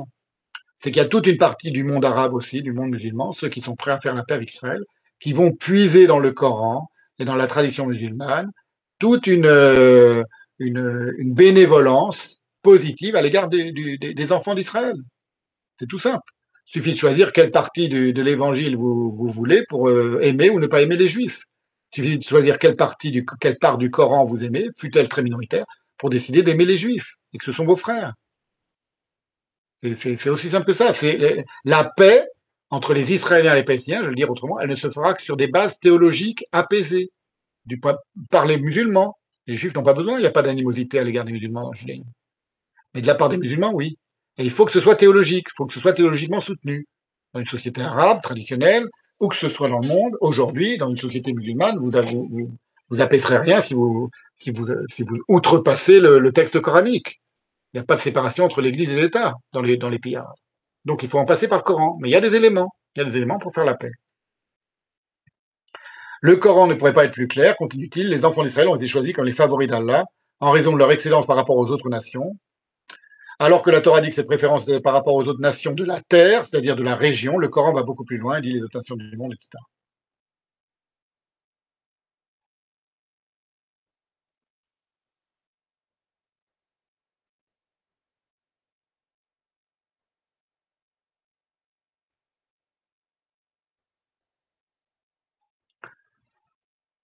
Voilà, qu'est-ce que j'avais prévu encore de dire? Écoutez, c'est bientôt la fin, vous êtes encore nombreux, hein, mais écoutez, j'en reviens pas, parce qu'il est déjà minuit et demi, j'ai beaucoup parlé.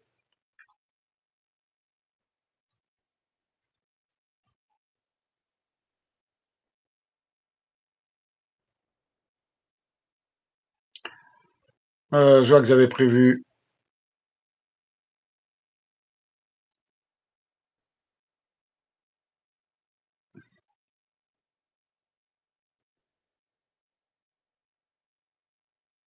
Alors, à propos du Hamas, voilà, j'avais noté quelque chose, quelques petites choses sur le Hamas.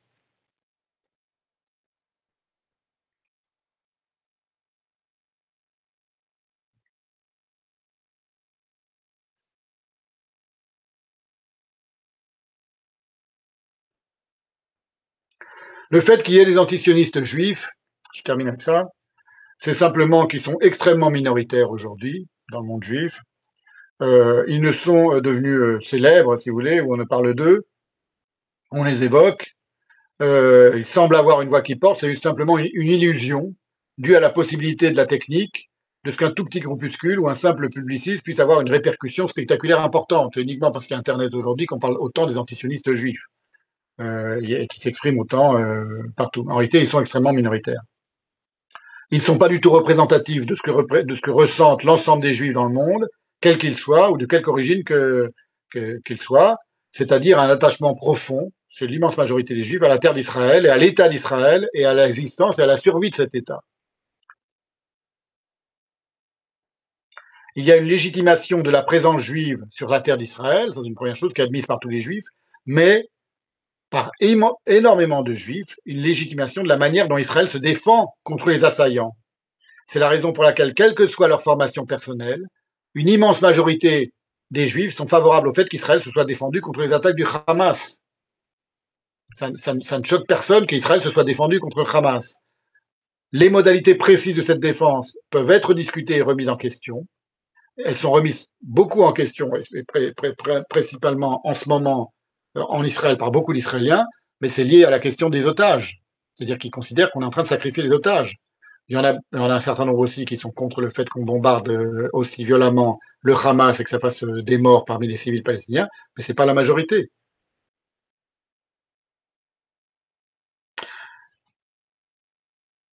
Les modalités précises de cette défense sont discutables et peuvent être discutées, mais en cas d'une guerre et dans le cadre d'une guerre en cours, parce que cette guerre elle a toujours lieu, elle est toujours en cours, ce n'est pas au moment où cette guerre a lieu qu'on remet en question toute la stratégie d'une armée. Ce n'est pas possible d'un point de vue du fonctionnement militaire. Et en tout cas, le fait qu'Israël veuille vaincre le Hamas, ça n'est remis en question par personne en Israël. Personne ne veut du Hamas, personne ne veut plus du Hamas. Le Hamas est une organisation, on en revient au thème de ce soir, qui est maléfique, profondément antisémite. Voilà, et à part quelques folles dingues du genre Judith Butler, personne ne remet ça en cause aujourd'hui parmi les juifs. Ou Eyal Sivan, un autre dingue.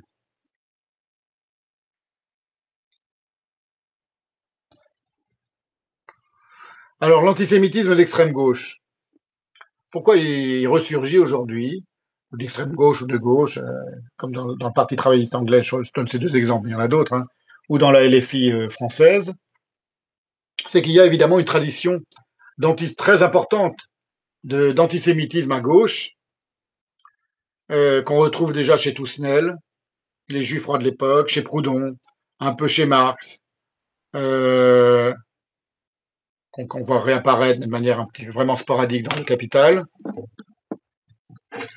et évidemment, par contre, qui est très important dans la question juive.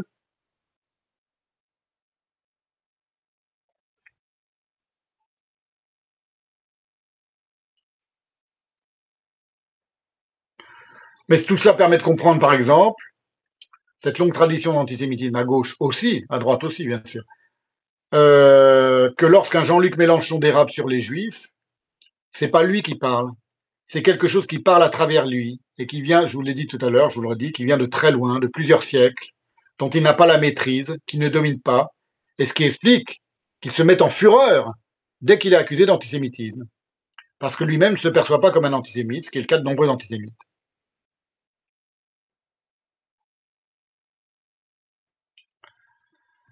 Voilà, et ben j'ai terminé. Écoutez, j'ai terminé plus tôt que je pensais. Enfin, plus tôt. Oui, c'est tout ce que j'avais prévu de dire. Voilà, écoutez, je vous remercie de votre patience. Hein, on aura fait depuis 21 heures, ah ouais, 3 heures et demie. Merde, moi qui voulais faire un truc court. Bon, écoutez, c'était quand même une séance importante à remettre en place un peu théoriquement toutes ces choses-là sur l'antisémitisme. Je pense que j'en ai traité quasiment tous les aspects, y compris dans l'antisémitisme lié à l'antisionisme contemporain. La prochaine vidéo que je ferai, donc d'ici quelques temps, je sais pas quand, dans pas trop longtemps j'espère, comme je l'ai annoncé, elle sera consacrée à trois antisionistes contemporains. Donc j'ai montré qu'ils sont tout à fait non seulement comparables, mais on peut les fusionner en un seul être monstrueux que je vais appeler le monstre, l'androgyne monstrueux, euh, euh, Alabert, Albéric, je sais plus, j'avais donné un prénom, euh, Lorberal, je crois. Lorberal, c'est son nom. Le monstre Lorberal, c'est le monstre de l'antisioniste contemporain, antisioniste et antisémite contemporain. C'est Frédéric Lordon, Alain Soral et Sandra Lucbert. Voilà, donc je prendrai leur cas très particulier. C'est plus amusant que Ouria Boujelda ou Eyal Sivan, parce que il y a des nouvelles, d'assez récentes vidéos d'eux qui sont apparues et qui permettent de faire une petite analyse psychologique, une petite psychanalyse sauvage à mon habitude, de leur caboche. Voilà, donc ce sera plus drôle qu'aujourd'hui, mais il fallait faire d'abord cette base un peu théorique, un peu au galop, mais tout à fait documentée ailleurs et explicitée ailleurs, principalement dans de l'antisémitisme, ce soir. Je vous remercie beaucoup de votre patience, de votre écoute, et à très bientôt.